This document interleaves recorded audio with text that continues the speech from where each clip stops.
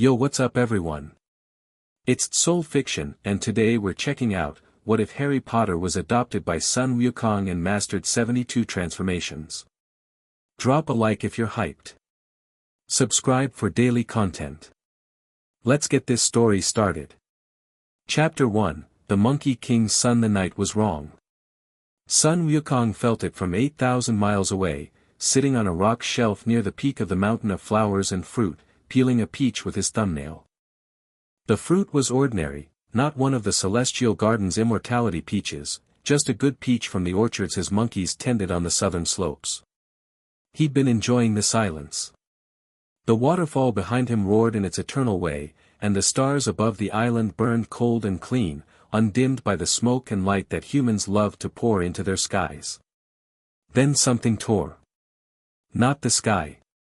Not the earth. Something deeper, the fabric underneath both, the weave of karma and fate that Wukong had learned to feel during his centuries of existence. He'd torn that fabric himself once, when he'd crossed his name from the book of life and death. He knew the texture of it. And right now, somewhere far to the west, in those foggy little islands the Europeans were so proud of, something had ripped a hole in it. Dark magic. Not the subtle kind, not the clever kind.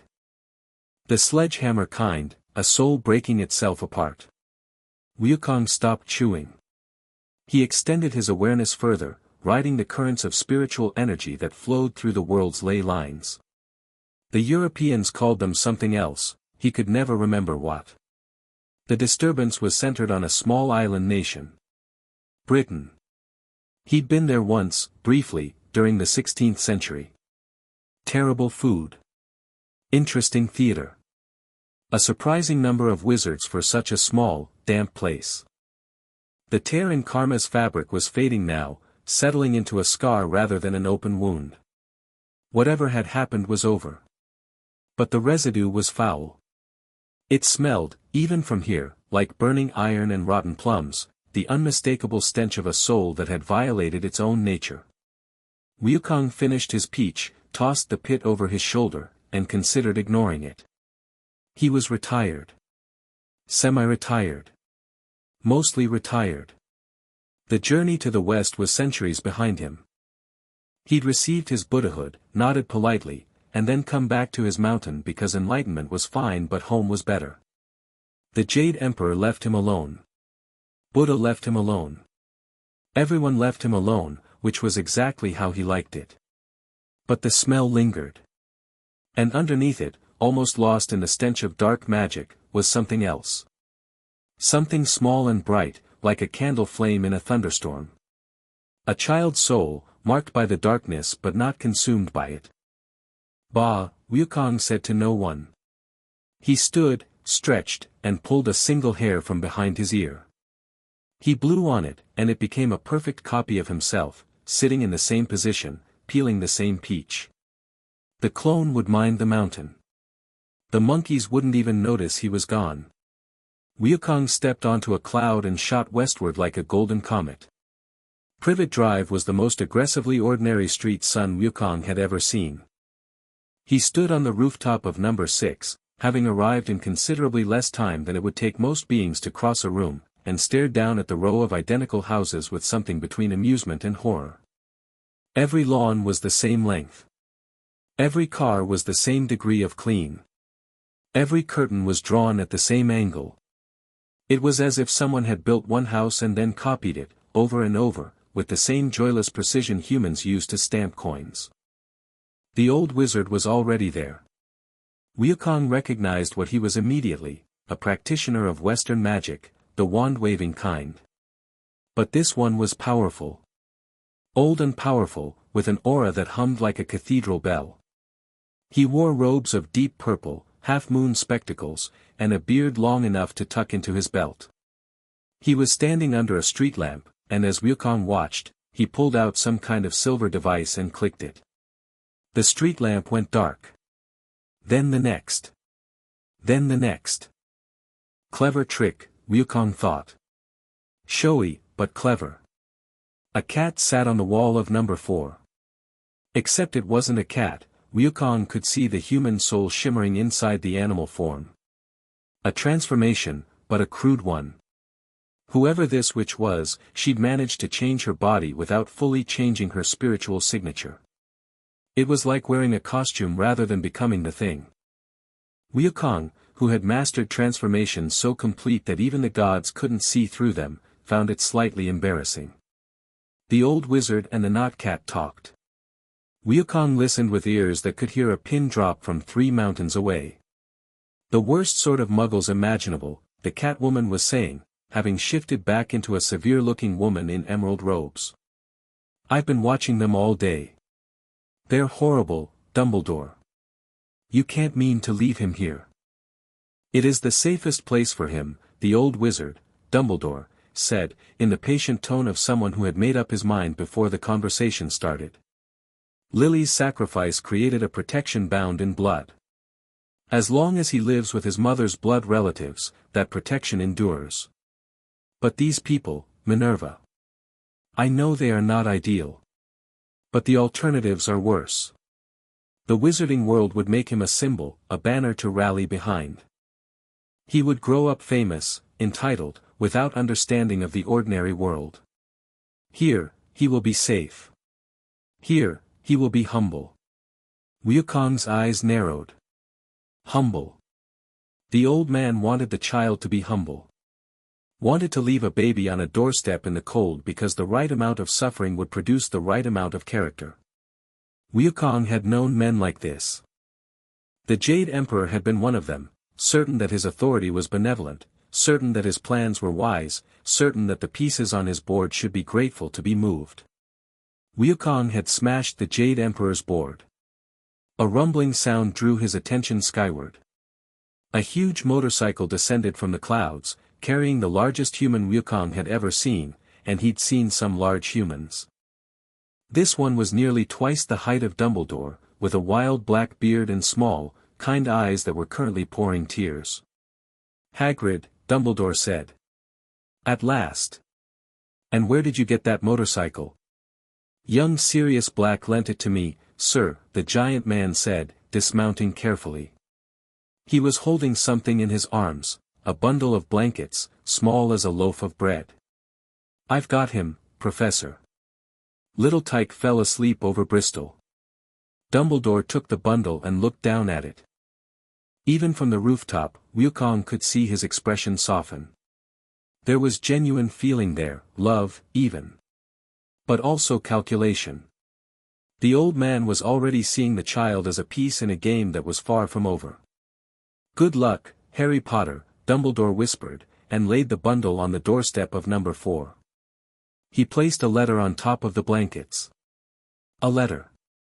He was explaining the death of a child's parents in a letter. The 3 of them left. The Catwoman vanished with a crack. The giant rode his motorcycle back into the sky, sobbing. Dumbledore walked to the end of the street, clicked his silver device, and the lights came back on. Then he too vanished. The street was silent. The bundle on the doorstep didn't move. Wukong dropped from the roof and landed without a sound. He crossed the lawn in 3 strides and crouched beside the doorstep. Up close, the dark magic was overwhelming. It clung to the blankets, to the air, to the neat little welcome mat that said Desley in blocky letters. But the child was something else. Wukong pulled back the blanket. A baby looked up at him. Not yet crying, not yet awake enough to cry. Small, impossibly small, with a tuft of black hair and a fresh, livid scar on his forehead shaped like a lightning bolt. The scar was the source of the dark magic. Wukong could see it now, see the tiny fragment of corrupted soul lodged in the wound like a splinter of black glass. Someone had tried to kill this child with a technique that tore the soul. The killing curse, the Europeans called it. Wukong knew of it. A crude thing, a brute force severance of spirit from body. But somehow the curse had rebounded. The child lived. And a piece of the attacker's soul, already shattered from previous violations, had lodged itself in the scar. Wukong leaned closer and sniffed. The soul fragment was weak. Parasitic. It would grow over time, feeding on the child's life force, whispering in his dreams.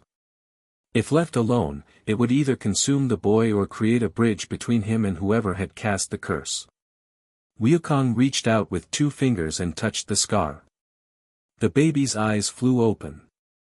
They were green, vivid, startling green, even in the dim light. The child didn't cry. He looked up at Wukong with an expression of wide, calm curiosity that was entirely too knowing for an infant. "You've got something that doesn't belong to you, little one," Wukong murmured. He extended his spiritual awareness into the scar, feeling for the soul fragment. It was tangled in the child's own spiritual meridians, wrapped around them like a vine. Crude. Ugly work. Whoever this dark wizard was, he'd stumbled into soul magic without understanding the first thing about it. Any competent cultivator would have been ashamed to leave such a messy anchor. Wukong had once fought his way through the underworld and intimidated the kings of hell into erasing his name from the book of life and death. He had stormed heaven itself. He had matched wits with Buddha, and if he'd technically lost that particular contest, it was only because Buddha had cheated, and Wukong maintained this position regardless of what anyone said. Removing a fragment of a mortal wizard's soul from a baby was not difficult. He pinched the fragment between his fingers, not his physical fingers, but the spiritual ones, the ones that operated on the level of chi and essence. The fragment squealed, a thin, reedy, pathetic sound, like a rat caught in a trap. Wukong pulled. The fragment clung. Wukong pulled harder, carefully, unwinding it from the child's meridians with the precision of someone removing a thorn. It came free with a sound like tearing silk. Wukong held the fragment up between his thumb and forefinger. It was invisible to mortal eyes, but to his golden gaze it was a squirming, oily black thing, pulsing with malice and terror. A face swam in its depths, pale, inhuman, with red eyes and slitted nostrils. "Pathetic," Wukong said. He closed his fingers and crushed it. The fragment screamed, a sound that existed only in the spiritual realm, and then it was gone. Ash. Less than ash. Nothing. The baby on the doorstep let out a small coo, and the scar on his forehead faded from angry red to a thin white line. Wukong looked at the child. The child looked at Wukong. "Well," Wukong said. "Now what do I do with you?" He should leave. This wasn't his problem. He was retired. The child had Western wizards to look after him, even if their idea of looking after him involved abandoning him on doorsteps in November. The old wizard's blood protection was real. Wukong could feel the ward settling over the house like a dome of warm air. As long as the child lived here, certain kinds of dark magic couldn't touch him. But Wukong had also seen the people who lived inside number 4. He'd glanced through the walls, his golden eyes could see through most things, and observed a large, mustached man snoring in a bed that he occupied like a walrus claiming a rock, and a thin, horse-faced woman sleeping beside him with a pinched expression that suggested she disapproved of things even in her dreams.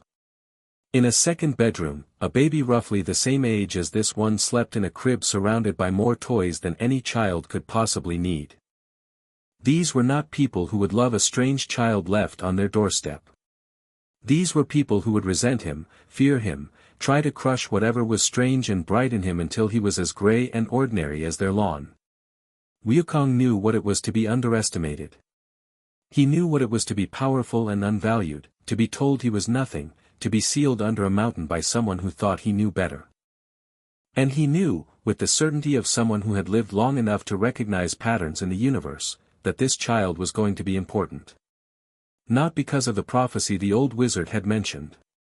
Not because of the scar or the dead dark wizard or any of the grand cosmic machinery that humans like to build around their heroes.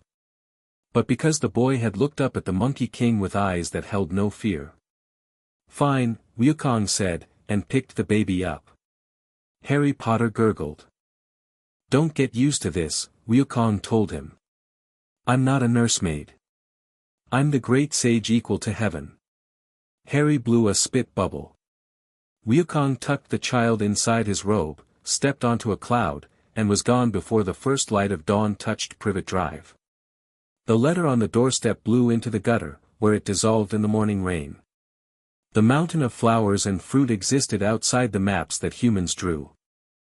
It sat in the eastern sea, wrapped in clouds and old magic, invisible to satellites and ships and all the clever instruments that mortals use to catalogue their world. It had been Wukong's home since before he had a name, since he was just a stone monkey, born from a rock on the mountain's peak, tumbling down the slopes to find the waterfall and the cave behind it, and a tribe of monkeys who had never had a king. Now it was Harry's home too. The monkeys accepted the human child with the same uncomplicated generosity they'd shown Wukong when he first arrived among them eons ago. Within a week, a troop of golden tamarins had appointed themselves Harry's guardians. They slept in a pile around him at night, groomed his hair during the day, a futile effort, as it stubbornly refused to lie flat, and shrieked murderous warnings at anyone who approached too quickly. Wukong found this hilarious. "They think you're a very ugly monkey," he told Harry, who was 3 months old and chewing on a mango. "Don't worry. You'll grow into it." Raising a human child was, Wukong discovered, considerably more complicated than leading an army of demons or fighting the celestial host. Human babies were fragile. They couldn't climb trees. They put everything in their mouths. They produced astonishing quantities of waste from both ends. Wukong, who had once endured Laozi's 8 trigrams furnace for 49 days, found changing a diaper to be a comparable ordeal. But he adapted. He always adapted. That was the thing about Wukong, for all his power, for all his stubbornness, he had always been willing to learn. He'd taught himself magic from a Taoist master. He'd taught himself warfare from necessity. He'd taught himself patience from the journey with Tripitaka, though he'd never admit that the monk had changed him. Now he taught himself fatherhood. He built a cradle from fragrant cedar and hung it from the ceiling of the water curtain cave, where the spray from the waterfall kept the air cool and the roar of the water served as the world's most effective white noise machine. He raided human settlements, invisibly, harmlessly, for supplies he couldn't grow or make, cloth for diapers, goat's milk when his own supply of fruit proved insufficient for a baby's needs, and eventually, when Harry was old enough, books. The books were important. Wukong could teach Harry many things, but he was honest enough to acknowledge that he was not the most well-rounded educator. His own learning had been deep but narrow: Taoist cultivation, martial arts, the politics of heaven, the geography of the spirit world. He knew almost nothing about human history, mathematics, literature, or any of the 1,000 things that human children apparently needed to know. So he stole a library. Not an entire library. Just a significant portion of one.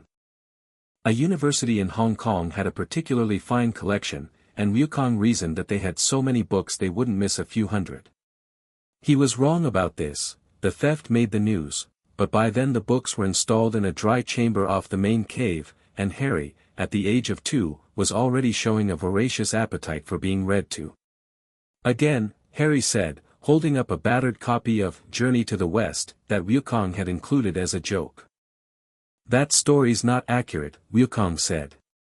Again.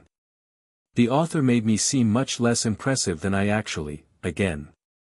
Wukong sighed and read it again. Harry spoke his first full sentence at 14 months, which was early for a human child. By 3, he was speaking Mandarin and English fluently, which was early for anyone. By 4, Wukong started his real education. "Qi is everything," Wukong said. They were sitting on a flat rock near the top of the mountain, cross-legged, facing each other. The morning sun was just touching the peaks, and the clouds below them were stained pink and gold. Harry, small, skinny, wild-haired, and vibrating with the barely contained energy that was his default state, sat with his hands on his knees and tried to look serious. "Qi is the energy that flows through all living things," Wukong continued. "Through the earth, through the water, through the air. Western wizards use wands to focus their magic. They speak words, wave sticks, and the magic obeys. It works. I won't say it doesn't. He paused. But it's like using a straw to drink the ocean. A wand is a filter. It takes the raw energy of the world and narrows it into a thin stream that the wizard can control. Cultivation is different. Cultivation is learning to drink the ocean directly. Won't I drown? Harry asked, completely literally. Wukong laughed, his real laugh, the one that made the monkeys in the trees below chatter nervously, because when the king laughed like that, things tended to get interesting. Yes, he said. Probably several times. That's how you learn to swim. He taught Harry to meditate first. To sit still, a monumental challenge for a 4-year-old raised among monkeys, and feel the flow of energy through his body. Harry's meridians were unusual. They had the structure of a cultivator's spiritual channels but also the resonance of a Western wizard's magical core. Two systems, overlapping but not identical, like two rivers sharing the same valley. You're a strange one, Wukong said, examining Harry's energy pathways with his golden eyes. Half one thing, half another. Both at once. He grinned. Good. The universe doesn't know what to do with people like us. The first year of training was meditation, breathing exercises, and basic chi circulation. It was boring, and Harry hated it, and he said so, loudly and often. I want to learn to fight, Harry said, for the 100th time. You want to learn to fight before you can stand properly? I can stand properly. Your route is terrible. A stiff breeze would knock you over. Sit. Harry sat.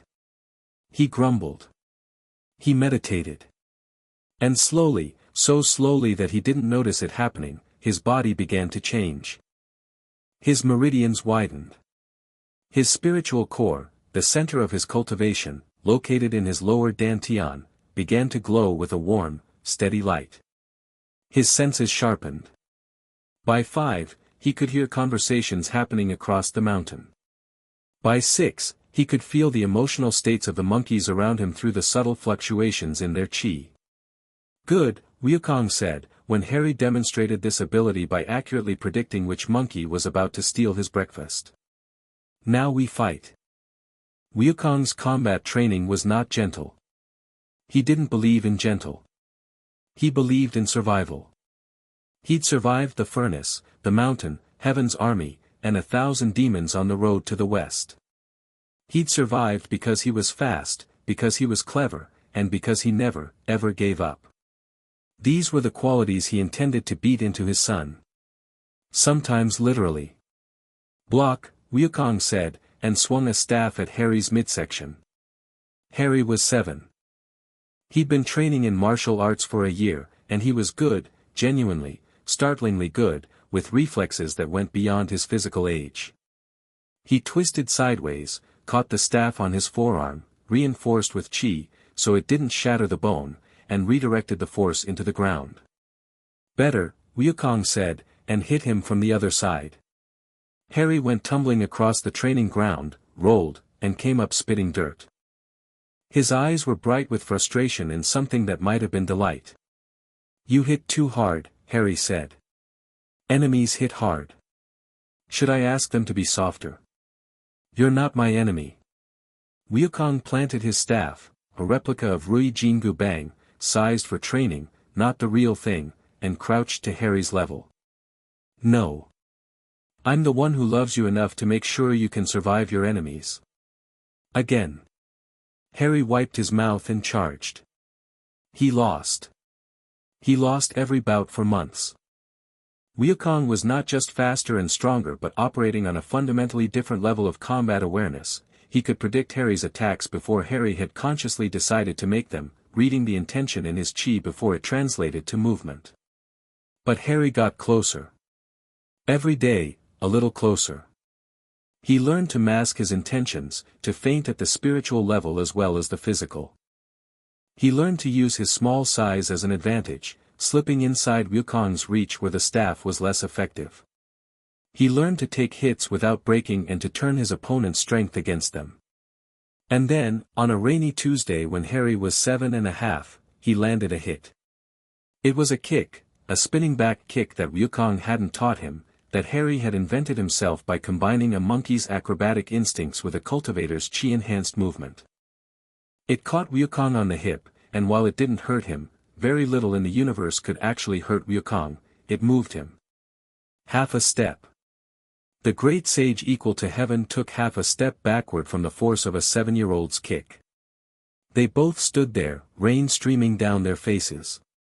Wukong smiled. Not his mischievous smile or his battle smile. The real one. The one he'd last worn when Harry called him, Ba, for the first time. Good, he said quietly. Now do it again. The transformations began when Harry was 8. 72 earthly transformations, Wukong said, holding up his fingers as if counting. That's what my old master taught me, though calling them earthly always felt limiting. In truth, they're limited only by your imagination and your control. You can become anything, animal, plant, object, other person. You can become the wind, the stone, the water. You can become invisible. You can become very, very small or very, very large.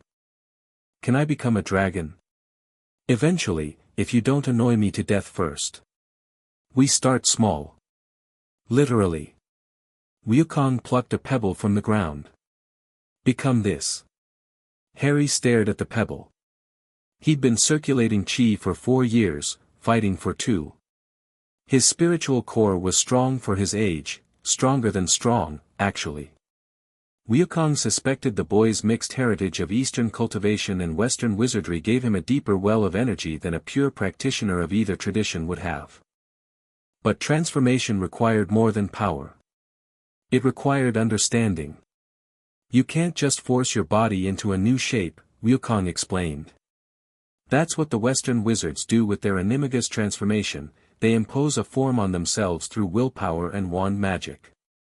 It works, but it's rigid. One form, one shape, and you're stuck with it. True transformation is different. You have to understand the thing you're becoming. Not just how it looks. How it is. The weight of a stone, the patience of it, the way it sits in the world and lets the world flow around it. You have to become the idea of the stone, and your body follows. Harry sat with the pebble for 3 days. On the 4th day, he dissolved. It wasn't graceful. One moment he was a boy sitting cross-legged with a pebble in his palm, and the next he was a pile of small rocks scattered across the training ground. Wukong, who had been watching from a nearby tree, fell out of it laughing. You became a lot of pebbles, Wukong wheezed, tears streaming down his face. That's not what you were supposed to become one pebble, the pile of pebbles vibrated angrily. Okay. Change back. Concentrate on yourself. Remember what you feel like. The pebbles swirled, merged, and Harry reappeared, disheveled and furious and covered in dust. You didn't say one pebble. I was holding one pebble. You said become this, and you were holding a pebble, so I became pebble.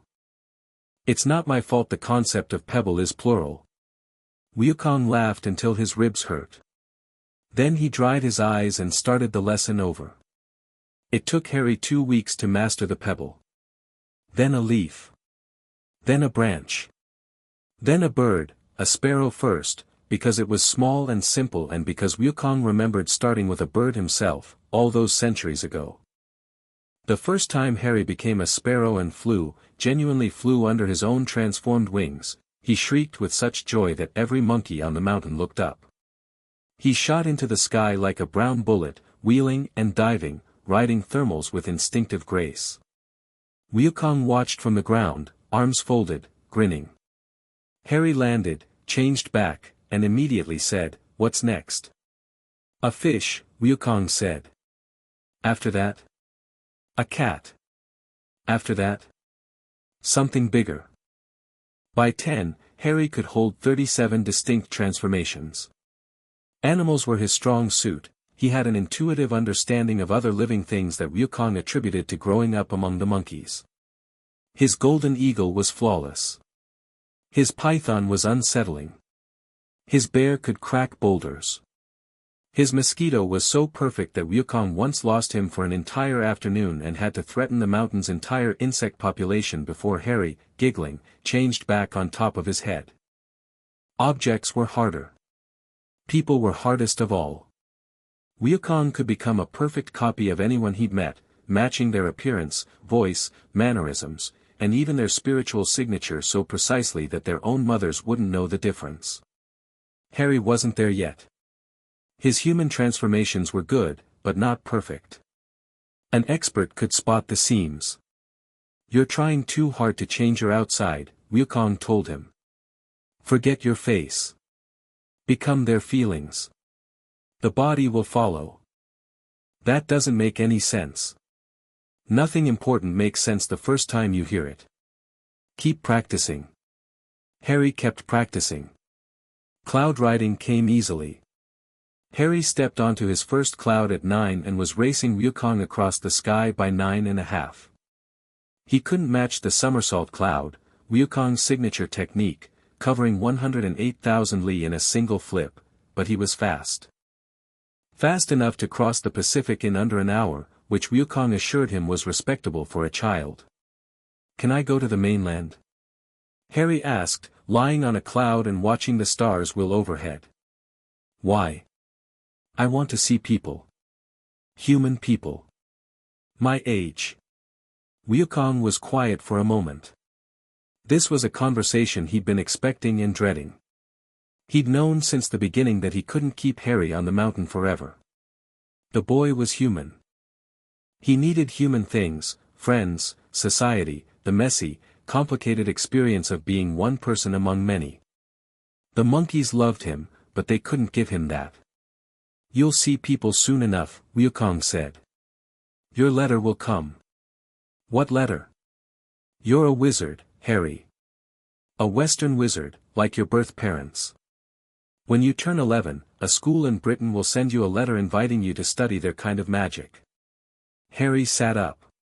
"You've known this the whole time?" "Of course. And you didn't tell me?" "I'm telling you now." "Bah, how do you know?" Wukong told him. Not everything, not the prophecy, which Wukong knew about only in vague terms from his own intelligence gathering among the celestial bureaucracy, who kept tabs on all magical communities. But the broad strokes, Harry's parents, the dark wizard who'd killed them, the curse that had rebounded, the scar that had once held a fragment of that wizard's soul. Harry listened without interrupting. When Wukong finished, Harry stared at his hands for a long time. "The piece of his soul," Harry said. "You destroyed it. The night I found you. So it's gone. Gone. Completely. Less than dust. You are entirely yourself, Harry. Nothing of him remains in you." Harry nodded slowly. "And this school? Hogwarts. You want me to go? I want you to choose. You have a foot in two worlds. Your cultivation is strong, stronger than most disciples 3 times your age. But your wizard magic is untrained. You have power you've never used, knowledge you've never learned. Hogwarts can teach you things I can't. You can teach me anything." Wukong shook his head. "I can teach you to be a cultivator. I can teach you to fight. I can teach you to transform, to fly, to see through illusions. But I can't teach you to be a wizard. That knowledge is its own tradition, its own wisdom. It would be arrogant to dismiss it." Harry raised an eyebrow. "You're the most arrogant person alive." "Exactly. So when I say something requires humility, you should take it seriously." Harry laughed, and the sound rang out across the mountain. In the trees below, the monkeys stirred and chattered, reassured by the sound of their young prince's happiness. "Okay," Harry said. "I'll go. But I'm coming home for holidays." "Obviously. Who else would feed the tamarins? They've completely imprinted on you. It's embarrassing." The letter arrived on Harry's 11th birthday. It was delivered by an owl, a handsome tawny owl that had clearly been given very specific instructions, because it flew directly to the mountain of flowers and fruit despite the mountain being unplottable, unseeable, and protected by enough wards and enchantments to give a celestial army pause. The letter was addressed in green ink, Mr. H. Potter, the Water Curtain Cave, Mountain of Flowers and Fruit, Eastern Sea. Their postal system is better than I expected, Wukong admitted. Harry opened the letter. It was exactly what Wukong had described, an invitation to attend Hogwarts School of Witchcraft and Wizardry, signed by Minerva McGonagall, Deputy Headmistress. There was a supply list. There was a train ticket. There was an expectation of reply. Harry wrote back, "Dear Professor McGonagall, I accept. Harry Potter." He tied it to the owl's leg. The owl gave him a look that suggested it had expected a longer letter, then took off into the evening sky.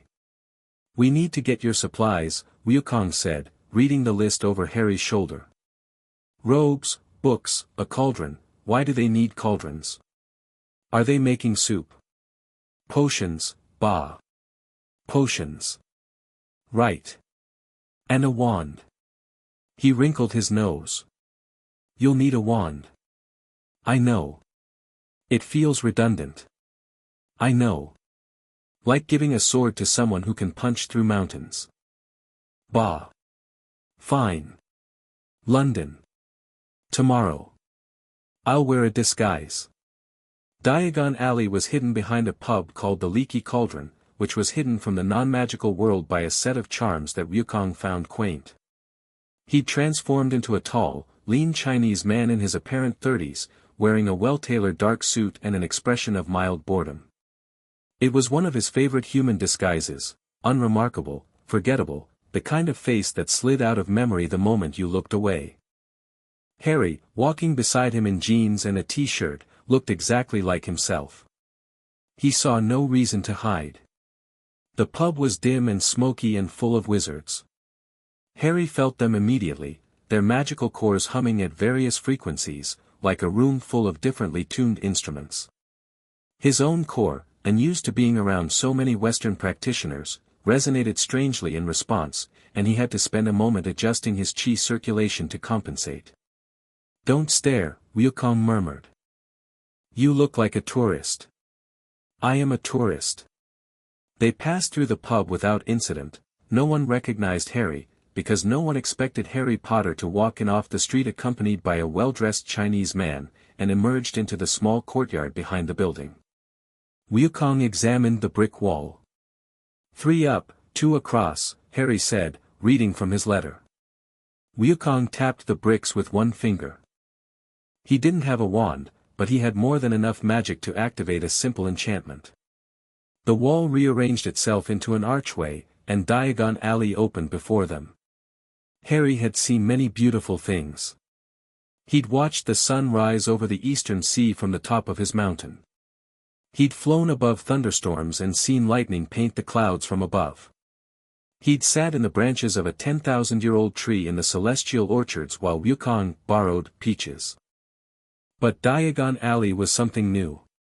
It was a street built by people who used magic every day and saw no reason to be subtle about it.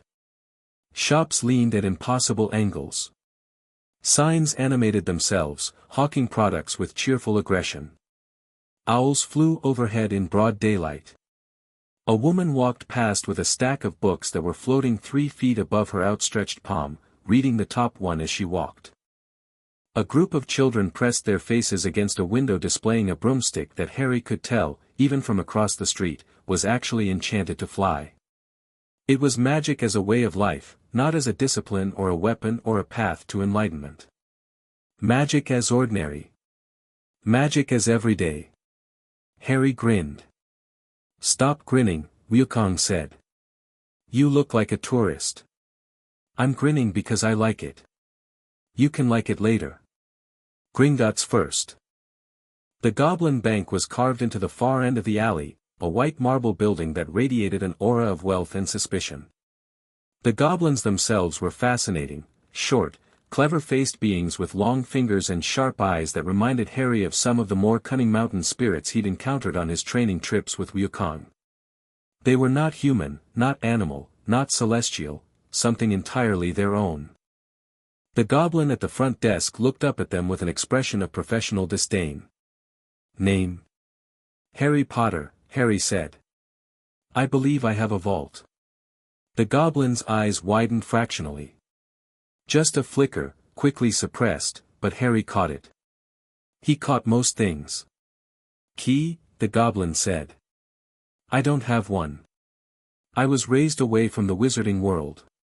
But I am who I say I am, and I'd like to access my family vault." The goblin studied him for a long moment, then called for a manager. There were tests, a drop of blood on enchanted parchment, a verification of magical signature, a series of questions that Harry answered honestly, including the fact that he didn't know most of the answers because he'd been raised on a magical mountain in the eastern sea by the Monkey King. The goblins, to their credit, did not bat an eye at this. They were bankers. They'd heard stranger things. "Everything is in order, Mr. Potter," the manager said eventually. "Vault 687. Your parents left a considerable sum. And there is the older Potter family vault, Vault 711, which you may access upon reaching majority."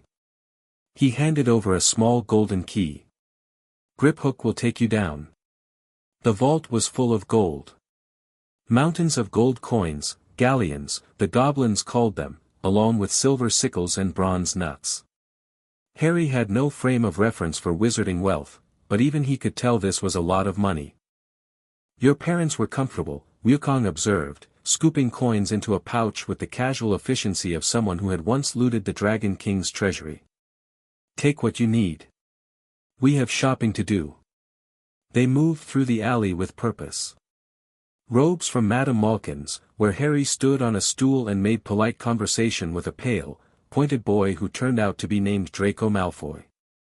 The boy talked about Quidditch and houses and blood status with the easy confidence of someone who had never been seriously challenged in his life.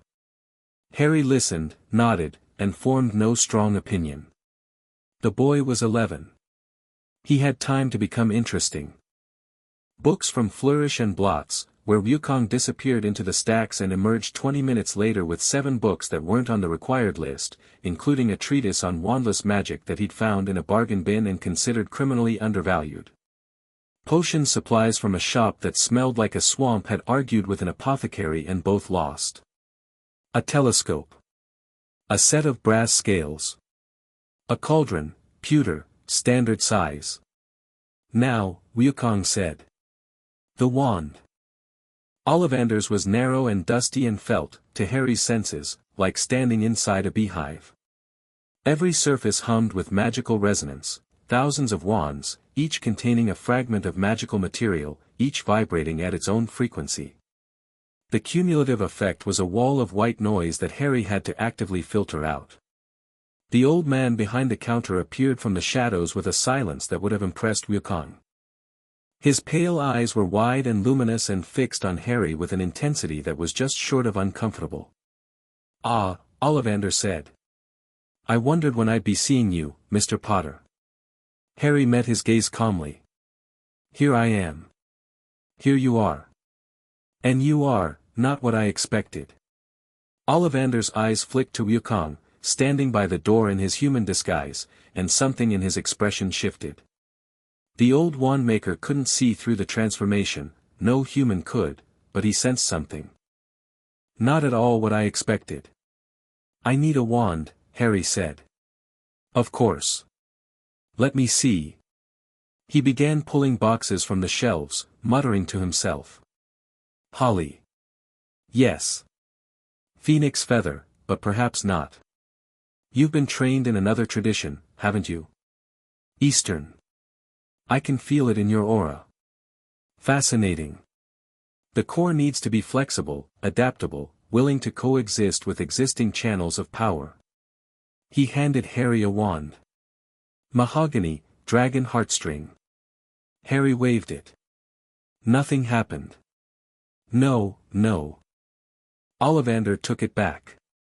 "Too rigid. Try this, willow, unicorn hair." A faint spark. Harry felt the wand reach for his magical core, but it couldn't get a grip.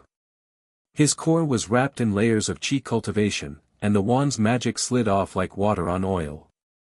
15 wands later, Ollivander was vibrating with excitement rather than frustration. Extraordinary, he kept muttering. Absolutely extraordinary.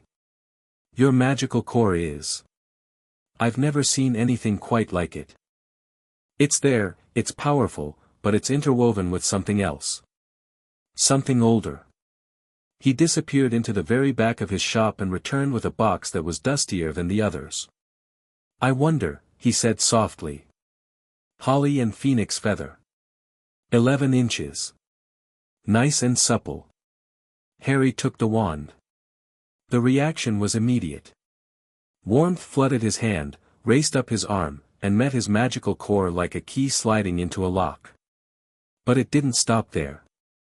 The warmth continued, flowing through his meridians, touching his cultivated chi, and something happened that Harry had never experienced before. His two systems of power, Western wizardry and Eastern cultivation, which had always existed in parallel, suddenly connected. The wand was the bridge. Energy surged through him, and the shop filled with a golden light that sent boxes flying off shelves and set Ollivander's hair on end. Harry stood in the center of the chaos, eyes closed, feeling the new pathways opening inside him. When he opened his eyes, they glowed green for just a moment before fading. Oh, bravo, Ollivander whispered. Yes, very good. Very good indeed. Curious, though. Very curious. What's curious? The phoenix whose tail feather resides in your wand gave another feather. Just one other. It is curious that you should be destined for this wand, when its brother gave you that scar. Harry touched the thin white line on his forehead. The wizard who killed my parents. The very same. I think we must expect great things from you, Mr. Potter. After all, he who must not be named did great things. Terrible, yes, but great. Harry looked at the wand in his hand. It hummed contentedly, as if it had been waiting for him. Then he looked at Ollivander with an expression that the old wand maker would remember for the rest of his life, not angry, not afraid, just absolutely, immovably certain. I'm nothing like him, Harry said. He paid for the wand and walked out into the sunlight. They had one day left before the train. Wukong spent it on the mountain, pacing. He did this when he was worried, walked the paths between the waterfalls and the orchards, staff in hand, while the monkeys gave him space. Harry had never seen him pace before. It made something in his chest tighten. Bah, Harry said, finding Wukong on the western ridge at sunset. I'll be fine. I know you'll be fine. You could level that castle if you wanted to. Then why are you pacing? Wukong stopped. He looked at Harry, really looked at him, with the golden eyes that could see truth in all things. His son was 11 years old. Skinny, short for his age, with wild black hair and green eyes and a thin scar on his forehead that was the last evidence of the night everything changed. He carried himself like a fighter, weight balanced, awareness extended, always ready to move. But he was still a child. Still small. Still, in ways that mattered, vulnerable. You're going into a world I don't know, Wukong said. A world with its own rules, its own powers, its own dangers. I can't protect you there. You've been protecting me for 11 years. I think I can manage a school. This isn't just a school. There's a dark wizard, the one who killed your parents. He's not dead, Harry. What I removed from your scar was a fragment, a piece of a shattered soul. The rest of him is out there. Weak, disembodied, but alive. And he'll come back. I know. He'll come for you. I know. Wukong drove his staff into the stone of the ridge. It sank 3 feet into solid rock, standing upright, vibrating. If he does, if anyone threatens you, you do not hold back. You hear me? You don't play by their rules. You don't pretend to be less than you are. You are my son. You are a cultivator, a warrior, and a wizard. If something comes at you, you put it down. I will. And eat properly. Their food is terrible. Bah. Wukong pulled the staff out of the rock, shrank it to the size of a needle, and tucked it behind his ear. Then he reached into his robe and pulled out something that glowed with a soft, warm light, a jade pendant on a red cord. The jade was carved in the shape of a monkey, sitting in a meditative pose. Communication talisman, Wukong said. Channel chi into it, and I'll hear you. I'll respond when I can, which is always, because I have nothing better to do. Harry took the pendant and hung it around his neck. The jade was warm against his skin. One more thing. Wukong pulled a peach from behind his back. Not an ordinary peach, this one glowed faintly gold, and its fragrance was so potent that the birds in the nearby trees stopped singing and turned to stare. From the celestial garden. Don't eat it now. Save it. A bite of this will heal almost any injury, cure almost any poison. It's for emergencies. You stole another immortality peach. I liberated it. There's a difference. The Jade Emperor is going to be furious. The Jade Emperor can take it up with me personally. Which he won't, because the last time he tried, I wrecked his palace. Wukong tucked the peach into a small silk bag and pressed it into Harry's hands. Keep it safe. Keep yourself safe. Harry put the peach in his trunk, which was already packed with robes, books, potion supplies, and the 7 extra books Wukong had bought in Diagon Alley. He closed the trunk, checked the lock, and turned back to his father. All right, Harry said. Or use the talisman. Or fly home. It's only 8,000 miles. 12,000, from Scotland. I checked. 12,000, then. I can make it in 2 hours. Wukong smiled. That real smile. The one that cracked his face open and made him look, for just a moment, like the young stone monkey who'd first tumbled down this mountain, full of wonder and mischief and the absolute certainty that the world was his to explore. Go, Wukong said. Learn their magic. Make friends. Cause trouble. I thought you wanted me to be careful. I want you to be yourself. Careful was never part of the deal. Harry laughed, and Wukong laughed, and on the mountain of flowers and fruit, surrounded by waterfalls and old magic and 1,000 chattering monkeys, father and son stood together for the last time before everything changed. King's Cross Station was loud, crowded, and extremely confusing. Wukong had insisted on accompanying Harry to the platform, still wearing his human disguise. They attracted a few glances, a Chinese man in a sharp suit accompanying a scruffy British boy with an owl cage and an oversized trunk, but London had seen stranger things, especially near the train stations. Platform 9 3/4, Harry said, reading his ticket. Between 9 and 10, Wukong said. He could see the magical barrier, a shimmering membrane between the 2 platforms, invisible to mortal eyes but obvious to anyone with spiritual sight. Walk through the wall. Walk through the wall. The magic will let you pass. It's a spatial fold, clever, actually. They've folded a pocket dimension into the gap between platforms. The engineering is surprisingly elegant for people who still use quill pens. Harry gripped his trolley, took a breath, and walked at the barrier. The bricks rippled like water and he passed through. Platform 9 3/4 materialized around him in a rush of steam and noise. A scarlet locomotive sat at the platform, gleaming and enormous, with Hogwarts Express emblazoned on its side. Families milled about, witches and wizards in every variety of robe, children dragging trunks, owls screeching, cats winding between legs. The noise was extraordinary. Wukong stepped through the barrier behind him and took it all in with raised eyebrows. They have their own train. I'll give them this, they commit to the aesthetic. Harry scanned the platform.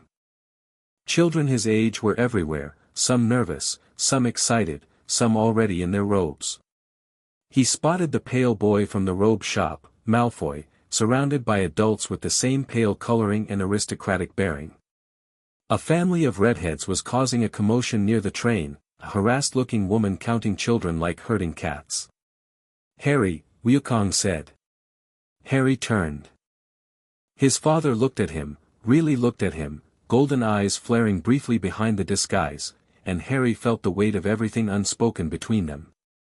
11 years of training, of laughter, of bruises earned on the training ground and stories told in the cave by firelight. 11 years of being the Monkey King's son. Wukong didn't hug him. That wasn't his way. Instead, he placed one hand on Harry's shoulder and squeezed. His grip was warm, steady, impossibly strong, and infinitely gentle. "Remember who you are," Wukong said. "Wu Lei," Harry said. "The Monkey King's son." "Harry Potter," Wukong corrected. "Who is also the Monkey King's son."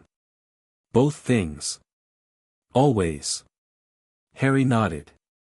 Wukong let go, took a step back, and was gone. Not visibly, to anyone watching, a man simply turned and walked into the crowd and wasn't there anymore. But Harry felt the displacement of air, the faint ripple in the chi of the platform, and knew his father had somersaulted away on a cloud, probably to the mountain, probably to sit on his favorite rock and eat a peach and pretend he wasn't worried. Harry smiled, picked up his trunk, and boarded the Hogwarts Express. He found an empty compartment near the back of the train, stowed his trunk overhead with a one-handed lift that would have looked odd to anyone watching closely. The trunk weighed 60 pounds, and Harry handled it like a pillow, and sat by the window. Outside, the platform was thinning as families said their goodbyes. The train whistle blew. With a lurch and a hiss of steam, the Hogwarts Express began to move. Scotland slid past the windows. Fields, hills, rivers, towns. Harry watched it all with the keen, interested gaze of someone seeing a new world for the first time, because in a sense, he was. He'd spent his whole life on an island in the Eastern Sea.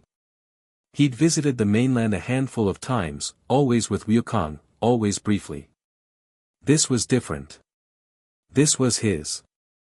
The compartment door slid open. A boy his age stood there, tall, lanky, with red hair and freckles and a smudge of dirt on his nose. He had the look of someone who'd been walking the length of the train looking for a seat and was trying not to seem desperate. "Anyone sitting here?" the boy asked. "Everywhere else is full." "Go ahead," Harry said. The boy dropped into the opposite seat with visible relief. "Thanks. I'm Ron. Ron Weasley. Harry Potter." Ron's eyes went wide. His gaze flicked to Harry's forehead, found the scar, and went wider.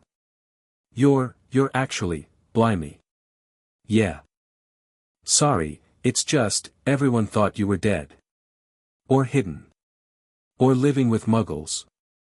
Nobody's seen you in 11 years. I wasn't hidden. I was just somewhere else. Where? A mountain in the Eastern Sea. Ron stared at him.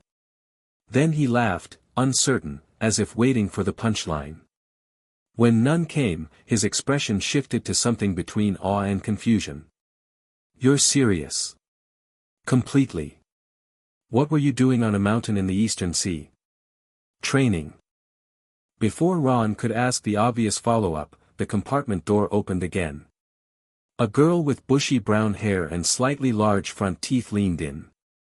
She was already wearing her Hogwarts robes and had the intense, slightly breathless energy of someone who had read every book on the required list and was worried it wasn't enough. "Has anyone seen a toad?" she asked. "A boy named Neville's lost one." "No," Ron said. The girl's eyes fell on Harry, then on his scar, and unlike Ron, she didn't gape. Instead, her expression sharpened with intense curiosity. "You're Harry Potter. I've read about you in modern magical history and the rise and fall of the dark arts and great wizarding events of the 20th century. They wrote books about me." Harry blinked. "I was 1 year old. You defeated you-know-who as a baby. That's rather notable." She stuck out her hand. Hermione Granger. Harry shook it. Her grip was firm. He liked that. I'm Ron Weasley, Ron offered. Nobody wrote a book about me. There's still time, Harry said. Ron grinned at him, a wide, sudden grin that transformed his face, and just like that, something clicked. Not a bond of destiny or magical resonance. Just the simple, powerful thing that happens when three 11-year-olds recognize in each other the potential for genuine friendship. Hermione sat down, ostensibly to continue the Toad conversation, and didn't leave. They talked for hours as the countryside darkened outside. Ron told them about his family, 5 brothers and a sister, a house that sounded wonderful, and the anxious feeling of following in too many footsteps. Hermione told them about her parents, dentists, non-magical, bewildered but supportive, and the overwhelming relief of discovering that the strange things she'd always been able to do had a name and a world. Harry told them about Wukong. He told them about the mountain of flowers and fruit, about the monkeys and the waterfall and the cave. About learning to meditate before he could read, about sparring with the Monkey King, about the first time he flew on a cloud. He told them about the transformations, and when Ron said, "Prove it," Harry turned into a sparrow, flew a loop around the compartment, and changed back in his seat. Ron said a word that Hermione immediately told him off for. "That's not in any of the textbooks," Hermione said, leaning forward so far she was nearly falling off her seat. "That's not an Animagus transformation. You didn't need a wand, you didn't need an incantation, it's cultivation," Harry said. "A different kind of magic. Or maybe the same kind, just accessed differently. My father thinks Western wizardry and Eastern cultivation are 2 branches of the same tree. Your father being, Sun Wukong. The Monkey King. From the Chinese legend." Hermione's voice had the strained quality of someone whose worldview was expanding faster than she was comfortable with. "He's not a legend. He's real. He raised me. He's the Monkey King," Ron said, with the tone of someone choosing to just go with it. "Okay. Sure. That's actually kind of brilliant." The train rushed through the darkening landscape, and Harry let himself feel something he'd never felt before, the warmth of being among his own kind. Not monkeys, not celestial beings, not training partners. Friends. People his own age who were strange and wonderful and didn't need him to be anything other than what he was.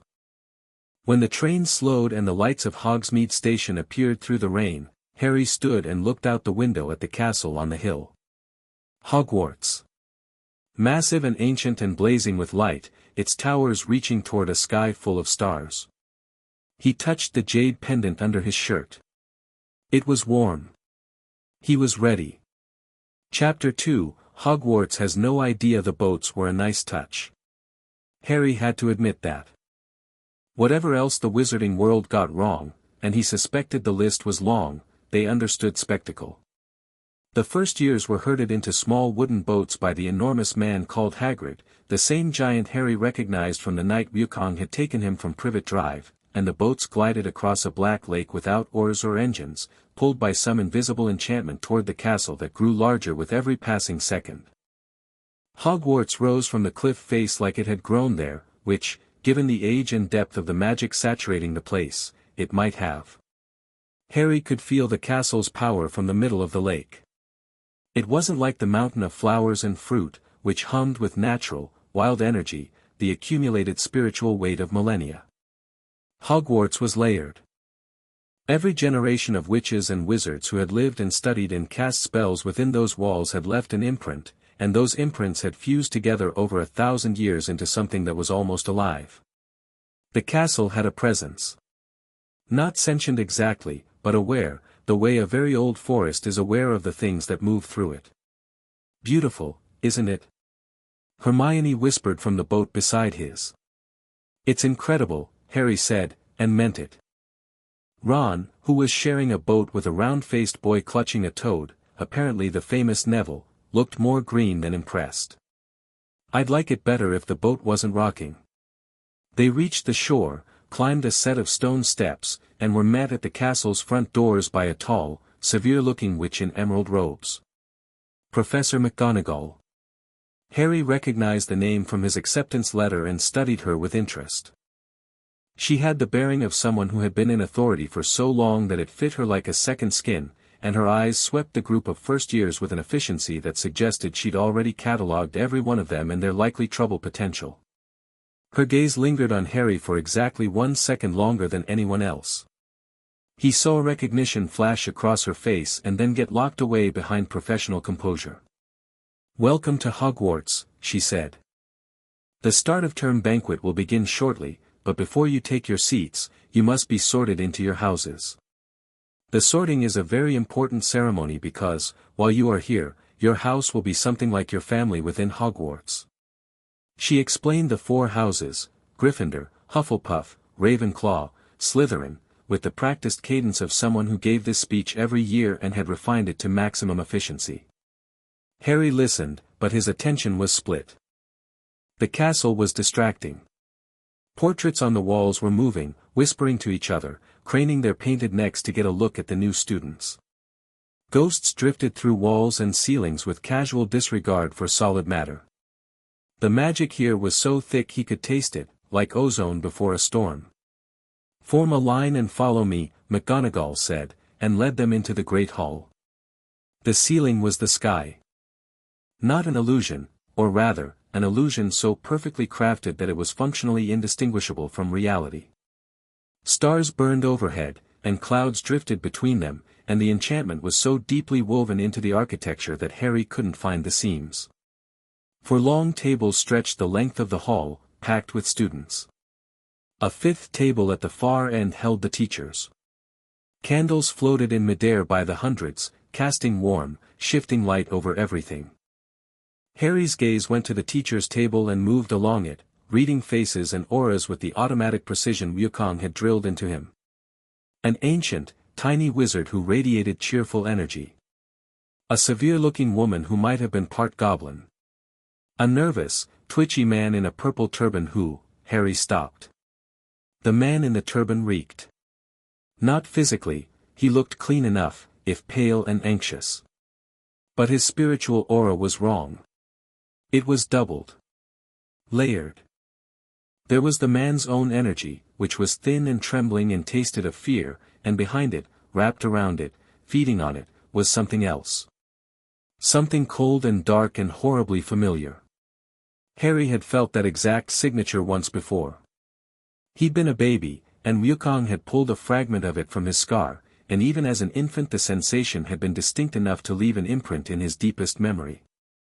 Voldemort. Not a ghost. Not a memory. A presence.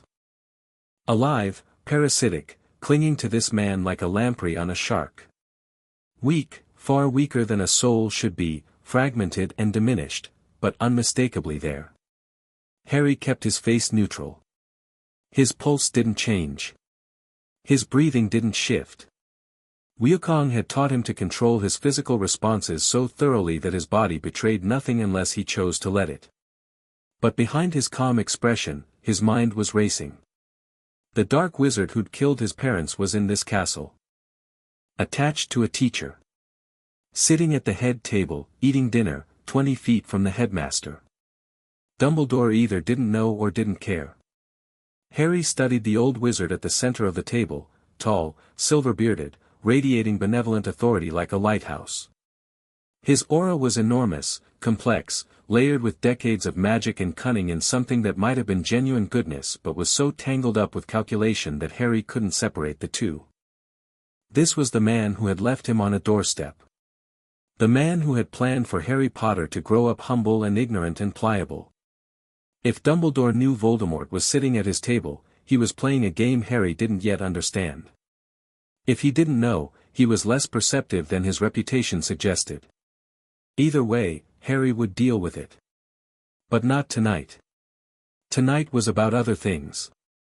"When I call your name," McGonagall said, placing a battered, ancient hat on a wooden stool, "you will put on the hat and sit on the stool to be sorted."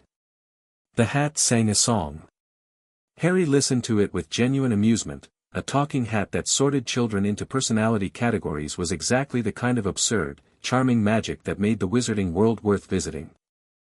The song described the 4 houses in terms that were clearly meant to be flattering to all parties but managed to make Slytherin sound vaguely menacing regardless.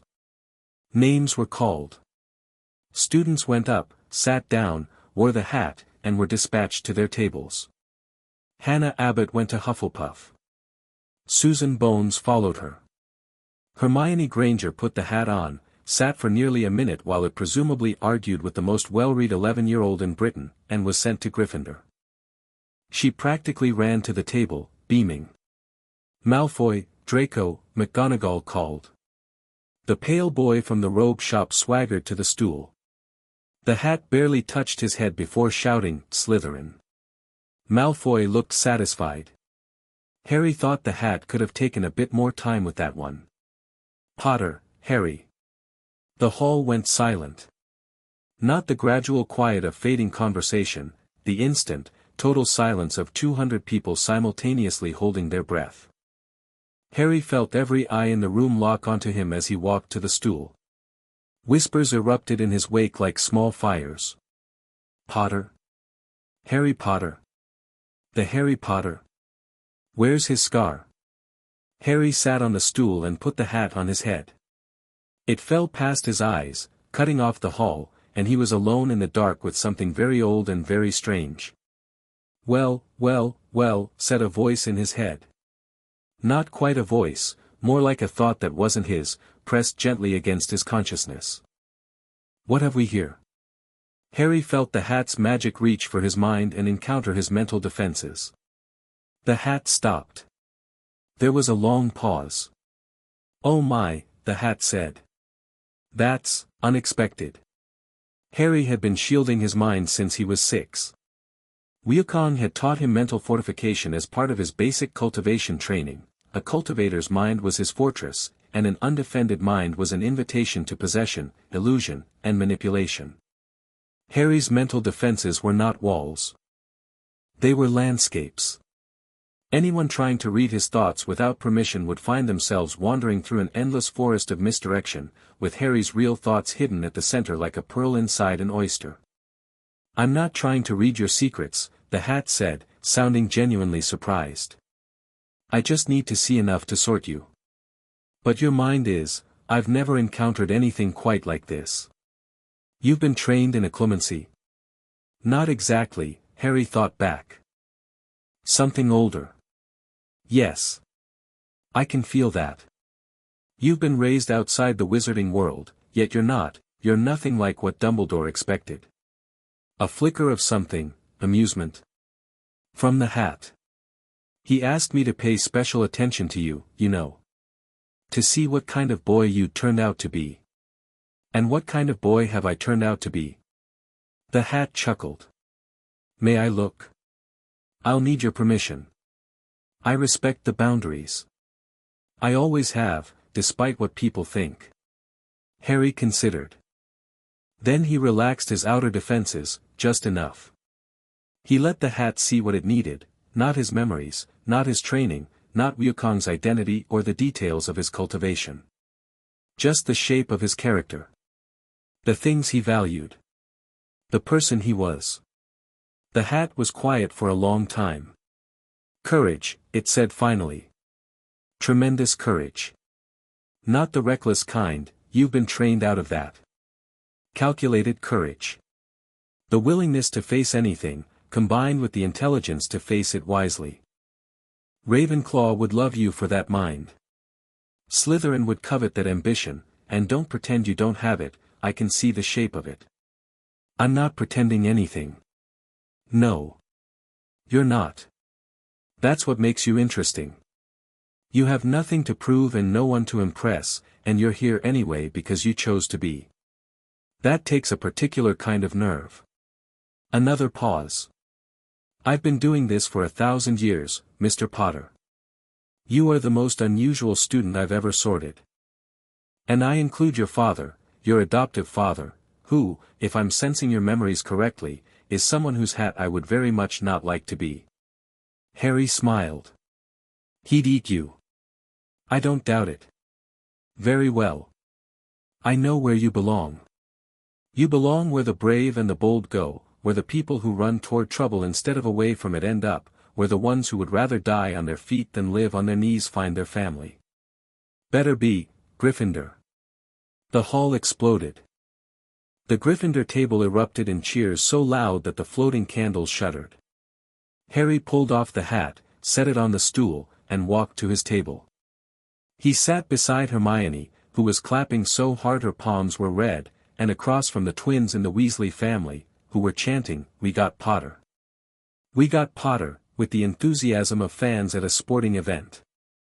Ron was sorted into Gryffindor minutes later and collapsed into the seat on Harry's other side, looking relieved enough to melt. "Thought the hat was going to put me in Hufflepuff," he muttered.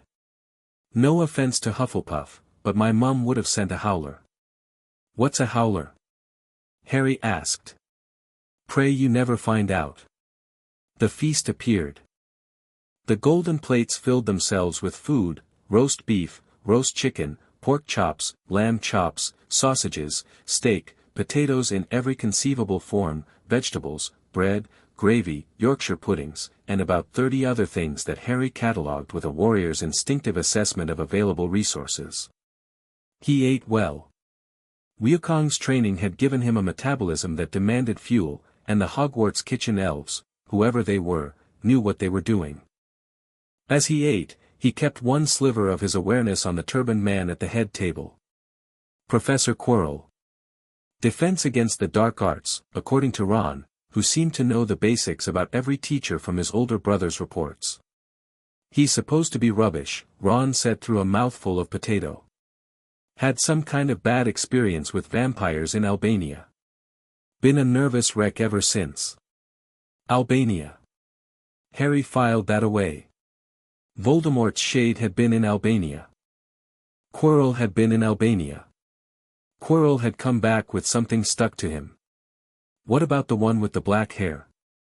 Harry asked, nodding toward a teacher at the end of the table, a man with a hooked nose, sallow skin, and an expression suggesting he found the feast, the students, and the entire concept of joy personally offensive.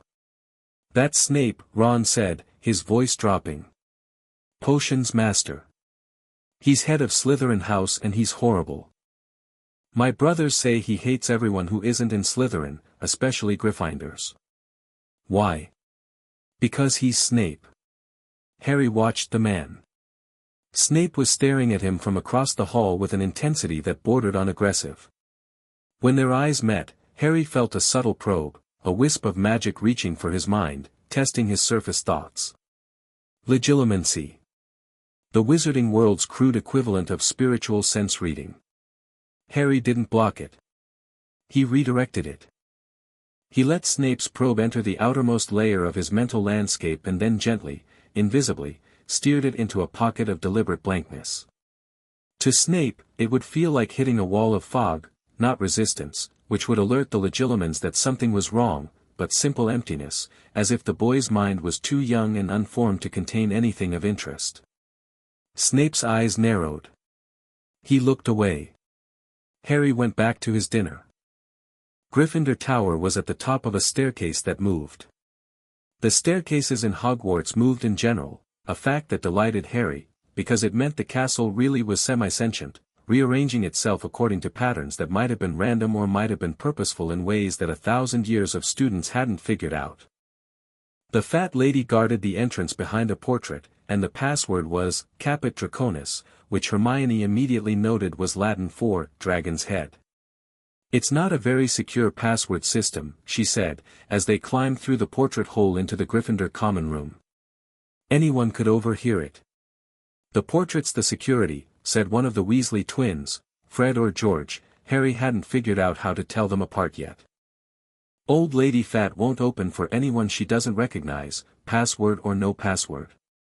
She threw a 6th-year Ravenclaw down the stairs last year for getting cheeky."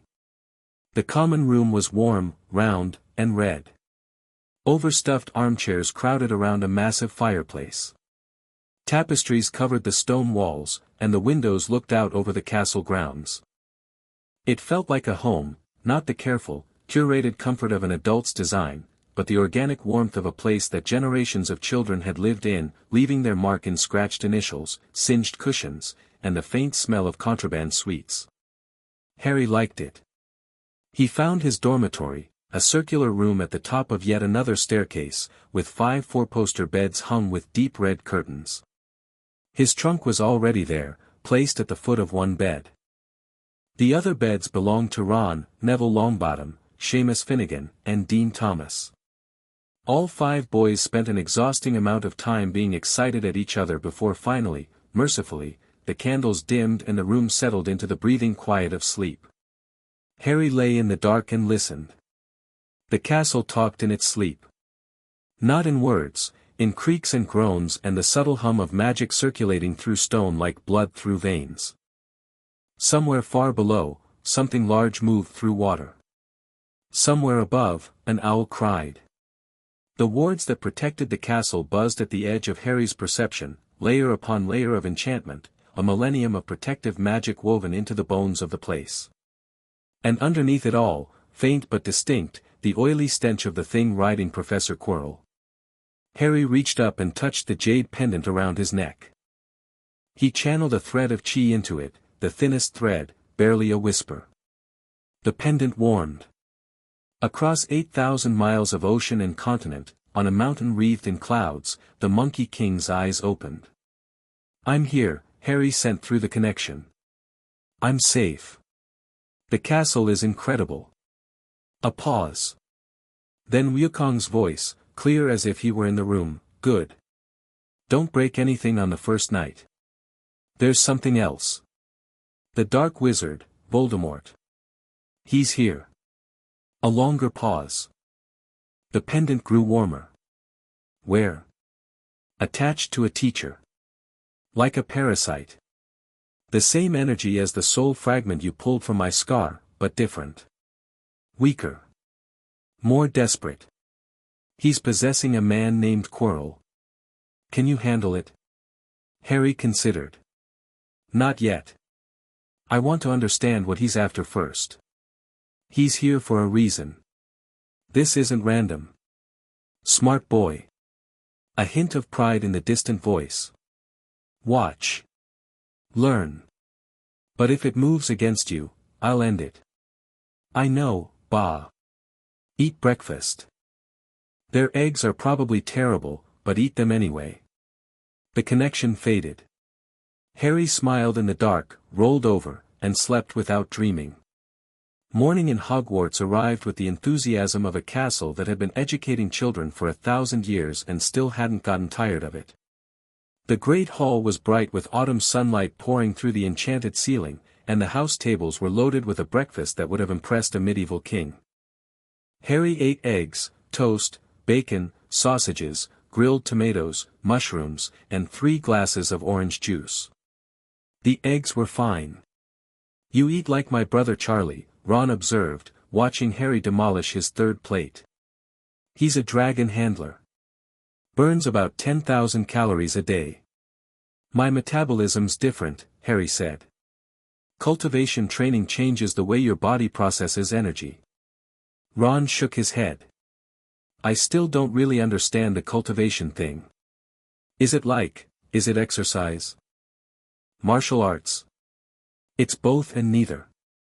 Think of it like this, Western wizardry channels magic through external tools. Wands, incantations, potions. Cultivation channels magic through your own body. You strengthen your meridians, refine your spiritual core, and eventually your body itself becomes the wand." "And the transformations," Hermione said, who had been listening while simultaneously reading a textbook. She'd propped it against a milk jug. "The 72 earthly transformations. That's a form of cultivation magic. The highest form my father teaches. It's not shape-shifting the way animagi do it. An animagus finds their animal form and locks into it. The 72 transformations let you become anything. Animal, plant, object, other person. The number 72 is traditional, but in practice, there's no limit," Hermione breathed. "There's no limit except your understanding. You have to truly comprehend the nature of what you're becoming. Not just its shape. Its essence. Hermione looked at him with an expression that suggested she was physically restraining herself from dragging him to a library. This changes everything I thought I knew about the theoretical basis of transfiguration. Hermione, Ron said. Classes haven't even started yet. Their schedules appeared, delivered by McGonagall, who passed along the Gryffindor table handing out parchment with the unflappable efficiency of someone who had done this approximately 500 times. Harry scanned his, transfiguration, charms, potions, herbology, history of magic, defense against the dark arts, astronomy. Defense against the dark arts. Quirrell's class. Harry folded the schedule and put it in his pocket. Transfiguration came first, and it was taught by McGonagall herself. She began the class sitting on her desk in the form of a silver tabby cat, the same cat from Privet Drive, Harry realized, and when the last stragglers rushed in late, she transformed back into herself with a fluid grace that earned a gasp from the class. Transfiguration is some of the most complex and dangerous magic you will learn at Hogwarts, she said, surveying them. Anyone messing about in my class will leave and not come back. You have been warned. She set them to work turning a match into a needle. Most of the class spent the entire period poking their matches with wands and producing nothing. Hermione managed to make her match silver and pointy by the end, earning a rare smile from McGonagall. Ron's match caught fire, which wasn't the goal but was at least a reaction. Harry looked at his match. He looked at his wand. He thought about the difference between what McGonagall was teaching and what he already knew. Transfiguration, as the wizarding world practiced it, was about imposing your will on an object through the medium of a wand. You visualized the change, spoke the incantation, and forced the magic through the wand to reshape reality. It was top-down. It was brute force dressed up in Latin. Transformation, as Wukong had taught it, was about understanding. You didn't force a pebble to become a pebble. You comprehended the pebble's nature and let your own nature align with it. The change happened because you and the pebble agreed it should, not because you overpowered it. But Harry's wand was a bridge between his two systems. In Ollivander's shop, it had connected his wizarding core to his cultivated chi. What if he used both? He held his wand over the match, channeled a thread of chi through his meridians into his magical core and from there into the holly wood, and instead of forcing the match to change, he understood it. Wood. Thin. Light. Fragile. The sulfur tip designed to catch flame. And he understood the needle. Steel. Thin. Light. Strong. The sharp tip designed to pierce cloth. They were similar. More similar than different. The match wanted to be a needle. It just needed permission. The match didn't transform. It shifted. One moment it was wood and sulfur, and the next it was gleaming steel, with a perfectly formed eye at one end and a point at the other that could have drawn blood. McGonagall noticed the silence. She turned from where she'd been helping Neville and looked at Harry's desk. Her lips parted slightly. She picked up the needle and examined it. Turned it in the light. Tested the point against her thumb. "Mr. Potter," she said. "This is perfect." The class stared. Harry shrugged. The match and the needle aren't that different, when you think about it. McGonagall set the needle down. 5 points to Gryffindor. She paused, then added, more quietly, "Come see me after class, Mr. Potter." After class, she closed the door and turned to him with an expression that blended academic curiosity with something sharper. That was not standard transfiguration technique. "No, ma'am. You didn't use the incantation." "No. And the wand movement was non-standard. I was using my wand as a focus for a different kind of magic. The result is the same. The method is different." McGonagall studied him for a long moment. She was, Harry realized, trying to decide how to feel about this. Part of her, the teacher, was thrilled. A student who could perform perfect transfiguration on day one was a rare gift. But another part, the deputy headmistress, the person who reported to Dumbledore, was unsettled. Harry Potter was supposed to be a specific thing. Humble. Untrained. Malleable. He was none of those things. "Professor Dumbledore will want to speak with you," she said. "I'm sure he will. I'm happy to talk to the headmaster whenever he'd like." "Mr. Potter, Harry." She softened, just slightly. "Wherever you've been these past 11 years, whoever raised you, you've clearly been well taught. But Hogwarts has its own methods, its own traditions. I would encourage you to learn them, even if they seem redundant. There's value in understanding how other practitioners think." "I agree completely," Harry said. "That's why I'm here." She blinked, surprised by the straightforward sincerity. Then she smiled, a real smile, warm and a little wry. "Get to your next class, Mr. Potter." Charms was taught by Professor Flitwick, the tiny wizard Harry had noticed at the feast. He was a half-goblin, which explained his stature, and he was brilliant. His class was less rigid than McGonagall's, more playful. He started them on the levitation charm, Wingardium Leviosa, and spent the first 20 minutes explaining the theory behind it with a genuine passion that made Harry pay attention. "The wrist movement is crucial," Flitwick squeaked from atop his pile of books. "Swish and flick. Say it with me, swish and flick." Harry found the charm interesting. It was, fundamentally, a telekinetic effect. You were moving an object with magical force channeled through your wand. He could already do this without a wand. Chi-empowered telekinesis was a basic cultivation technique. But the wand version was different. It was more precise. The incantation and wand movement created a framework that shaped the raw magic into a specific, repeatable effect. It was like the difference between throwing a ball with your hand and using a sling. The sling gave you less raw power but better accuracy and consistency. He performed the charm perfectly. The feather floated up, spun gently, and settled back down. Flitwick actually clapped. But it was Hermione who caught Harry's attention. She nailed the charm on her third try, with a focus and intensity that Harry recognized. She wasn't just performing magic. She was thinking about it. Analyzing it. Taking it apart in her head even as she did it. "You're good at this," Harry told her, as they left the classroom. "I've been practicing. I read all the textbooks before term started and tried the wand movements." She flushed slightly. "My parents can't help me with magic, so I have to teach myself. There's nothing wrong with that.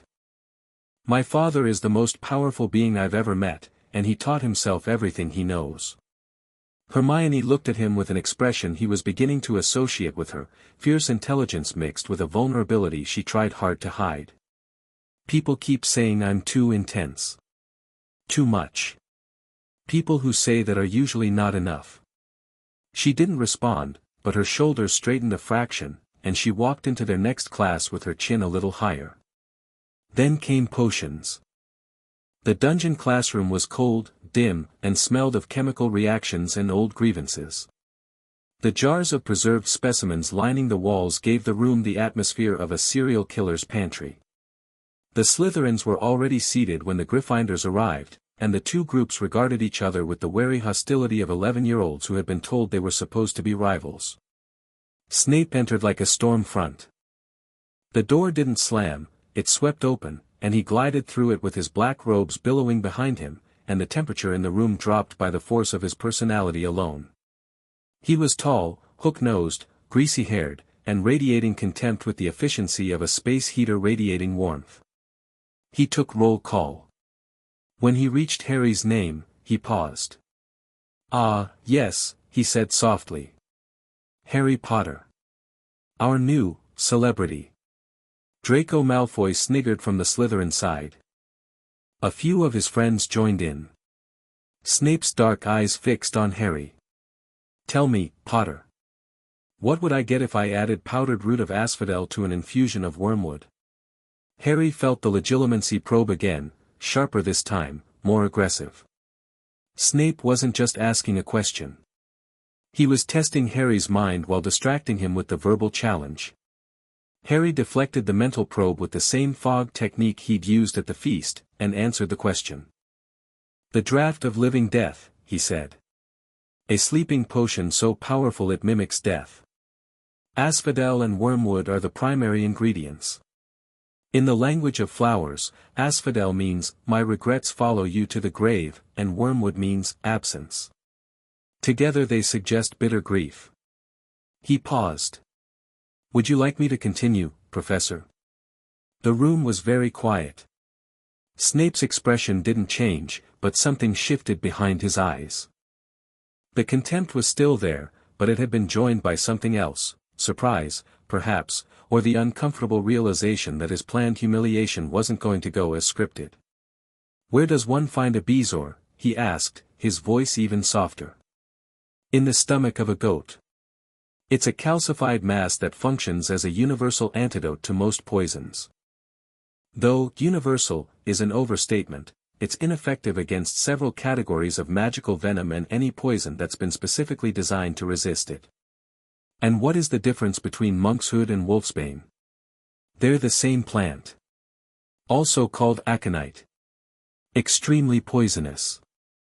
Used in several potions including the wolfsbane potion, which alleviates the symptoms of lycanthropy without curing the underlying condition."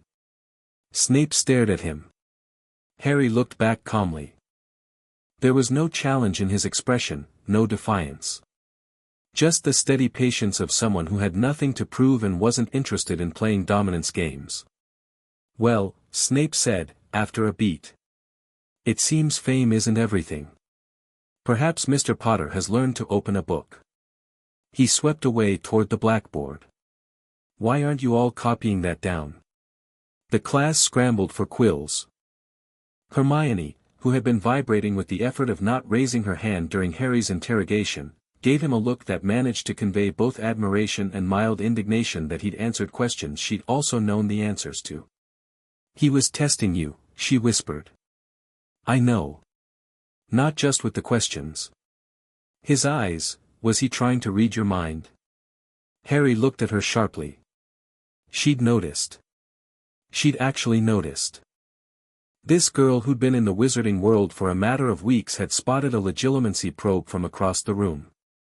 "We'll talk about it later," he said. The rest of the potions lesson was an exercise in endurance.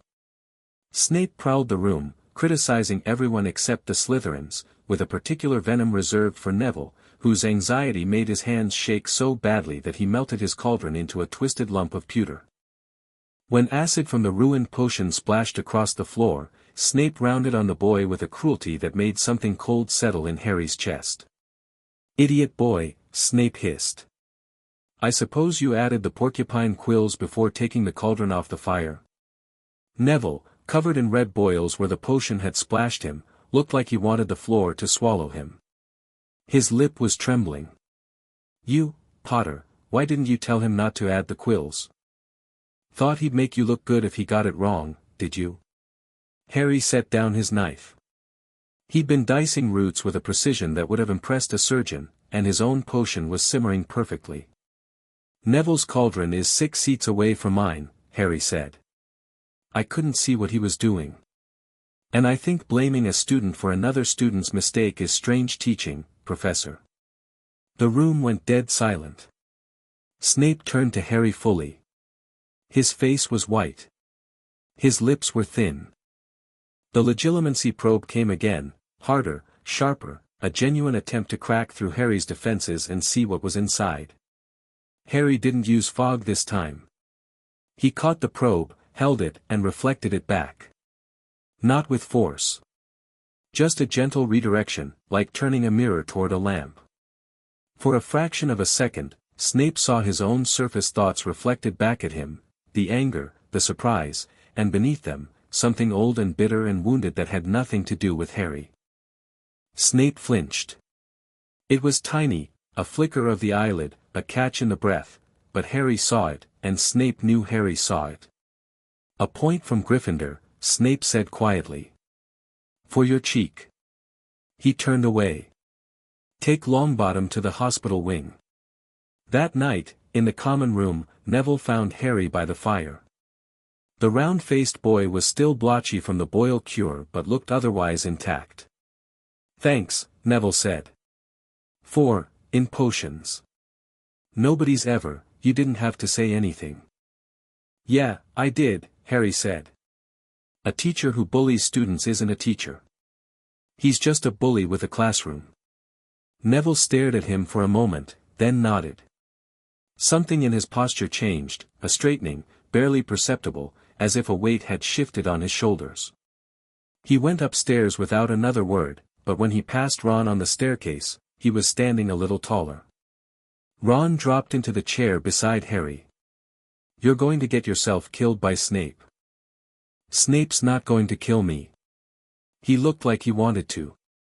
There's a difference between wanting to and being able to.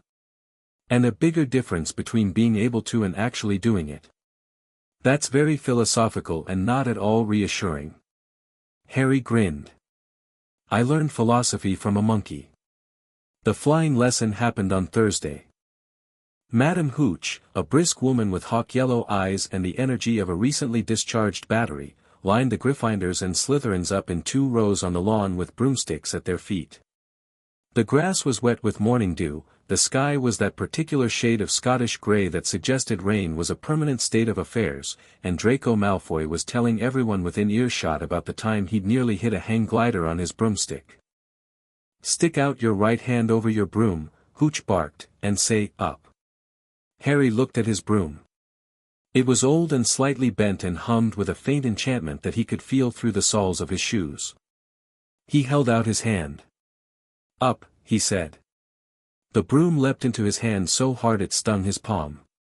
Beside him, Ron's broom rolled over on the ground like a lazy dog. Hermione's didn't move at all.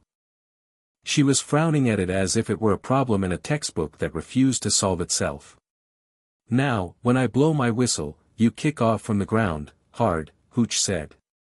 Keep your broom steady, rise a few feet, and then come straight back down by leaning forward slightly. On my whistle, 3, 2, Neville, nervous and off balance, kicked off too early. His broom shot upward like a cork from a bottle, climbing 20 feet, 30, 40. Neville's face went white. His hand slipped. At 50 feet, he fell. Harry didn't think. Thinking was too slow. He stepped off the ground and onto the air. Not a broom. Not a cloud. Just air.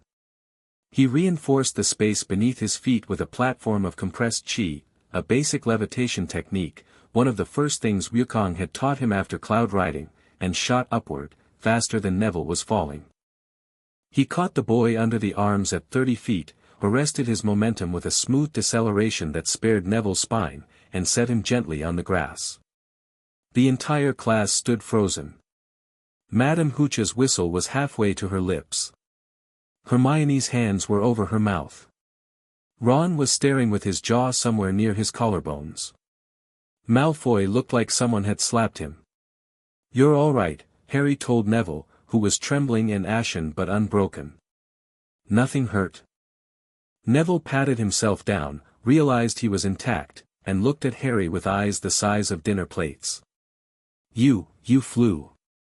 Without a broom. I can do that. Madame Hooch recovered first. She strode over, checked Neville for injuries, and then turned to Harry with an expression that was fighting a battle between professional disapproval and genuine astonishment. Mr. Potter. That was not what I was teaching. No, ma'am.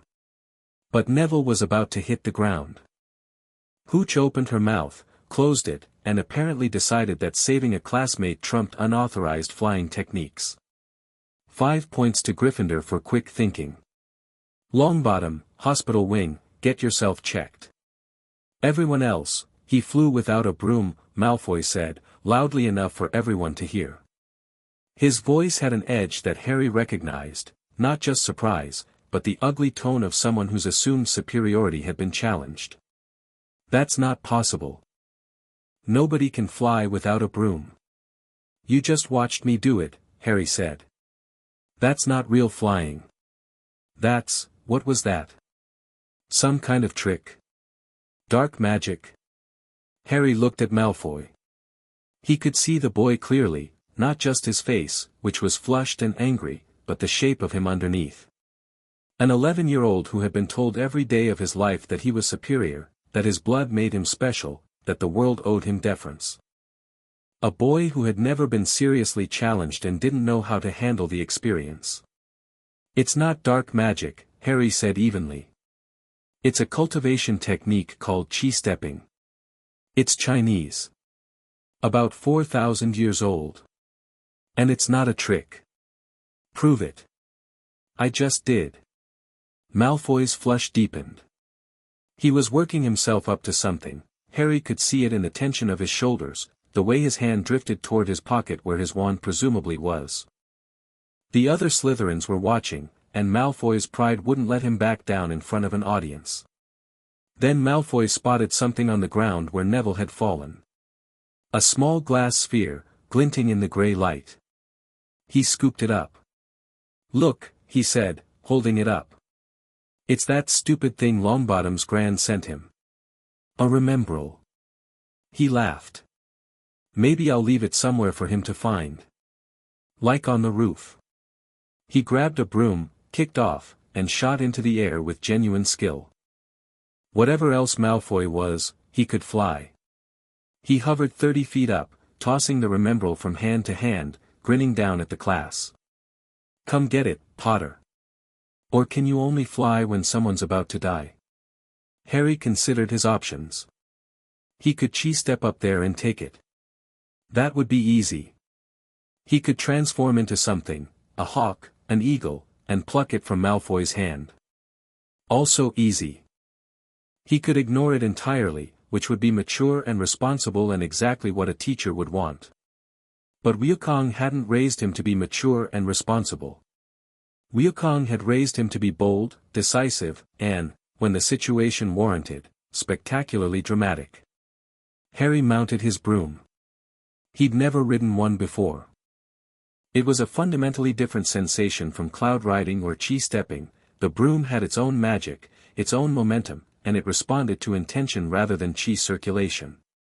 He adjusted instantly. His body, trained since childhood to adapt to new modes of movement, found the broom's balance point in half a second and locked in. He kicked off and rocketed upward. The broom was old and slow, and it didn't matter because Harry was channeling chi into the wood, supercharging the enchantment the way he'd supercharged his transfiguration with Wukong's techniques. The broom shrieked through the air like a bullet, closing the distance between ground and Malfoy in the time it took the blonde boy to register that Harry was moving. Malfoy threw the remembrall. He hurled it as far and as high as he could, a spinning glass arc against the grey sky, climbing, peaking, falling toward the castle wall. Harry didn't chase it on the broom. The broom was too slow. He let go of the handle, stepped off into empty air, and caught the remembrall at the apex of its arc with one hand, 60 feet above the ground. He hung there for a moment, standing on nothing, glass sphere in his palm, the wind pulling at his robes, and then he stepped back onto the broom, which had continued its trajectory beside him, guided by the residual chi he'd left in the wood. He landed on the grass. The remembrall was warm in his hand. Nobody spoke. The silence was so total that Harry could hear Malfoy's broom creaking in the wind above. Harry Potter. McGonagall was striding across the lawn. Harry braced himself for punishment. He had, after all, just broken approximately every flying lesson rule simultaneously, but the Transfiguration professor's expression wasn't angry. It was hungry. Come with me, she said. Now. She marched him through the castle at a pace that suggested she was afraid he'd disappear if she slowed down. They stopped outside a classroom, and she stuck her head inside. Excuse me, Professor Flitwick. Could I borrow wood for a moment? A stocky fifth year with the build of a rugby player and the keen eyes of someone who lived and breathed competitive sports emerged from the classroom, looking confused. Oliver Wood. Captain of the Gryffindor Quidditch team, as Harry would shortly learn. Would, McGonagall said, and something in her voice made the older boy stand up straighter. I've found you a seeker. She explained what she'd seen. Wood's expression progressed from skepticism to interest to barely contained euphoria. You caught it in midair. Wood said. While standing on nothing. 60 feet up. He caught it at the top of its arc, McGonagall said. One-handed. Wood looked at Harry as if Christmas had come early, brought friends, and was planning to stay through Easter. Can you come to practice tomorrow evening? Sure, Harry said. He walked back to the common room, where Ron was waiting with an expression that suggested he'd been holding in his reaction for the entire duration of Harry's absence and was about to burst. You're on the Quidditch team, Ron said. Apparently. First years never make the team. Never. Not in about 100 years. I didn't ask for it. McGonagall grabbed me. Because you caught a ball while standing on the sky. Ron sat back and shook his head slowly. Mate, what is your life? Harry sat down across from him, and despite himself, he laughed.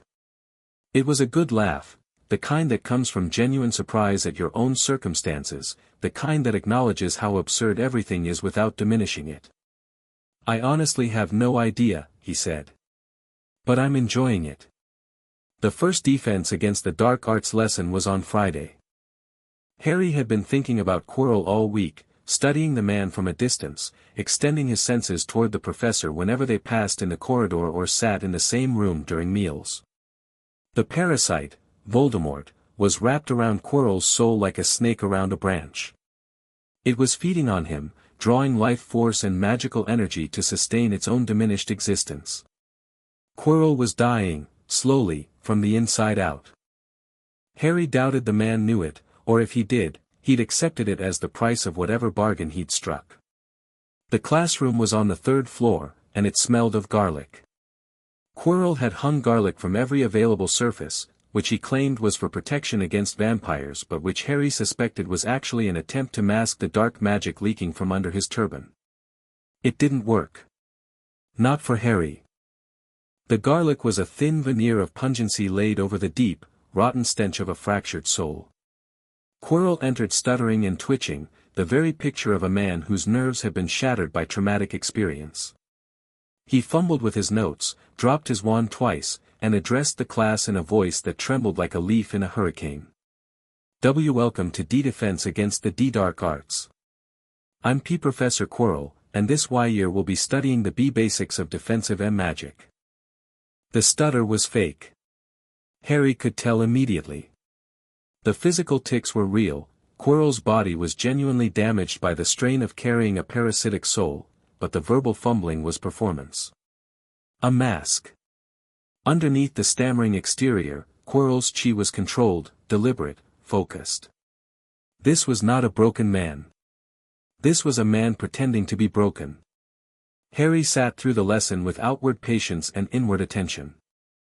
The material was basic, light jinxes, minor defensive charms, the kind of introductory content you'd expect for first years. Quirrell delivered it haltingly, interspersing the instruction with anecdotes about his travels that were designed to reinforce the impression of a well-meaning incompetent. The thing under the turban was quiet. But Harry could feel it watching.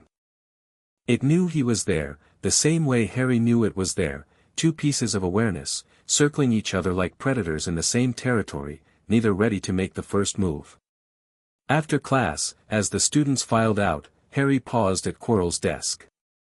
Interesting class, Professor, Harry said. Quirrell looked up, and for a fraction of a second, the stutter dropped.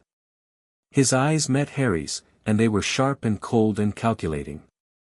Then the mask fell back into place. Thank you, Mr. P. Potter. I do hope you'll find the subject rewarding. I'm sure I will. Harry left. In the corridor, he let out a slow breath. The thing under the turban had pulsed when Harry approached, a spike of hungry, desperate interest that Quirrell had struggled to contain. Voldemort knew who Harry was. And he wanted something. Harry intended to find out what. The week settled into a rhythm. Classes during the day, studying in the evenings, Quidditch practice 3 times a week under Oliver Wood's increasingly fanatical supervision. Harry's days were full in a way they hadn't been on the mountain, not busier, but differently busy. On the mountain, his world had been training, meditation, and Wukong. Here, there were people. Dozens of them. Hundreds. Each with their own energy, their own personality, their own particular way of being in the world. Harry discovered that he loved it. He loved the noise of the common room in the evening, the arguments about homework and Quidditch and who'd hexed whom. He loved the way Ron's face scrunched up when he was thinking through a chess problem, his blue eyes going sharp with a strategic intelligence that most people missed behind the easygoing exterior. He loved the way Hermione talked about magic, with a passion and precision that reminded him of Wukong at his most scholarly, connecting ideas across disciplines with a speed that left most adults behind. He loved having friends. On the mountain, he'd had the monkeys. He loved them, they were family, in their way, but they weren't peers. He'd had Wukong, who was the best father anyone could ask for but was also a 4,000-year-old celestial being whose frame of reference was fundamentally different from an 11-year-old boy's. He'd never had someone his own age to argue with about homework, or compete against in casual games, or simply sit with in comfortable silence. Ron and Hermione gave him that. They were an unlikely trio. Ron, the 6th child from a sprawling, loving, chaotic wizarding family, who knew the magical world from the inside and navigated it with instinct. Hermione, the first witch in her family, who approached magic like a science and attacked every textbook like it was a personal challenge. And Harry, the cultivator wizard raised by a myth, who didn't fit neatly into any category the wizarding world had. It worked. It shouldn't have, by any reasonable logic, but it worked the way the best friendships always do, not because the pieces were shaped right, but because the people holding them chose to make them fit. October came, and with it, Halloween. Harry had been tracking Quirrell's movements for weeks. The professor never deviated from a predictable routine: classroom, office, great hall, office, quarters, except on certain nights when he slipped away after curfew. Harry, who could transform into a moth and cling to the ceiling, had followed him twice. Both times, Quirrell went to the 3rd-floor corridor. The Forbidden Corridor. Dumbledore had announced at the start of term that the 3rd-floor corridor on the right-hand side was off-limits to anyone who did not wish to die a most painful death. Most students took this at face value. Harry, who had been raised by someone for whom forbidden was less a warning than an invitation, had investigated on his second night at the castle. Behind the locked door was a massive 3-headed dog, standing on a trapdoor. The dog, Fluffy, Hagrid had accidentally revealed during one of Harry's visits to the groundskeeper's hut, was guarding something. The trapdoor led down. Whatever was below was protected by multiple layers of enchantment, each presumably created by a different teacher. And Quirrell wanted it. Harry told Ron and Hermione during the 2nd week of October, sitting in a corner of the common room with a Muffliato charm Hermione had found in a 6th-year textbook and learned in an afternoon. "Voldemort is in Quirrell's turban," Harry said. Ron choked on his pumpkin juice. "Be specific," Hermione said, because her response to alarming information was always to demand precision. "The fragment of Voldemort that survived, his spirit, his consciousness, whatever you want to call it, is parasitically attached to Quirrell. It's wrapped around his soul, feeding on his life force. Quirrell went looking for Voldemort in Albania, and Voldemort latched onto him as a host body. The turban hides the physical manifestation. You can see this?" Hermione asked. "I can sense it. My father taught me to read spiritual energy. Quirrell's aura is doubled, his own energy and something else layered over it. The something else is the same energy that was in my scar before my father removed it." Ron had gotten his breathing under control. His face was pale, but his eyes were sharp. "And the 3rd-floor corridor? That's what he's after. Whatever's under the trapdoor. Something valuable enough to guard with a 3-headed dog and whatever other protections are down there." The Philosopher's Stone, Hermione said. Both boys looked at her. I've been researching.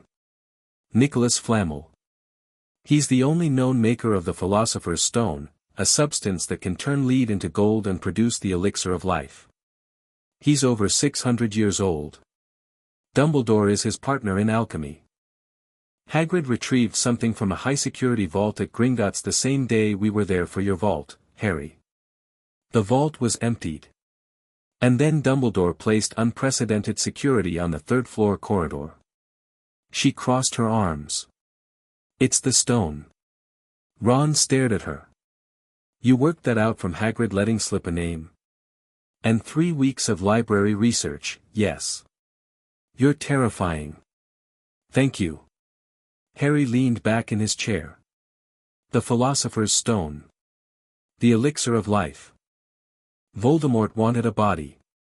He wanted to return to full strength. The stone could give him that, eternal life, unlimited gold, the resources to rebuild everything he'd lost. We need to understand the protections, Harry said. All of them. Quirrell's been going to the corridor at night. He's studying the defenses, looking for weaknesses. He's not ready to move yet, the parasite is making him cautious, planning.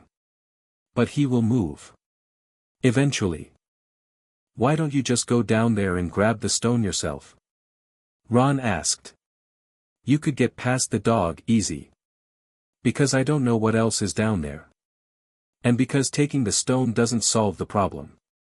Voldemort doesn't go away if the stone disappears. He just finds another plan. I'd rather let him show his hand. Ron's expression shifted from puzzlement to grudging respect. That's actually smart. Don't sound so surprised. Sorry. It's just, you could probably fight your way through the whole thing blindfolded. The fact that you're choosing strategy over force is. My father beat his way through a lot of problems when he was young. He smashed Heaven's army, fought his way through the underworld, challenged every authority he met. And then he spent 500 years under a mountain because a being more powerful than him decided he needed to learn patience. Harry paused. I learned from his mistakes. The conversation shifted to logistics.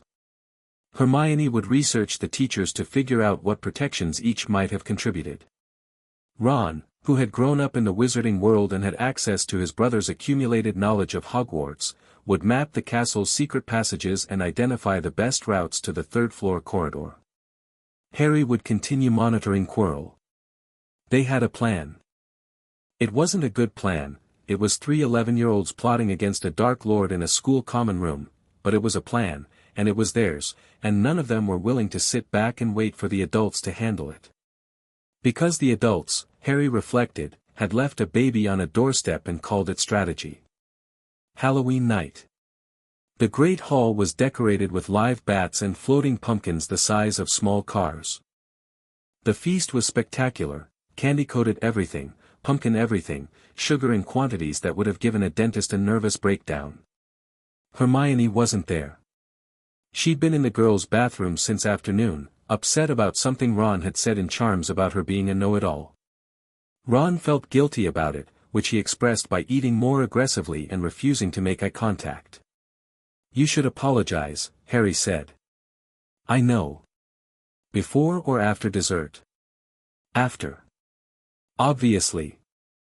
Then the doors of the Great Hall burst open and Quirrell sprinted in, turban askew, face the color of old chalk. Troll, he screamed. Troll in the dungeons. Thought you ought to know. And he crumpled to the floor in a dead faint. The hall erupted. Students screamed, leapt from benches, clutched at each other. Teachers surged to their feet. Dumbledore's voice cut through the chaos like a blade, silence. And the room froze. Prefects will lead their houses back to the dormitories immediately. Teachers will follow me to the dungeons. Harry didn't move. He was watching Quirrell's crumpled form, and his senses were screaming. The faint was fake. Just like the stutter. Quirrell's chi was controlled, focused, directed. This wasn't panic. This was performance. And underneath it, the parasite was humming with eager, hungry anticipation. This was the distraction. Quirrell had let the troll in himself, and while everyone was focused on it, he was going to make his move on the third-floor corridor. But right now, there was a more immediate problem. Hermione, Harry said. Ron's face went white. She doesn't know about the troll. She's in the bathroom. They ran. The corridors were chaos, students streaming toward their common rooms, teachers heading for the dungeons, and somewhere in between, a mountain troll loose in a building full of children. Harry tracked it by smell before he tracked it by sound. Troll stench was distinctive, a cross between an open sewer and a burning trash heap. The sound came second, heavy, rhythmic thuds of something enormous and stupid walking through a space designed for something considerably smaller and smarter. This way, Harry said, turning down a corridor on the second floor. The smell was thicker here, and underneath it, another scent, the sharp, clean smell of running water. A bathroom. They rounded the corner and Harry saw the troll. It was 12 feet tall, granite gray, with a body like a boulder and a head like a smaller boulder. It carried a wooden club the size of a small tree. It was standing in the doorway of the girls' bathroom, and from inside the bathroom came the sound of Hermione screaming. The troll ducked through the doorway. Something crashed. Hermione screamed again. Ron pulled out his wand. Harry put a hand on his arm. Stay here, Harry said. Like hell, Ron. I mean it. Stay here. If it gets past me, run and get a teacher. He didn't wait for an answer. He stepped through the bathroom door and into a scene of destruction. The troll had smashed the row of sinks with one swing of its club and was now advancing on Hermione, who was pressed against the far wall with nowhere to go. Her face was white, her eyes were enormous, and her wand was in her hand, but she clearly couldn't think of anything to do with it. Harry didn't need a wand. He crossed the distance between the door and the troll in a movement that was too fast for the eye to follow, channeling chi to his legs and pushing off the wet floor with a force that cracked the tiles. He hit the troll's knee with a palm strike that contained the concentrated force of a cultivator's chi-enhanced blow, the kind of strike Wukong had spent 6 years teaching him, the kind that transferred energy through the point of contact and into the structure beneath. The troll's kneecap shattered. The creature bellowed, a sound like a foghorn played through a garbage disposal, and toppled sideways. Its club swung wild, smashing through a row of stalls. Wood and porcelain exploded across the room. Harry was already moving, inside the arc of the swing, too close for the club to reach him. He drove a second palm strike into the troll's solar plexus, channeling chi through his arm and into the blow. The troll slid backward across the wet floor and hit the far wall hard enough to crack the stone. It lay there, stunned, breath wheezing from its collapsed lung. Its eyes, small and stupid and confused, blinked up at the ceiling. Harry turned to Hermione. She was staring at him. Her mouth was open. She was trembling. Are you hurt? Harry asked. And no. She swallowed hard. Harry, are you hurt? Anything broken, any cuts? She shook her head. Harry looked back at the troll.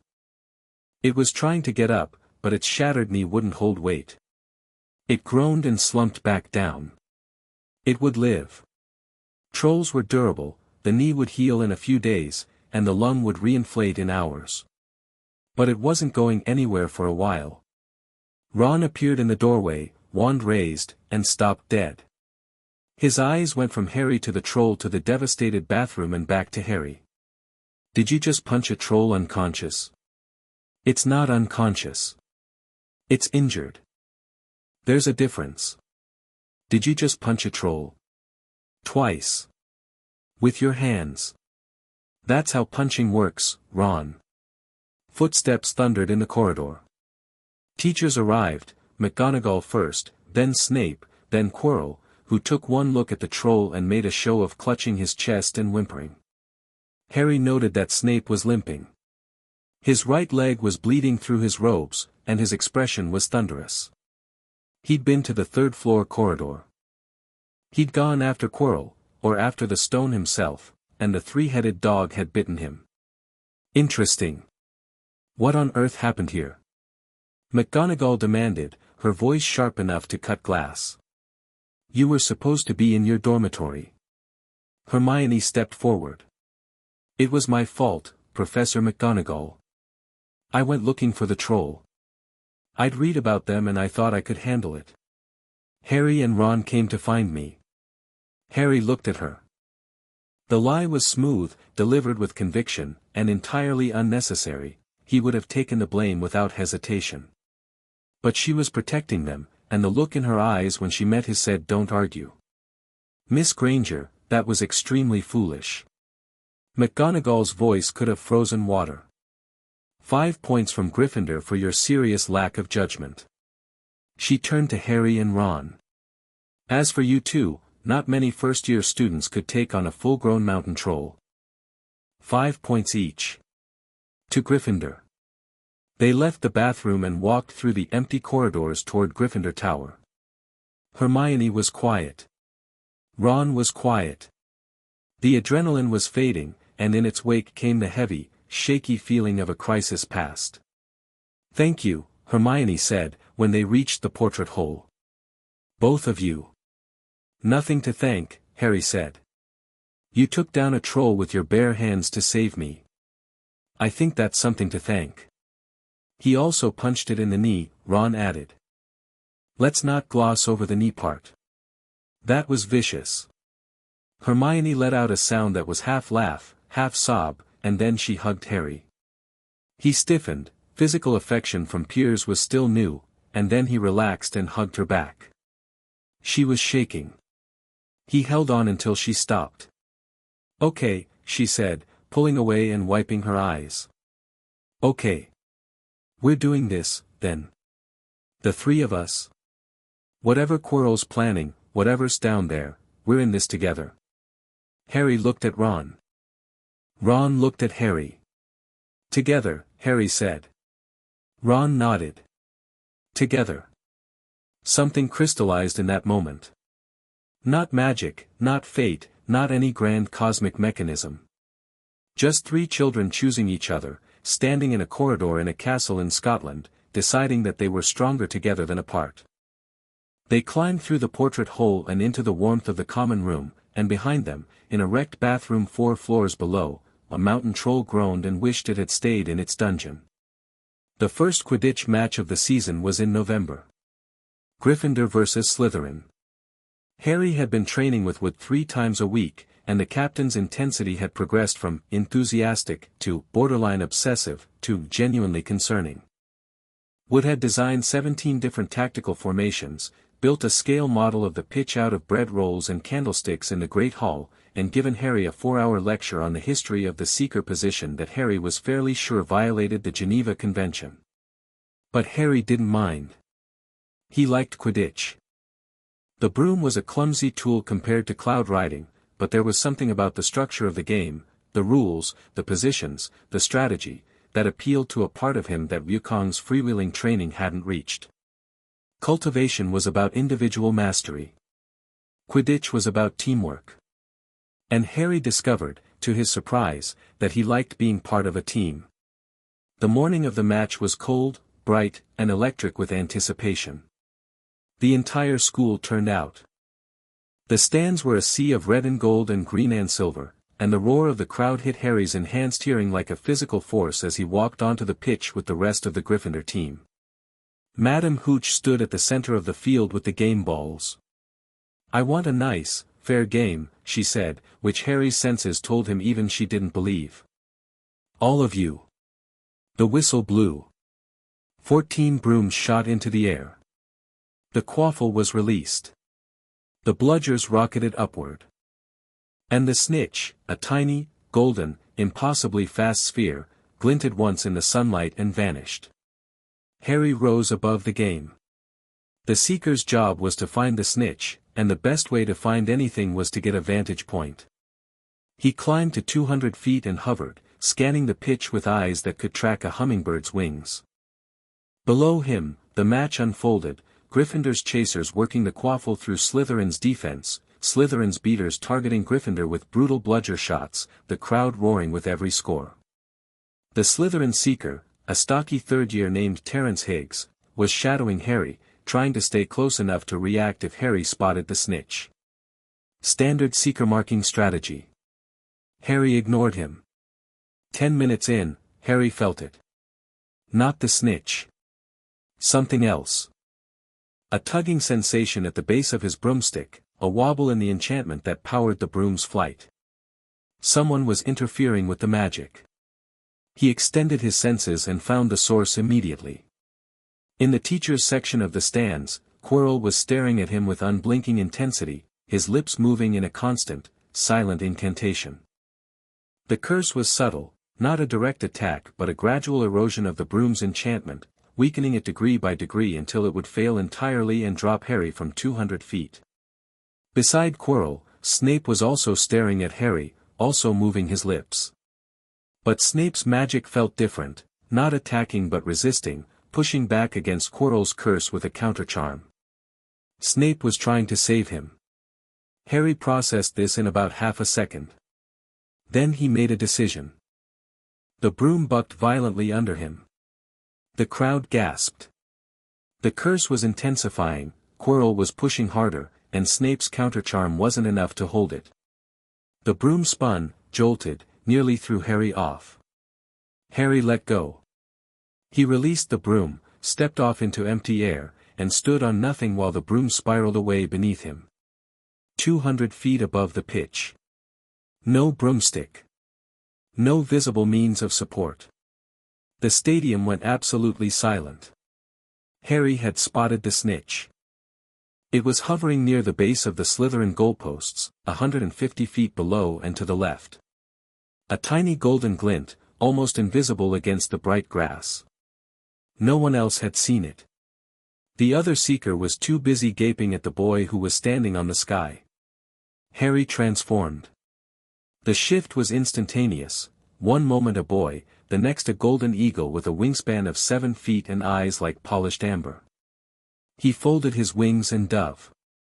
The eagle form was his fastest animal transformation, capable of speeds that made broomsticks look like park benches. He dropped through the air like a gilded thunderbolt, the wind screaming past feathers that weren't really feathers, the snitch growing larger in his eagle vision with every passing fraction of a second. He hit the snitch's altitude, opened his talons, and snatched it from the air with the precision of a surgeon and the force of a cannonball. The golden ball struggled in his grip, it was enchanted to resist capture, and he closed his talons around it firmly, banked hard, and swooped toward the ground. He transformed back 3 feet above the grass, landing in a crouch, snitch in his right fist. The silence lasted 3 full seconds. Then the stadium detonated. Gryffindors screamed so loudly that the sound was visible, a shockwave of joy that ruffled the banners and set the Ollery half a mile away into a panic. The Weasley twins were dancing on their seats. Hagrid was crying. McGonagall was on her feet, and unless Harry was imagining things, she was pumping her fist. Even the Slytherin stands were making noise, though theirs was more the stunned, outraged buzz of people who just watched the rules of reality get rewritten. Madame Hooch landed beside Harry, her hawk eyes wide. "Mr. Potter. Did you just transform into an eagle during a Quidditch match?" "Yes, ma'am." "Is there a rule against that?" "I read the rulebook 3 times. There's no rule against a player transforming during play, only against using wands on the pitch." No wand was involved. Hooch stared at him. Then she looked at the snitch in his hand. Then she looked at the scoreboard. Then she looked back at him. "Gryffindor wins," she said, in the tone of someone who had given up trying to make sense of the world. Dumbledore summoned Harry to his office that evening. The headmaster's office was at the top of a spiral staircase behind a stone gargoyle. The password was "Lemon Drop." The room was circular, cluttered, and fascinating. Silver instruments whirred on spindly tables, portraits of former headmasters lined the walls, and a magnificent phoenix sat on a golden perch near the desk, its plumage the color of a sunset. Harry felt the phoenix before he saw it. Its spiritual energy was extraordinary, pure, ancient, cyclical. A creature of death and rebirth, carrying the accumulated wisdom of 1,000 lifetimes in every feather. Harry's wand, holly and phoenix feather, hummed in his pocket in response. "Ah, Harry," Dumbledore said, rising from behind his desk. "Thank you for coming. Please, sit down. Lemon drop?" "No, thank you, Professor." Harry sat in a chair across from Dumbledore and studied the old man with the same care he'd give a potential sparring partner. Dumbledore was smiling, his default expression, warm and grandfatherly and about as genuine as a 3-galleon coin. Behind the smile, his blue eyes were sharp with intelligence and something that might have been concern. "A remarkable performance today," Dumbledore said. "The Quidditch match, the transformation, I don't believe I've ever seen anything quite like it." "Thank you. Minerva tells me your transfiguration work is equally extraordinary. That your abilities seem to operate on principles she's never encountered." He steepled his fingers. "Harry, I must admit, when your Hogwarts letter was returned with acceptance, I was surprised. We believed you to be living with your aunt and uncle in Surrey." "I wasn't. So I've gathered." "May I ask where you were?" "With my father. On a mountain. In the east." "Your father?" "My adoptive father." Dumbledore was quiet for a moment. The silver instrument's whirred. The phoenix ruffled its feathers. "Harry," Dumbledore said, "I placed you with the Dursleys for a reason. Your mother's sacrifice created a powerful protection, a blood ward, tied to your aunt as her closest living relative. As long as you lived there, certain dark forces could not touch you. By removing you from that home, I was a baby on a doorstep in November," Harry said. "No note. No warning. No one came back to check. There was a letter explaining to strangers that their sister-in-law was dead and they were now responsible for her orphan child. I've heard about the Dursleys, Professor. My father investigated them. They would have hated me. They would have locked me in a cupboard and told me I was worthless and tried to stamp every bit of magic out of me until I was as miserable as they were." Dumbledore's expression flickered. Just for a moment, the grandfatherly mask slipped, and Harry saw what was underneath, not cruelty, not indifference, but the bone-deep weariness of a man who had been making impossible choices for so long that he'd forgotten there might be other options. "The blood wards would have protected you," Dumbledore said softly. "Protected my body. What about the rest of me?" The room was quiet. The phoenix trilled a soft, mournful note. "You're right," Dumbledore said. "You're absolutely right, and I have no defense except that I was afraid. Voldemort had followers who were never caught, never punished. Death Eaters who would have killed you in your crib for revenge.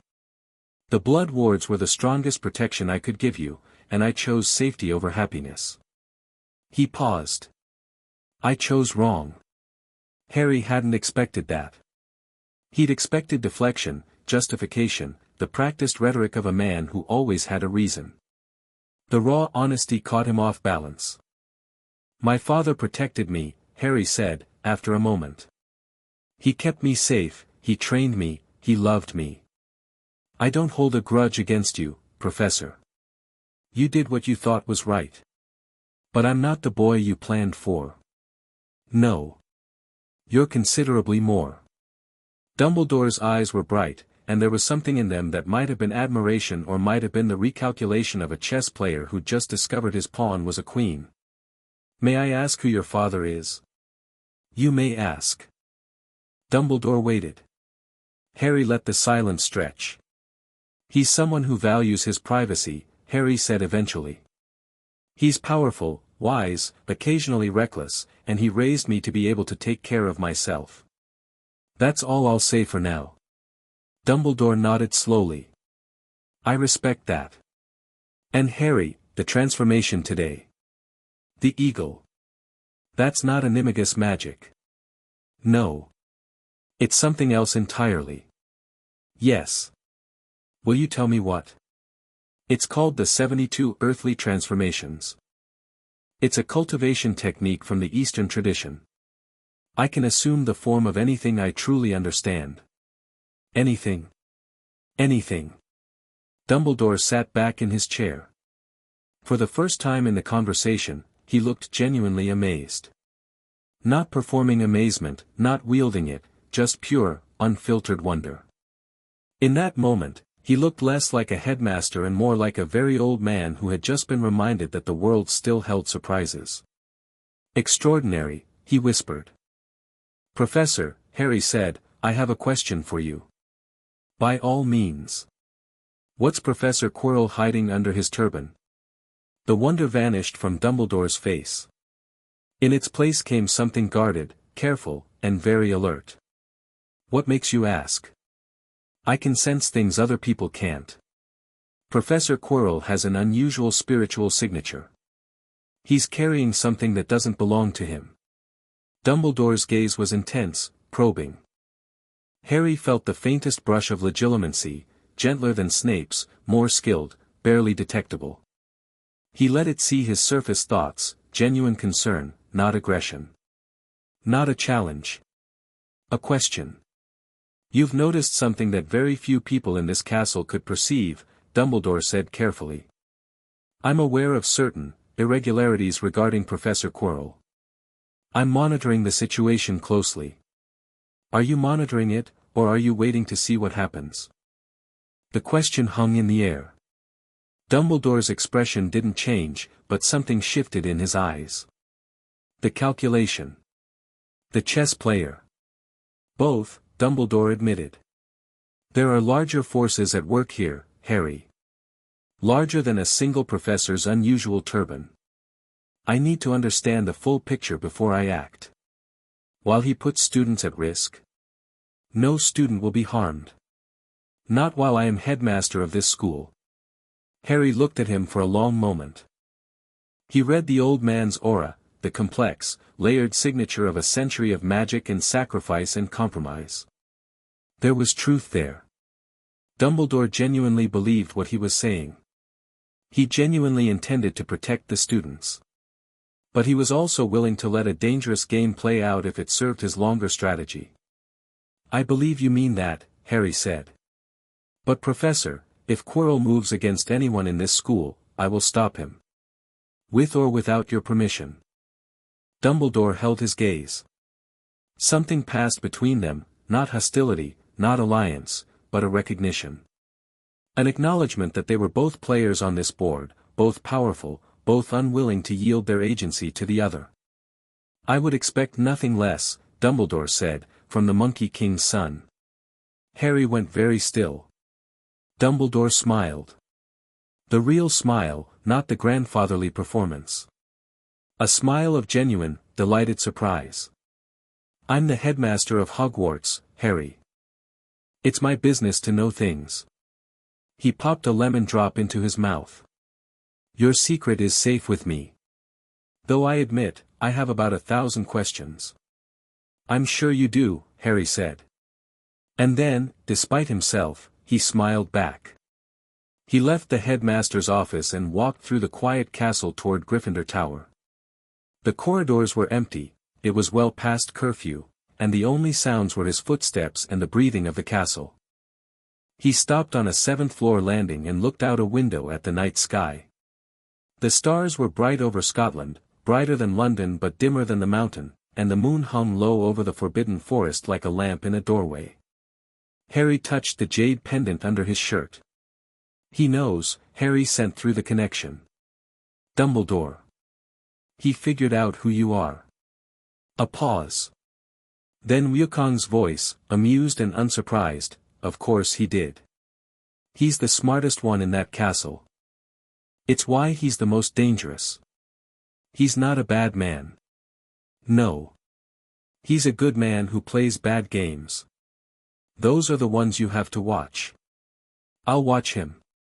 Watch everyone. Trust your friends. Trust yourself. And Harry, yes. That eagle catch at the Quidditch match.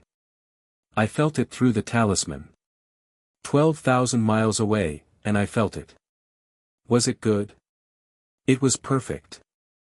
Harry smiled, let the connection fade, and walked the rest of the way to Gryffindor Tower with the warmth of the jade against his skin and the stars wheeling overhead and the feeling, deep in his chest, that he was exactly where he was supposed to be. Chapter 3, The Three-Headed Dog and the Troll. November settled over Hogwarts like a cold, grey blanket. The castle responded to the change in season the way an old house responds to winter. It creaked more, it groaned more, and its drafts developed personalities. The corridors on the upper floors were cold enough to see your breath, and the students moved through them in packs, huddled in scarves and robes, hurrying between the warm pockets of classrooms and common rooms like animals moving between watering holes. Harry barely noticed the cold. His chi circulation kept his core temperature stable regardless of external conditions, one of the most basic cultivation benefits, and one Wukong had drilled into him so early that Harry couldn't remember a time when weather had been more than an observation.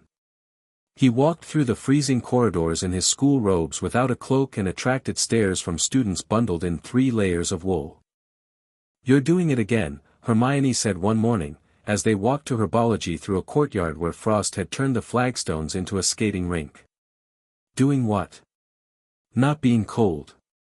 People notice. Lavender Brown asked me yesterday if you're part frost giant." "What did you tell her?" "That you have good circulation." Which is technically true and extremely misleading. Harry grinned. He'd been grinning more lately. The mountain had been home, and he missed it, missed the waterfalls, missed the monkeys, missed the sound of Wukong's staff cracking against stone during morning practice. But Hogwarts was becoming something else. Not home, not yet, but a place that fit. A place where he was discovering parts of himself that the mountain couldn't have shown him. Like the fact that he was, apparently, funny. On the mountain, there had been no one to be funny with. Wukong's humor was ancient, dry, and usually at the expense of celestial bureaucrats who weren't present to defend themselves. The monkeys appreciated slapstick. But here, among people his own age, Harry discovered that he had a talent for timing, for the deadpan observation, for the kind of quiet wit that snuck up on people and made them laugh before they'd finished processing what he'd said.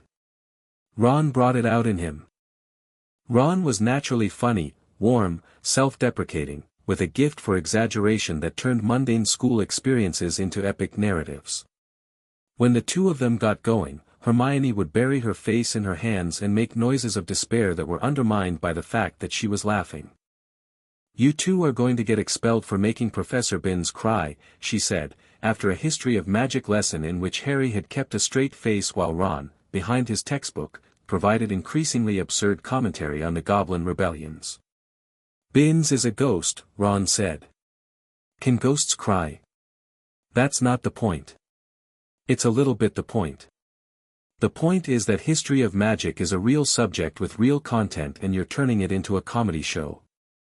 Hermione, I love you, but Professor Binns has been dead for 200 years and he's still teaching from the same notes. At some point, the comedy writes itself." Harry watched them argue with the warm, settled feeling that came from being around people who cared about each other enough to bicker. It was different from the peace of the mountain. Noisier. Messier. Better, in ways he was still learning to articulate. But underneath the warmth, the problem of Quirrell was always there, humming at the edge of his awareness like a toothache. Harry followed Quirrell again on the second Friday of November. It was past midnight. The castle was asleep, students in their dormitories, teachers in their quarters, ghosts drifting through walls on their endless, aimless circuits. The only things awake were the portraits, who muttered and shifted in their frames, and Filch's cat, Mrs. Norris, whose dust-colored form padded through the corridors with the relentless vigilance of a creature that had elevated tattling to an art form. Harry was a spider. A common house spider, small enough to be invisible, clinging to the ceiling of the third-floor corridor. His transformation was perfect, 8 legs, 8 eyes, spinnerets, the whole package.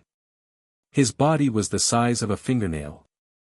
His awareness, however, was fully human, fully cultivated, processing information through senses that no natural spider possessed. Quirrell appeared at the end of the corridor at 12 minutes past midnight. He moved differently at night, no stammer, no twitch, no nervous shuffle. His steps were precise and silent, and his wand was drawn, and his eyes were hard and focused. The mask was off. This was the real Quirrell. A competent wizard, disciplined and dangerous, operating under the direct influence of something far more competent and far more dangerous. He stopped at the door behind which Fluffy waited. Harry watched from the ceiling as Quirrell placed his hand on the door. Magic flowed from his wand, not the showy, incantation-driven magic of the classroom but something subtler, a diagnostic spell that mapped the enchantments on the door and the space beyond it. Quirrell was studying the protections, layer by layer, building a complete picture of what he'd need to overcome when the time came to move. The parasite was awake. Harry could feel it, Voldemort's fragment, pulsing under the turban, feeding Quirrell information. The Dark Wizard's knowledge of Hogwarts was deep. He'd been a student here, once. He'd walked these corridors, learned these enchantments, studied under the same teachers who were now trying to keep him out. He knew Hogwarts the way a cancer knows the body it grew in. Quirrell traced the locking charm on the door. It was Dumbledore's work, multilayered, elegant, keyed to specific magical signatures. But it wasn't the main defense. The main defense was the dog. The beast responds to music, Quirrell murmured. Not stuttering. Not to himself. Speaking to the thing on the back of his head. Hagrid let it slip during one of his drinking sessions at the Hog's Head.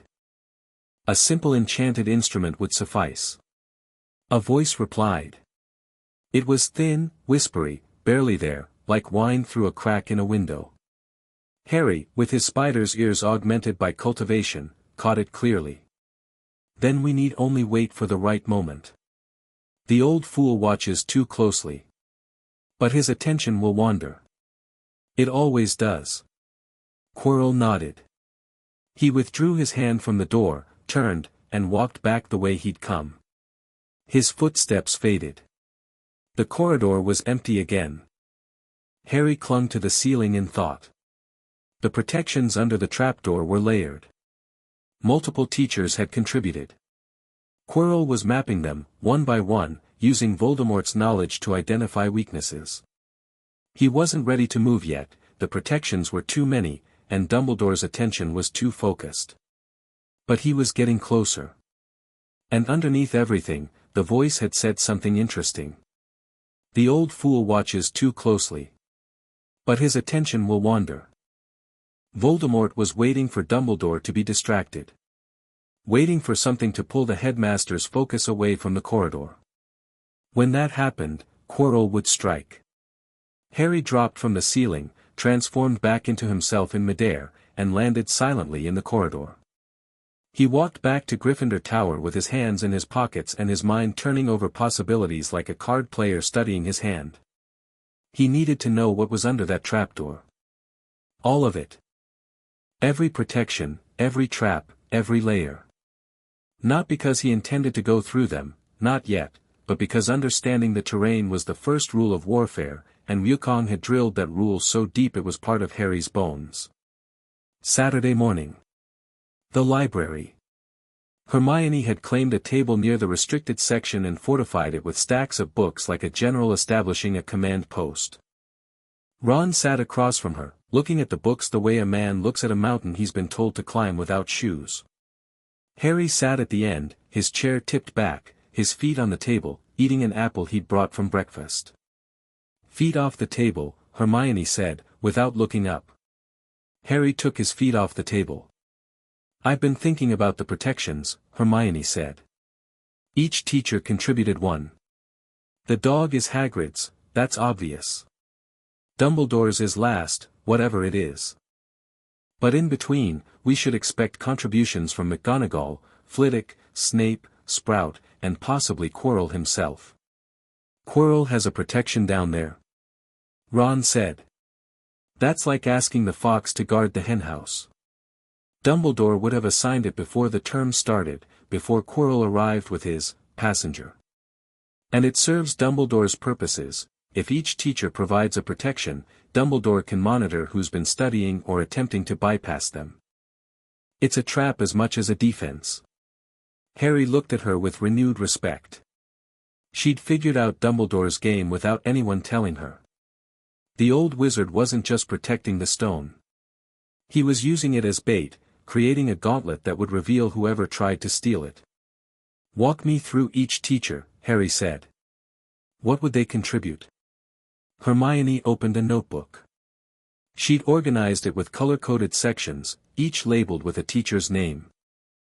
McGonagall would use transfiguration.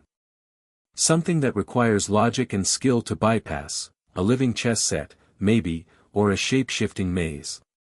Her style is precise and strategic. Flitwick would use charms, he's a former dueling champion, so probably something that requires quick casting and creative thinking. Sprout would use herbology, a plant-based obstacle, something dangerous but manageable if you know your botany. Snape would use potions, Ron said. Almost certainly. A puzzle involving potions, choosing the right one from a selection, maybe.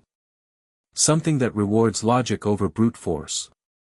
Snape values intelligence. Snape values being a git. Those aren't mutually exclusive. And Quirrell, for defense against the dark arts, probably a troll. Harry lowered his apple. What?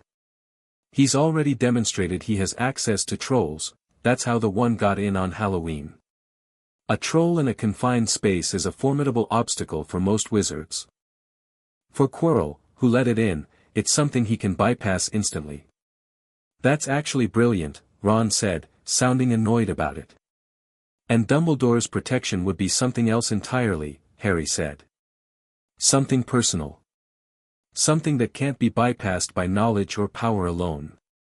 The Mirror of Erist, Hermione said. Both boys stared at her. I found a reference in Enchanted Objects of the 15th century. The Mirror of Erist shows the deepest desire of whoever looks into it. It was created in the 1400s by an unknown enchanter. It doesn't grant wishes, it shows them. A powerful tool for trapping someone who's obsessed with getting something. If Dumbledore hid the stone inside the mirror, the only person who could retrieve it would be someone who wanted to find the stone but not use it. That's cruel, Ron said. That's Dumbledore, Harry said. They sat with that for a moment. The library was quiet around them, the rustle of pages, the whisper of Madame Pance's perpetual disapproval, the distant sound of the castle settling around them. Here's the question, Ron said, leaning forward. We know what's down there. We know what Quirrell wants. We know what Voldemort is. What do we actually do about it? Harry set his apple core on the table and folded his hands. We learn the protections. All of them. We make sure we can get through every single one, faster than Quirrell, better than Quirrell. And we wait. Wait for what? For Quirrell to make his move. When he goes for the stone, we go after him. Not before. If we grab the stone first, we've stopped one plan but we haven't stopped Voldemort. He'll just find another way. But if we catch him in the act, if we confront him inside the protections, where Dumbledore's defenses have already softened him up, we can end the threat. End the threat meaning what? Hermione asked carefully. Meaning we separate Voldemort from Quirrell. The parasite can't survive without a host. Drive it out, and it's just a spirit again, weak, bodiless, unable to act. Quirrell lives, Voldemort is diminished, and the stone stays safe. Can you do that? Separate them? Harry thought of Wukong, pulling the soul fragment from his scar when he was a baby. Precise work. Delicate. But Wukong had made it look effortless, and Harry had been training for 7 years since then. I can do it, he said. Ron blew out a breath. This is mental. This is absolutely mental. We're 11 years old and we're planning to fight Voldemort. You don't have to come, Harry said. Either of you. This is my fight. Ron's expression hardened. Not anger, resolve. The same look Harry had seen during chess games, when Ron spotted a sequence of moves that would cost him pieces but win the board. "Shut up," Ron said. "I'm coming." "Me too," Hermione said. "And don't insult us by arguing." Harry looked at his friends. His first real friends, his age, his peers. 2 months ago, they'd been strangers on a train. Now they were sitting in a library planning to fight a Dark Lord, and they were doing it because they chose to, because they chose him, and because they were the kind of people who ran toward trouble instead of away from it. "Okay," Harry said. "Then let's get to work." They spent the next 3 weeks preparing. Hermione threw herself into research with an intensity that bordered on frightening. She haunted the library like a particularly studious ghost, cross-referencing defensive enchantment theory with the known specialties of each Hogwarts teacher, building a model of the protections that was probably 80% accurate based on logic alone. She also, quietly and without fanfare, began teaching herself advanced charms that weren't covered until 3rd or 4th year. When Ron pointed out that she was 14 months ahead of the curriculum, she said, "I'd rather be overprepared than dead," and went back to her textbook. Ron's contribution was strategic. He was, Harry realized with growing admiration, a genuine tactical thinker, the kind of mind that saw 3 moves ahead without conscious effort, that processed complex scenarios and produced actionable plans while other people were still working out what the problem was. He mapped the castle's secret passages, identified 7 different routes to the 3rd-floor corridor, established fallback positions and emergency rendezvous points, and did all of this while maintaining his usual air of cheerful laziness. "You're wasted on chess," Harry told him. "Chess is all I've ever been good at," Ron said, moving a knight on the board between them in the common room. "Check, by the way. You're good at this. Planning. Strategy. You see patterns. I see chess patterns. Real life's Messier. Real life's just chess with more pieces and higher stakes. You're a natural, Ron." Ron turned red. He moved another piece. "Checkmate in 3, if you're curious." Harry studied the board, saw the trap he'd walked into, and tipped his king over. "You're right. That's embarrassing. Don't feel bad. I've been beating my brothers since I was 6. Bill still won't play me." Harry's own preparation was physical. He woke before dawn every day and went to an unused classroom on the 7th floor that he'd converted into a training space. Push-ups, forms, chi circulation exercises, combat drills performed at half speed against imaginary opponents. He couldn't spar properly without a partner, and there was no one at Hogwarts who could come within a mile of matching him, so he visualized, running scenarios in his head with the same clarity and detail that Wukong had taught him. If the troll is in a confined space, close distance immediately. Trolls are slow, strong, and stupid. Their weakness is their knees and their temples. 2 strikes, 3 seconds, done. If McGonagall's protection is a chess game, defer to Ron. Don't let ego override expertise. The best strategist wins chess, not the best fighter. If Snape's protection is a potions puzzle, defer to Hermione. She's already memorized most of the 6th-year potions curriculum because she doesn't know how to not prepare for everything. If Voldemort gets free of Quirrell, if the parasite detaches and manifests independently, hit it with everything. Purifying flame, chi disruption, spiritual force. Don't hold back. Don't be clever. Just be overwhelming. He also continued monitoring Quirrell. The professor had shifted tactics, he'd stopped visiting the corridor at night, apparently satisfied with his reconnaissance, and was now focused on something else. Harry caught him twice in the staff room, steering casual conversations with other teachers toward their areas of expertise, fishing for information about the protections with the practiced subtlety of a skilled manipulator. He asked Sprout about dealing with Devil's Snare at a staff lunch that Harry, in the form of a beetle perched on a windowsill, observed in its entirety. "Oh, it's simple, really," Sprout said, buttering a roll. "Light and warmth. Devil's Snare loves the dark and the cold. Hit it with a good Lumos Solum and it'll release in seconds. Fascinating, Quirrell stammered. I've always been curious about defensive bee botany. 3 days later, Harry observed Quirrell engaging Flitwick in a discussion about enchanted key charms, specifically, how to identify and capture a charmed key among decoys. Flitwick, delighted by the academic question, explained in exhaustive detail. The charmed key will have a slight asymmetry, Flitwick squeaked. A damaged wing, a bent shaft. It's been used before, you see, so it carries the marks of its function. The challenge is catching it. The keys are enchanted to fly erratically, and the correct key will flee most aggressively because it knows it's the one being hunted. Quirrell nodded, thanked Flitwick, and went on his way.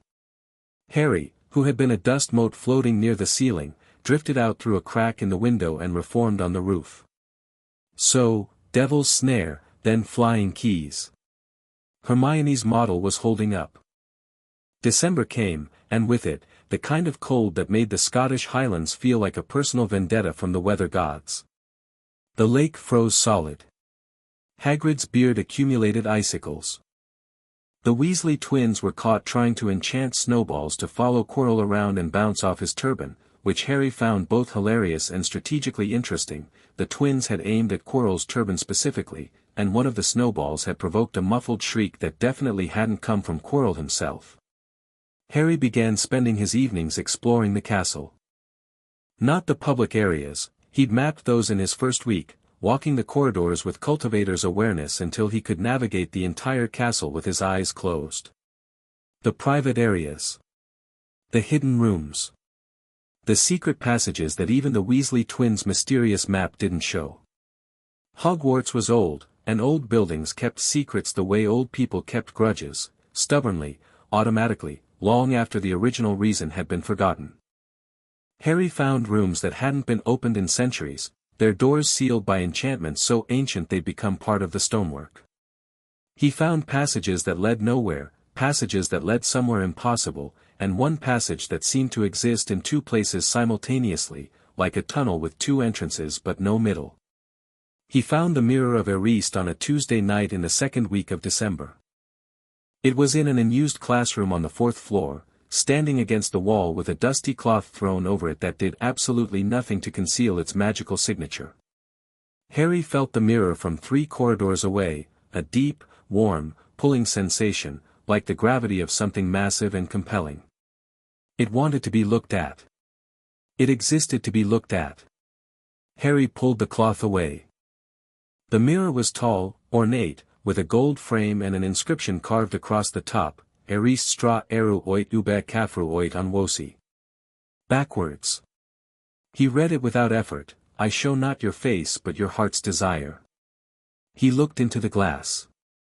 For a moment, he saw only himself, an 11-year-old boy, small and thin and wild-haired, with green eyes and a faded scar.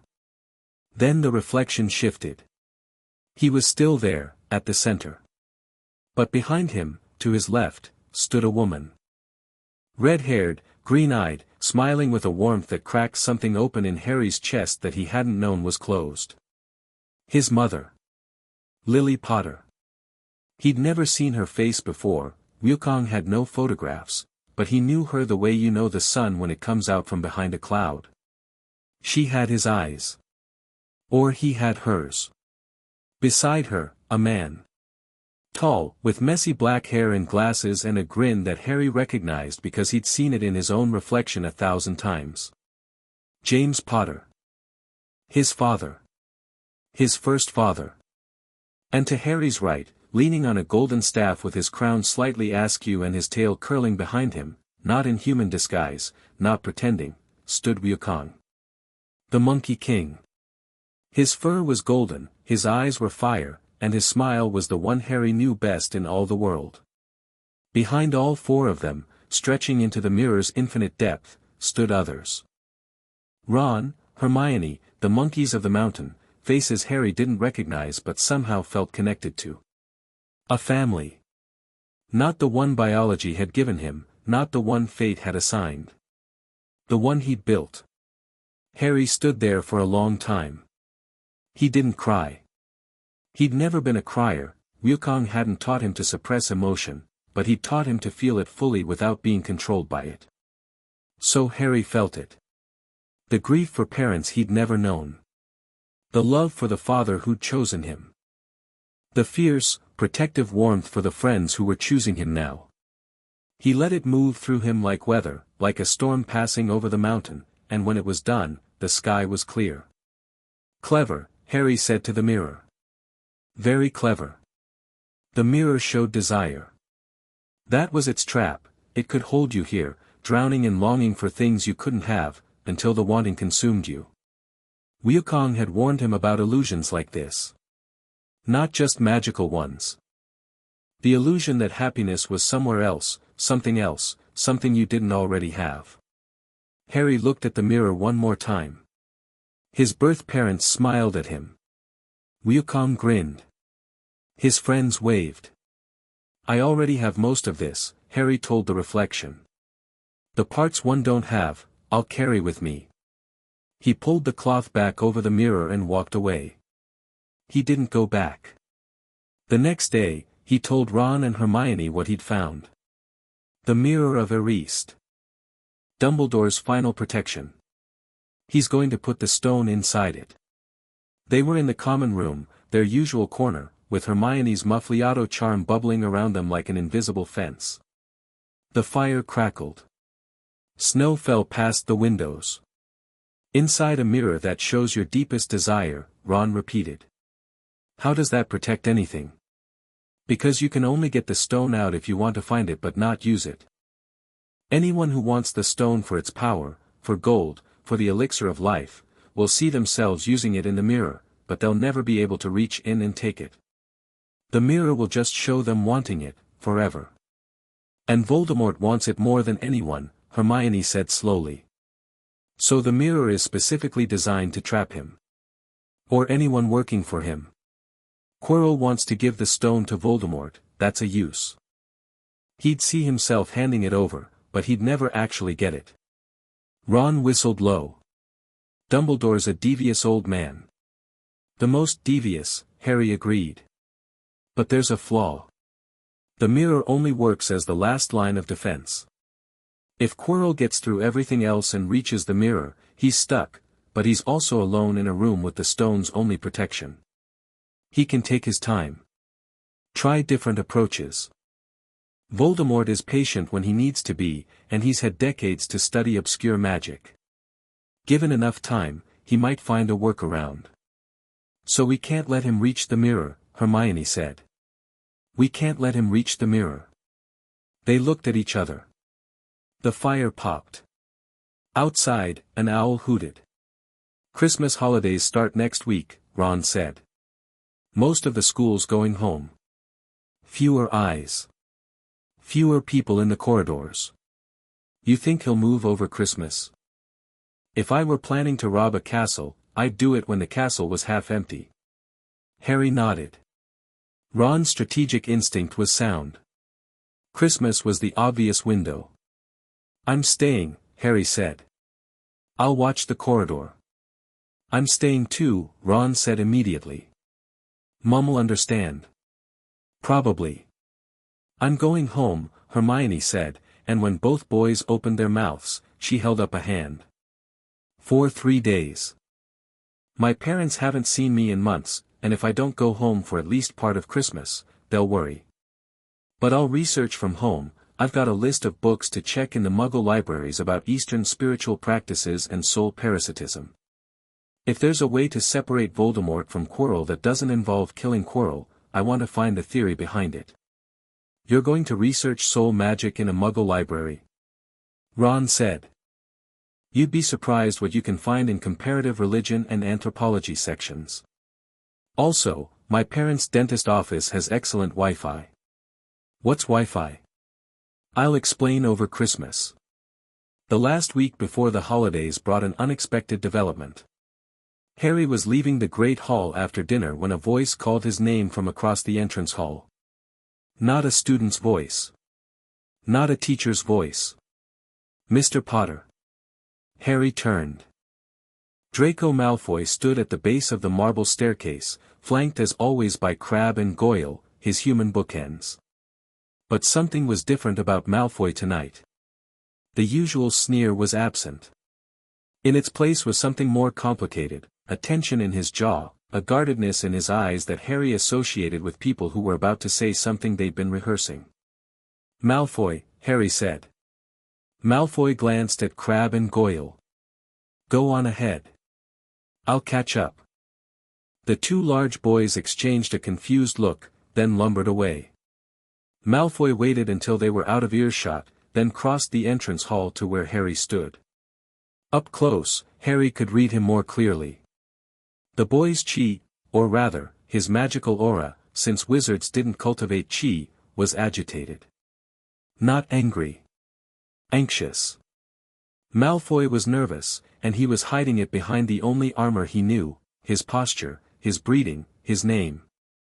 "I want to ask you something," Malfoy said. "And I want an honest answer. I don't give dishonest ones." Malfoy's mouth thinned. "The flying. The thing at the Quidditch match. The way you, in class, the things you can do. It's not normal wizardry. My father says it's dark magic, but my father says a lot of things, and I've been watching you, and dark wizards don't save people from trolls." Harry said nothing. He waited. "What are you?" Malfoy asked. The question was blunt, almost raw, stripped of the aristocratic polish that usually coated everything he said. "I'm a wizard," Harry said. "And I'm something else. I was trained in a different tradition, older than Hogwarts, older than the wizarding world. It's called cultivation. It's not dark. It's not light. It's just different. Can anyone learn it?" There it was. The real question. Not what are you, but can I be what you are? Harry looked at Malfoy and saw, underneath the privilege and the prejudice and the desperate need to be special, a boy who had been told his entire life that blood determined worth, and who had just encountered someone who made blood status look utterly irrelevant. "Anyone with the discipline," Harry said. "It takes years. It's hard. It hurts. And the first thing you'd have to do is unlearn everything you think you know about who's better than whom, because cultivation doesn't care about your last name." Malfoy flinched. "Just barely. I didn't say, you didn't have to. I hear how you talk about Muggleborns. I see how you treat people you think are beneath you. Cultivation requires understanding, deep, genuine understanding of the world around you. You can't understand anything you look down on." The entrance hall was empty. The torches flickered. Somewhere above them, a staircase groaned and shifted. Malfoy's face was tight. Harry could see the war inside him, the teachings of his father, the expectations of his family, the Slytherin certainty that power came from blood and status, all of it grinding against the evidence of his own eyes. Harry Potter, a half-blood orphan raised by a monkey, could fly without a broom and transform into an eagle and knock out trolls with his bare hands. Draco Malfoy, heir to one of the oldest pure-blood families in Britain, could do none of those things. "I don't know if I can do that," Malfoy said quietly. "Unlearn it." "I know you don't. But you asked an honest question, and that's a start." Harry started to walk away, then stopped. "Malfoy. Your father, does he talk about the Dark Lord? About what happened 11 years ago?" Malfoy's expression shuddered. "Why?" "Because the Dark Lord isn't dead. He's in this castle, right now, attached to one of our teachers. And when he comes back, and he will come back, he's going to call your father back to his side. And your father will go, because your father is afraid, and afraid people do what they're told." Harry held Malfoy's gaze. "You don't have to be your father." He walked away. Behind him, Draco Malfoy stood alone in the entrance hall, in the flickering torchlight, and didn't move for a very long time. Christmas morning at Hogwarts was a revelation. Harry woke to a pile of presents at the foot of his bed. He'd never received presents from anyone but Wukong, and Wukong's gifts tended toward the practical, training weights, meditation manuals, or the spectacular, celestial peaches. The idea that multiple people had thought about him, chosen things for him, wrapped them, it produced a feeling in his chest that he didn't immediately have a word for. Ron was already awake, tearing into his own pile with the enthusiasm of someone who'd been doing this his entire life. Happy Christmas. You've got loads. Harry opened them one by one. From Hermione, a book, Theories of Transubstantial Sorcery, with a note that said, "This is the closest Western text I've found to what you described about cultivation. Read Chapter 7. Happy Christmas. H."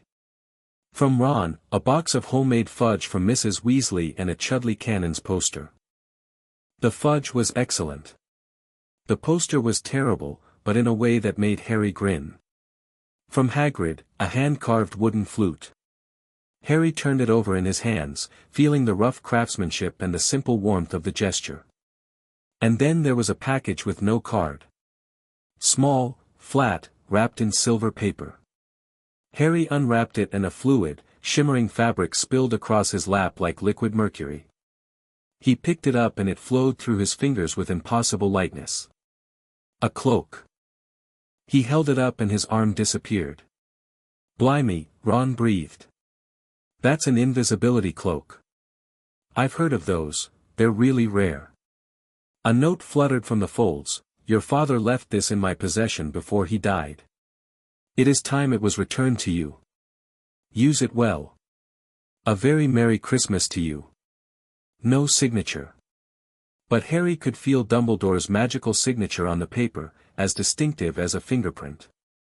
The old man was giving him tools, watching to see what he'd do with them. Another chess move.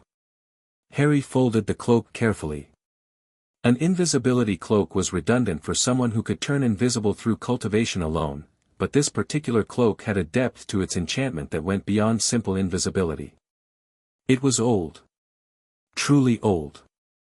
And the magic woven into it was unlike anything Harry had encountered in the wizarding world. He'd ask Wukong about it later. But first, his father's gift. It was at the bottom of the pile, in a simple wooden box with no wrapping. Harry knew it was from Wukong before he opened it, because the box radiated the warm, wild energy of the mountain of flowers and fruit. Inside was a staff. Not Rui Jingu Bang, the original was irreplaceable, an artifact of cosmic significance. This was something new. A staff of ironwood from the mountain's oldest groves, reinforced with cultivated chi until it was harder than steel, balanced perfectly for Harry's height and reach. Along its length, Wukong had carved characters in the old script, Wu Lei Tian Guan. Awakened Thunder Sky Staff. Harry picked it up. The weight was perfect. The wood was warm. He spun it once, a tight, controlled rotation that he'd practiced 10,000 times on the mountain, and the air hummed. A note was tied to the base of the staff with red cord, "For my son. In case the wizards bore you. Practice your forms. Don't hit your teachers. Bah P.S. The peach I sent for the holiday feast wasn't supposed to explode. But it was funny." Harry laughed, and the sound rang through the dormitory, and Ron looked over with a mouthful of fudge and said, "Was it?" And Harry just shook his head and held the staff and felt, across 12,000 miles, the presence of his father like a hand on his shoulder. Christmas dinner was spectacular and reduced in attendance. Most students had gone home, leaving the Great Hall feeling cavernous and intimate at the same time. Dumbledore had pushed the house tables together into one long surface, and everyone, students, teachers, ghosts, sat together in a jumble of red and green and gold. Wizard crackers exploded with real bangs and produced actual live mice and tall pointed hats. Dumbledore wore a flowered bonnet and appeared genuinely delighted about it. Wukong's peach had arrived 2 days earlier, delivered by a monkey, an actual monkey, a golden tamarin, which had appeared at the Ollery window and caused a minor crisis among the school's owl population. The peach was not one of the celestial variety, it was a normal peach from the mountain's orchards, but Wukong had enchanted it to burst open at the Christmas feast and shower the Great Hall with golden sparks and the scent of tropical flowers. It also, for reasons that were either intentional or a miscalculation, set Professor Flitwick's hat on fire. Flitwick was delighted. Snape was not. Harry sat between Ron and Neville, pulling crackers and eating more food than was strictly advisable, and felt the specific warmth of a holiday spent among people who were glad you were there. It wasn't the mountain. It wasn't home. But it was something. After dinner, while the others drifted toward the common room, Harry walked the castle alone. Not patrolling. Just walking. Feeling the castle around him, the ancient magic humming in the stone, the portraits snoring in their frames. He climbed to the top of the astronomy tower and stood in the cold night air, looking out over the snow-covered grounds. The forbidden forest was a dark mass on the horizon, its trees heavy with snow. The lake was a sheet of silver ice. The sky was clear, and the stars were so bright they looked like holes poked in black paper with a pin. Harry breathed in. The cold air tasted of pine and stone and magic. He touched the jade pendant. Happy Christmas, Ba. A pause. Then, Happy Christmas, kid. How's the staff? Perfect. I love it. Good. I spent 3 months on it. The ironwood was being difficult. And the peach explosion? That was intentional. Flitwick's hat caught fire. That was less intentional. How's the corridor? Any movement? Quiet. Quirrell's staying in his quarters. The parasite's dormant, conserving energy. I don't think they'll move over Christmas. Too few people to blame it on if something goes wrong. Smart. What about the old wizard? Dumbledore gave me an invisibility cloak. My birth father's. The magic on it is strange, deeper than anything I've felt in the wizarding world. A long pause. When Wukong spoke again, his voice was different. Careful. Keep that cloak safe, Harry. I know what it is. What is it? Not over the talisman. Not yet. Just keep it safe. It's more important than you know. Harry frowned. Wukong rarely withheld information without good reason. Okay. I trust you. I know you do. That's why I'll explain when the time is right. A beat. The monkeys miss you. Golden Ear refuses to sleep in the cave without you. He's been sleeping on my head. Tell him I miss him too. I'll tell him no such thing. His ego is already unmanageable. The connection faded, warm and familiar. Harry stood on the tower for a while longer, watching the stars, then descended into the castle and went to bed. The holidays passed. Students returned. Term resumed. January ground forward through sleet and homework and the daily accumulation of magical knowledge that was, despite everything, genuinely fascinating. Harry's relationship with his wand was evolving. The holly and phoenix feather instrument had started as a bridge between his two magical systems, but over months of daily use, it was becoming something more, a focus, an amplifier, a tool that let him channel cultivated chi through the framework of Western spellcasting with results that were consistently unexpected. In charms, his levitation charm lifted not just his feather but every feather in the room, simultaneously, without additional effort. Flitwick spent 20 minutes examining him for signs of a charm malfunction before concluding that Harry simply had more magical power than a standard first-year charm was designed to channel. In Transfiguration, his transformations were so smooth and complete that McGonagall ran out of challenges for him by February and started giving him third-year material. Harry found the Western approach to Transfiguration limited but illuminating. It was like learning to paint with a new set of brushes. The principles were different from cultivation transformation, but they expanded his understanding of how magic interacted with matter. Potions remained adversarial. Snape couldn't fault Harry's work, his potions were consistently perfect, because Wukong had taught him to follow instructions precisely and because his chi-enhanced senses could detect ingredient quality and reaction states that other students missed entirely, but the professor's hostility was a living thing, coiled and watchful, waiting for an opportunity to strike. Harry didn't give him one. He was polite, prepared, and unflappable, and he suspected this made Snape angrier than any provocation could have. Defense against the dark arts was theater. Quirrell stammered through increasingly basic material while the thing under his turban watched and waited. Harry attended every class, did the work, and kept his senses trained on the parasite like a hawk watching a snake. The snake watched back. In late January, Harry received a detention. Not from Snape, surprisingly. From Hagrid. Or rather, through Hagrid.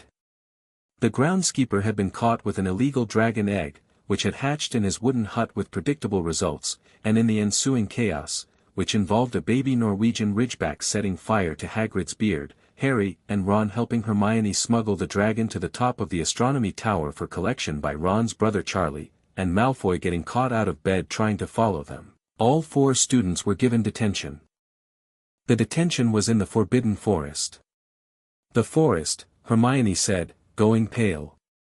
The Forbidden Forest. At night. Hagrid'll be with us, Ron said, without conviction. Hagrid thinks a 3-headed dog is a cuddly pet.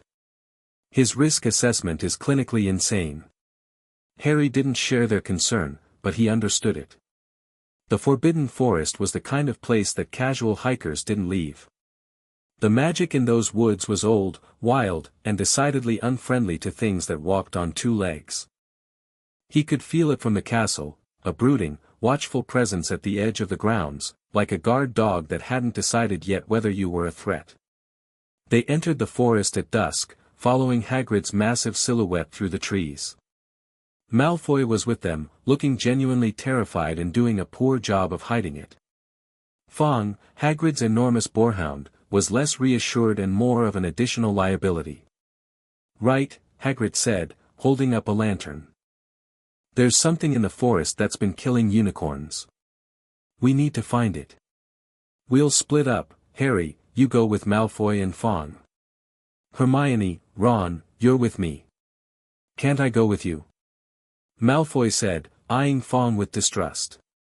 "You wanted to get students in trouble, you got yourself in trouble. Off you go." Harry led Malfoy and the useless dog deeper into the forest. The path was narrow and dark, lit only by the lantern Hagrid had given them and the thin moonlight filtering through the canopy. The trees here were ancient, their trunks were wider than houses, their roots bigger than roads, and their branches formed a ceiling so thick that the sky was only visible in fragments. Harry extended his senses. The forest was alive, not just with animals and plants but with spiritual energy, with the accumulated weight of centuries of magical creatures living, dying, and being reborn in the shelter of these trees. He could feel centaurs, deep in the forest, their hooves drumming a rhythm that resonated with the ley lines beneath the soil. He could feel spiders, enormous ones, their intelligence cold and patient, watching from webs that spanned the gaps between oaks. He could feel something else, too. Something wrong. "Potter," Malfoy whispered. "There's something out here." "I know. Can you see it?" "Not yet. But I can feel it. Stay behind me." For once, Malfoy didn't argue. The blond boy fell into step behind Harry, his wand drawn, his face white. Fong whined and pressed against Malfoy's legs. They followed the trail that Hagrid had described, silvery blood on the leaves, unicorn blood, glowing faintly in the moonlight. The trail led deeper into the forest, winding between the great trees, descending into a hollow where the air was thick and cold and the moonlight didn't reach. At the bottom of the hollow, something was hunched over a dead unicorn. It was a figure in a dark cloak, and it was drinking from the unicorn's throat. The silver blood ran down its chin and pooled on the forest floor. The sight was obscene, not just the act itself but the spiritual wrongness of it, the violation of something pure being consumed by something corrupt. Unicorn blood sustained life, but at a terrible cost. To drink it was to curse yourself, to buy existence at the price of everything that made existence worthwhile. Unless you were already cursed. Unless you had nothing left to lose. Malfoy made a sound, a thin, strangled noise of pure terror, and bolted.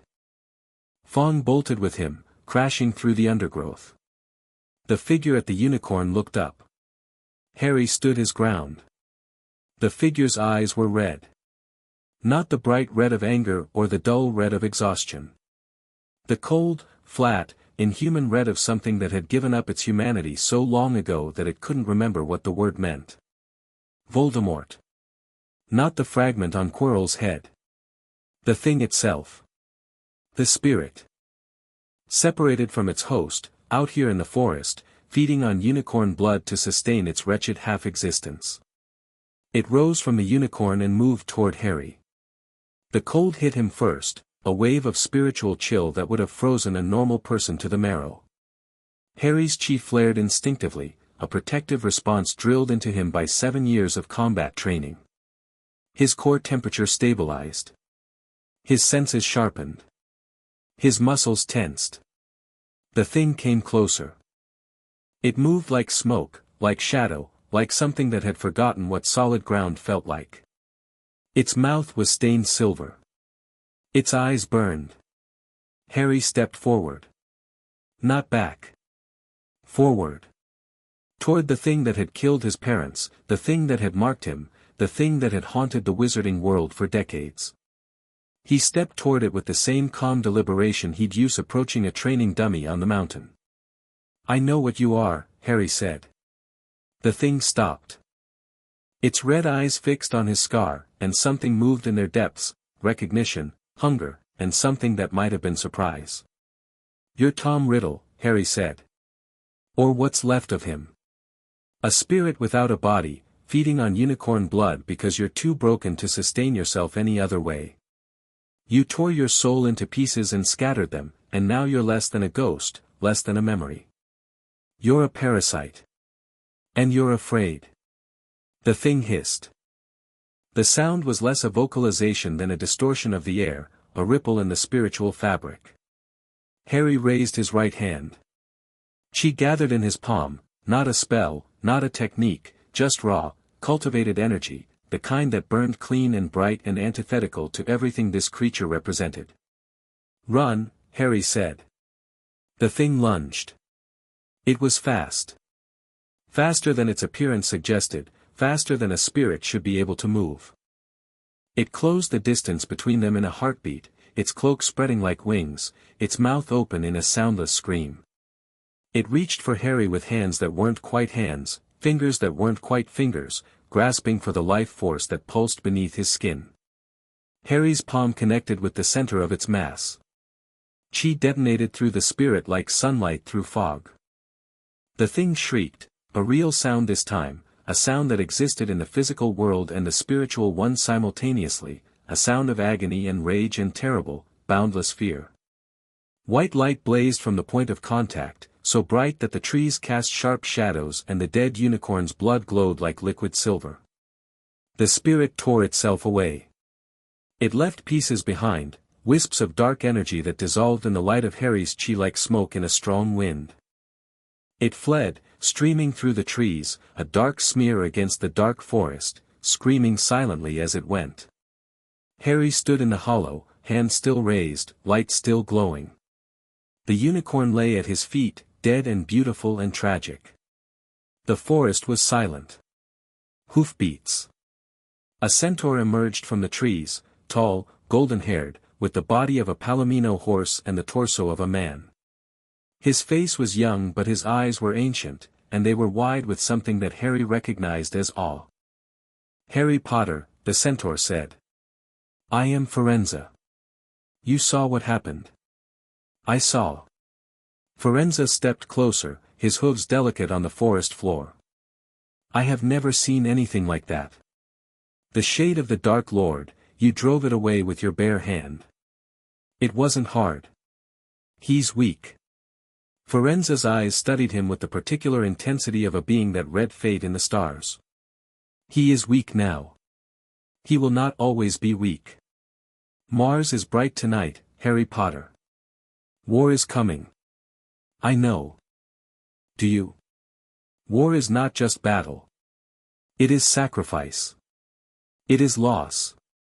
The stars say you will face this enemy many times before the end, and each time, the cost will be greater. Harry looked at the centaur. He thought of Wukong, who had fought heaven and lost, fought demons and won, and carried the scars of both with the same casual grace. "My father taught me something," Harry said. "He said the stars can tell you what might happen, but they can't tell you what you'll choose. And the choice matters more than the prophecy." Firenze was silent for a long moment. Then he dipped his head, a gesture of respect from a creature that respected very few things. "Your father is wise. Don't tell him that. He's insufferable enough." The centaur almost smiled. "Come. I will take you back to the edge of the forest. Your friends are worried." Harry looked back at the dead unicorn one more time. Silver blood on dark leaves. A creature of pure magic, killed to sustain something that had abandoned purity long ago. "I'm going to end this," Harry said. "Not a promise. A statement of fact. Him. All of it. Whatever it takes." Firenze said nothing. He turned and led Harry through the trees, and the forest closed behind them like a curtain falling on an empty stage. At the forest's edge, chaos awaited. Hagrid was crashing through the undergrowth, bellowing Harry's name. Hermione was casting illumination charms in every direction, her face white with fear. Ron was systematically searching the tree line with the methodical calm of someone who had decided that panic was counterproductive. Malfoy was sitting on a rock, ashen and trembling, with Fang's head in his lap. "I'm fine," Harry said, stepping out of the trees. Hermione hit him like a small, bushy-haired cannonball. "Don't you ever," we heard the screaming. Malfoy came running out saying something attacked you, something did. "I handled it." "What was it?" Hagrid asked, his crossbow trembling in his enormous hands. Harry looked at Malfoy, who was staring at him with wide, glassy eyes. The boy had seen the figure at the unicorn. He'd seen enough to be terrified. But Harry didn't think he'd stayed long enough to see the confrontation. "Something that feeds on unicorn blood," Harry said. "A dark spirit. It ran when I confronted it." Hagrid's face went through several colors, none of them healthy. "A dark spirit? In my forest? Not your fault, Hagrid. It came from outside. It won't come back." Harry wasn't entirely sure about this, but Hagrid needed reassurance more than accuracy right now. They walked back to the castle in a tight group. Hermione stayed glued to Harry's side. Ron walked on his other side, wand out, watching the shadows. Malfoy walked behind them, silent, his earlier hostility burned away by genuine terror. At the castle doors, Malfoy caught Harry's arm. "Potter." Harry turned. "The thing in the forest. The one drinking the unicorn blood." Malfoy's voice was barely a whisper. "It had red eyes." "Yes. That's him, isn't it? The Dark Lord. He who must not be named. He's alive." Harry looked at the boy. Draco Malfoy, whose father had been a Death Eater, whose family had built its fortune on the Dark Lord's ideology, who had been raised to believe that Voldemort's cause was righteous. Standing in a doorway, shaking, face to face with what that cause actually meant. "Yes," Harry said. "He's alive. And he's coming back. And everyone who served him will have to choose again." Malfoy stared at him. Then he turned and walked toward the dungeons without another word. Back in the common room, the fire burning low and the other students long asleep, Harry sat with Ron and Hermione and told them everything. The spirit in the forest. The confrontation. The chi blast that had driven it away. "He's not just possessing Quirrell," Harry said. "He can separate from him. Move independently. The forest feeding, that's how he sustains himself when he's not attached to Quirrell. Unicorn blood keeps the spirit alive, but it's a temporary fix. The stone is the permanent solution." "How soon?" Ron asked. "I don't know. But it'll be soon. He's getting desperate." The unicorn feeding tells me he's running out of energy. The parasitic attachment to Quirrell is draining them both. He needs the stone before they both collapse. Then we need to be ready, Hermione said. We are ready. We've mapped the protections. We know the route. We know what we're facing. There's one thing we haven't discussed, Ron said. He was staring at the chessboard on the table, but his eyes weren't focused on the pieces. What happens if the protection I think is McGonagall's, the chess game, requires us to split up? What do you mean? In wizard chess, you don't just move pieces. You become them. If McGonagall enchanted a giant chess set as a protection, we'd have to take the place of pieces and play a game. And in chess, sometimes you have to sacrifice pieces to win. The fire crackled. A log collapsed in a shower of sparks. Ron, Hermione said carefully. Are you saying, I'm saying that if it comes to chess, I play. That's my game. But chess has costs. And you two need to be the ones who get through to the end. He looked at Harry with a directness that Harry had come to associate with Ron at his most serious. You're the one who can face Voldemort. Hermione's the one who can solve whatever Snape's cooked up. I'm the one who can win the chess game. And if winning the game means I take a hit, that's the play. Absolutely not, Harry. Ron's voice was quiet but firm. You told me that your father taught you to learn from his mistakes. That he smashed his way through everything and ended up under a mountain. That sometimes strategy matters more than strength. This is strategy. My strategy. Let me do my job. Harry looked at his friend. Ron Weasley, who thought he was ordinary, who thought he lived in his brother's shadows, who didn't know yet that the thing he was best at was the thing that mattered most. If it comes to that, Harry said slowly, I'll trust your call. But I'm getting you out afterward. I don't leave people behind. I know you don't. That's why I'm willing to stay. Hermione's eyes were bright, but she didn't cry. She straightened her shoulders and said, then we prepare for every contingency. Every protection, every scenario. We go through it until we could do it in our sleep. Starting tomorrow, Harry said. Starting now, Hermione corrected, and pulled out her notebook. They planned until dawn touched the windows of Gryffindor Tower, 3 children around a table, mapping a war they hadn't asked for against an enemy who had started killing before they were born. And when the first light found them, bleary-eyed and hoarse-voiced and certain, they went to breakfast together and ate eggs and toast and looked like any other students at any other meal. Nobody noticed the resolve in their eyes. Nobody but Dumbledore, who looked at them from the head table over his half-moon spectacles and saw 3 pieces on his board that had started moving themselves. He took a sip of tea and said nothing. The game was almost at its end. Chapter 4, Mirrors and Monsters. Spring came to Scotland the way spring comes to places that aren't entirely sure they want it, reluctantly, in fits and starts, with occasional retreats back into grey skies and biting wind. But it came. The ice on the lake cracked and melted. The forbidden forest shook off its winter silence and filled with birdsong and the rustling of things waking up. The grounds turned from white to brown to a tentative, hopeful green, and the students of Hogwarts emerged from the castle like bears from hibernation, blinking in the unfamiliar sunlight. Harry barely noticed. He was deep in preparation, splitting his days between classes, training, and the quiet, relentless work of readying himself for what was coming. His morning started before dawn in the unused 7th-floor classroom, running through combat forms with the ironwood staff Wukong had sent him. The staff was magnificent, lighter than it looked, stronger than it had any right to be, and responsive to his chi in a way that made it feel like an extension of his own body.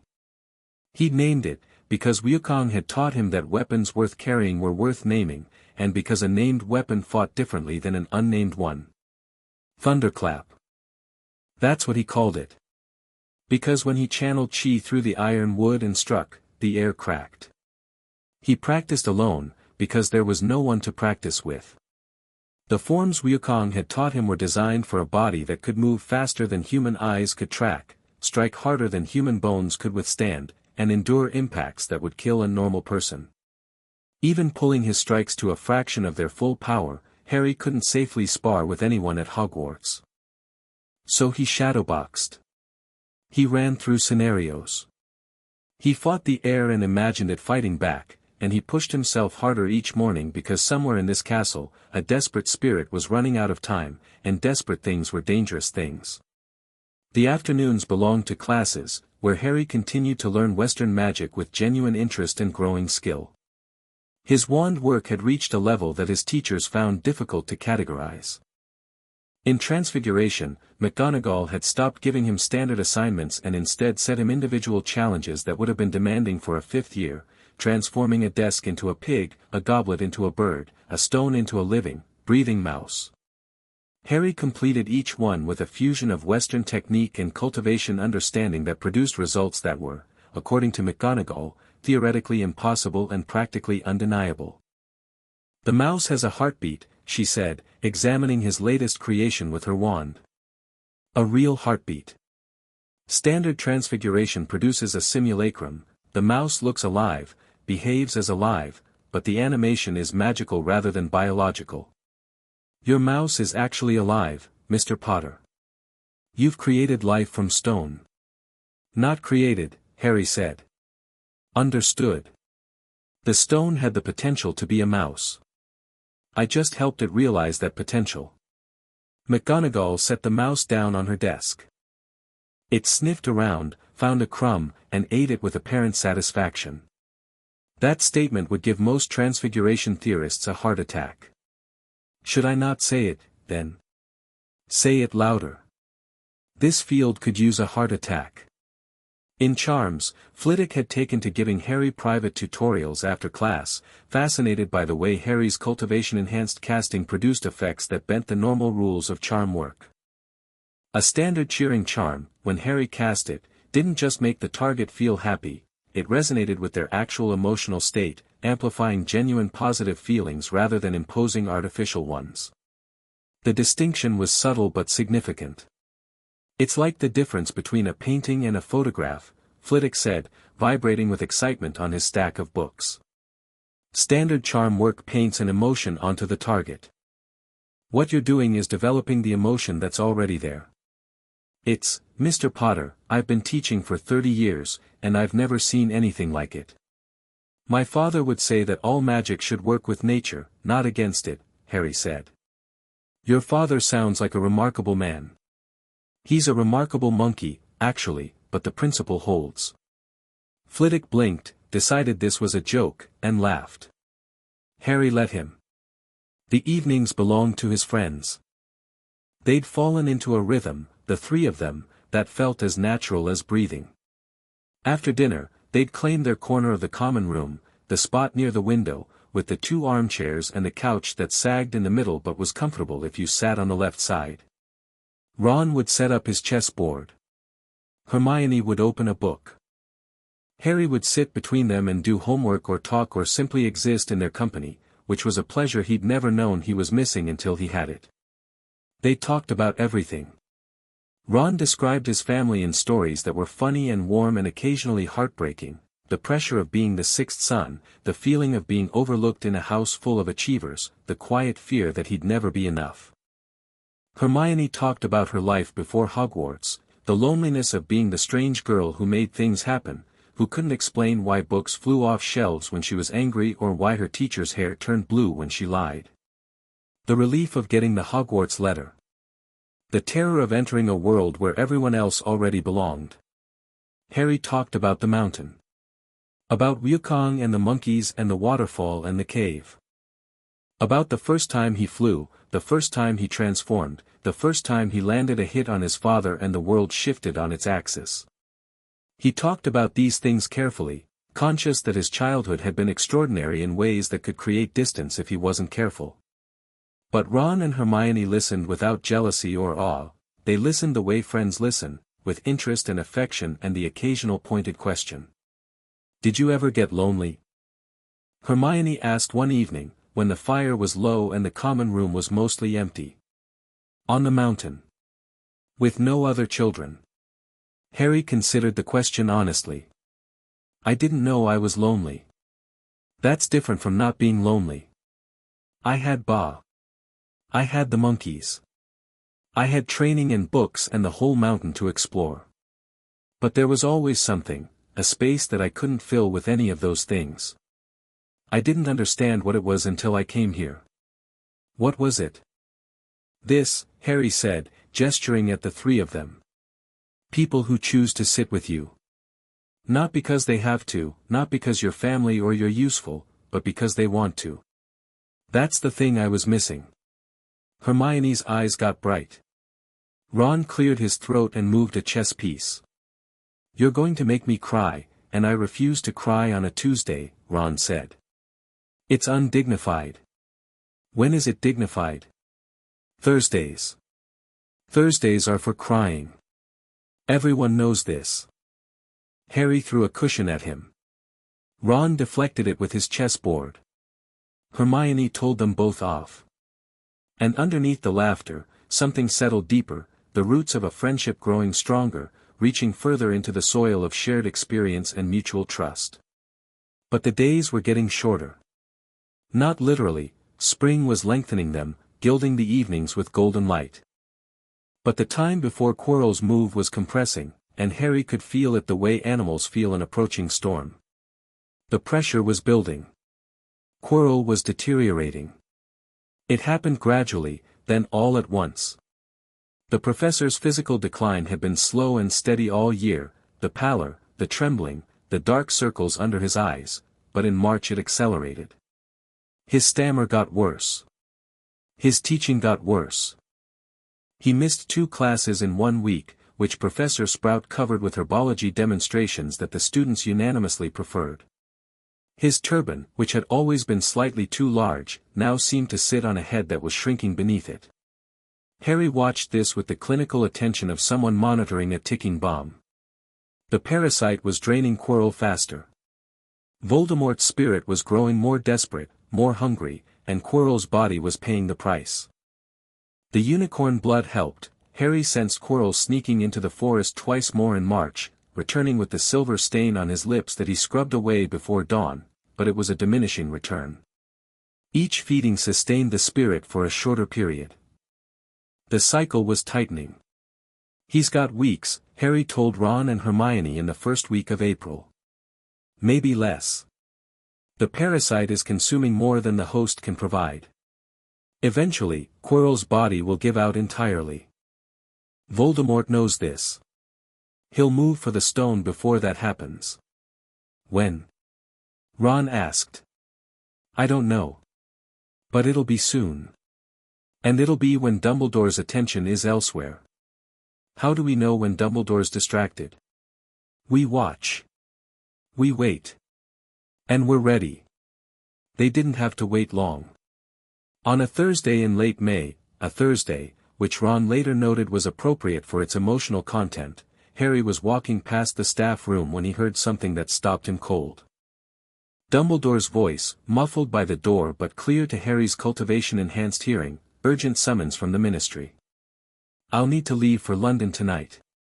It should only be, Harry didn't hear the rest. He was already moving. He found Ron in the Great Hall, finishing dinner. He found Hermione in the library, where she'd been since 4 o'clock. He gathered them both in the common room, cast the Muffliato charm himself. He'd learned it from Hermione, adapted it with his own chi, and his version was impenetrable, and told them. Dumbledore's leaving tonight. Ministry summons. The color drained from Ron's face. That's it. That's the distraction. The summons is fake, Hermione said immediately. It has to be. Voldemort, or someone working for him, sent a false ministry summons to draw Dumbledore away from the castle. The moment Dumbledore's gone, Quirrell goes for the stone, Harry finished. They looked at each other. The moment they'd been preparing for since October. 6 months of planning, research, training, and now it was here, and it was happening tonight, and they were 11 years old. Tonight, Ron said. He swallowed hard. Okay. Tonight. We go after curfew, Harry said. Give Quirrell time to start his run at the protections. We want him past the dog and into the gauntlet before we follow. The deeper he gets, the more defenses he's already neutralized, and the more exhausted he'll be when we catch him. What about Snape? Hermione asked. What about him? He's been watching Quirrell all year. He knows something's wrong. If Dumbledore leaves, Snape might try to go after the stone himself, either to protect it or to stop Quirrell. Harry considered this. Snape was a complication. The man's loyalties were unclear. He'd been a Death Eater, according to wizarding history, but Dumbledore trusted him, and he'd been counter-cursing Quirrell's hex on Harry's broom during the Quidditch match. A double agent, maybe. Or a triple one. The kind of person whose true allegiance was visible only to someone who could read the layers of intention beneath the surface. Snape's not our problem, Harry decided. If he goes after the stone, he's another obstacle for Quirrell. If he doesn't, nothing changes.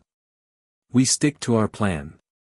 Our plan being, follow the Dark Lord into an underground death trap and fight him, Ron summarized. That's the plan. Just checking. They went at midnight. The common room was empty. The fire had burned to embers. Harry wore his school robes over his training clothes, loose cotton trousers and a close-fitting shirt that wouldn't restrict his movement. Thunderclap was shrunken to the size of a pencil and tucked behind his ear, the way Wukong carried Rui Jingubang. His wand was in his right hand. The jade pendant was warm against his chest. Ron was pale but steady, his wand gripped tight, his jaw set. He'd changed into trousers and a jumper, practical clothes, battle clothes, though Harry doubted Ron thought of them that way. He was thinking of chess. Harry could see it in his eyes, that distant, calculating look that meant Ron was running scenarios, planning moves, preparing for a game where the stakes were real. Hermione was dressed in her school robes, but she'd tied her hair back and her wand was already in her hand. She'd brought a small bag slung across her body that contained, Harry knew, a selection of potions she'd brewed in the girls' bathroom over the past month, nothing combat grade, but useful. Healing drafts. A mild antidote. A vial of liquid luck she'd found the recipe for in a restricted section book and brewed with terrifying competence, though she admitted the luck effect was probably only psychological at the dosage she'd managed. Let me go first, Harry said. I'll scout the corridor. If Quirrell's already inside, I'll signal you. He slipped through the portrait hole and into the dark corridor beyond. The fat lady murmured in her sleep but didn't wake. Harry extended his senses through the castle, feeling the sleeping students, the prowling ghosts, the gentle hum of the wards, and searched for Quirrell. There. Third floor. The professor's aura was moving, agitated, purposeful. He was already past the door. Already past Fluffy. Harry signaled his friends with a pulse of light from his wand, a modification of the Lumos charm that produced a directed beam rather than an omnidirectional glow. Ron and Hermione emerged from the portrait hole and followed him through the sleeping castle. They moved quickly and quietly, using the route Ron had mapped months ago, a combination of corridors, secret passages, and one stretch where they walked behind a tapestry that concealed a servant's stairway. Harry kept his senses extended, monitoring the castle for anyone who might intercept them. Filch was on the second floor, Mrs. Norris beside him, moving away from their position. Peeves the poltergeist was in the trophy room, doing something that involved a lot of metallic crashing. The coast was clear. The third-floor corridor was dark and cold and smelled of dog. The door to Fluffy's chamber was ajar. From inside came the sound of enormous, rhythmic snoring, all three heads breathing in staggered cycles, creating a continuous bass rumble that vibrated in Harry's ribcage. Someone had placed an enchanted harp near the door. It was playing a gentle, repetitive melody that had put the massive dog to sleep. Quirrell's work, Harry murmured. He's already through. They slipped past Fluffy, Harry first, then Hermione, then Ron, who gave the sleeping three-headed dog a look of pure existential horror as he passed. The trapdoor was open. A square of absolute blackness gaped in the floor. Harry dropped through without hesitation. He landed on something soft, something that moved. Tendrils wrapped around his ankles immediately, thick and muscular and alive. Devil's Snare. He recognized it from Hermione's research, a magical plant that loved darkness and constricted in response to struggle, crushing its victims like a botanical python. Harry didn't struggle. He channeled chi to the surface of his skin, raising his body temperature until the air around him shimmered. The tendrils flinched. Devil's Snare hated warmth. He increased the heat, and the plant recoiled, releasing him and retreating into the walls of the chamber. "It's Devil's Snare," he called up. "Don't fight it. Stay calm, and Ron dropped through and immediately panicked. The tendrils swarmed him, wrapping around his arms, his legs, his chest. He thrashed, which made it worse, and for a terrifying second he was being dragged into the mass of vines. Hermione dropped through a moment later, assessed the situation in half a second, and raised her wand. Lumos Solum. A blast of brilliant sunlight erupted from her wand. The Devil's Snare screamed, a thin, vegetable shriek, and released Ron, retreating so fast that it nearly pulled itself from the walls. Ron fell to the floor, gasping, covered in plant sap and looking thoroughly offended. "Thanks," he wheezed. "Light and warmth," Hermione said. "Sprouts protection. Easy. Easy for you. That thing had me around the neck." They moved on. A stone corridor led them deeper underground, the air growing colder with each step. Harry could feel the layers of enchantment around them. Each protection existed not just as a physical obstacle but as a magical boundary, a ward that had to be crossed. They were descending through the castle's defenses like divers descending through the layers of a deep ocean. The next chamber was enormous and filled with the sound of wings. Hundreds of winged keys fluttered near the ceiling, glittering in the light of torches that had been enchanted to burn permanently. They were beautiful, jewel-bright, delicate, moving in complex patterns that made the air shimmer. Against the far wall stood a heavy wooden door with an ornate iron lock. "Flitwick's protection," Hermione said. "Enchanted keys.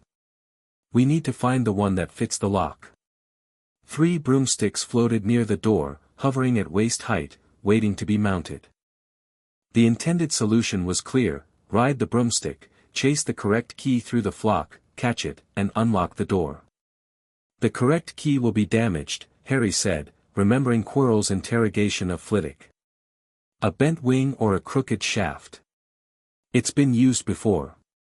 He looked up at the flock. His cultivator's eyes scanned the mass of fluttering shapes, processing hundreds of individual forms in seconds. There, a large, old-fashioned silver key with a bent left wing, moving slower than the others, staying near the center of the flock. Harry didn't mount a broom. He extended his hand, palm up, and sent a thread of chi into the air, not a grab, not a force, but an invitation. The same understanding he used in transformation, the same respect for the nature of the thing. The key was enchanted to fly. It wanted to fly. But it was also a key, and a key's deepest purpose was to open things. "Come on," Harry murmured. "You know what you're for." The silver key hesitated. Its bent wing twitched. Then it broke from the flock and shot downward like a silver arrow, landing in Harry's open palm with a satisfied click. Its wings folded against its shaft, and it lay still, warm and content, as if it had been waiting to be called. Ron stared. "Did you just convince a key to come to you?" I asked nicely. "That shouldn't work." And yet. They unlocked the door and passed through into the next chamber. This one was dark, so dark that even the torches seemed reluctant to burn. As they stepped inside, the lights flared, and Harry saw what Minerva McGonagall had built. A chessboard. Not a normal chessboard. The chamber was the board, 64 squares of black and white stone, each one 6 feet across, filling the room from wall to wall. And on the squares stood chess pieces, life-sized and terrifying. White pieces on one side, black on the other. The white pieces were the defenders.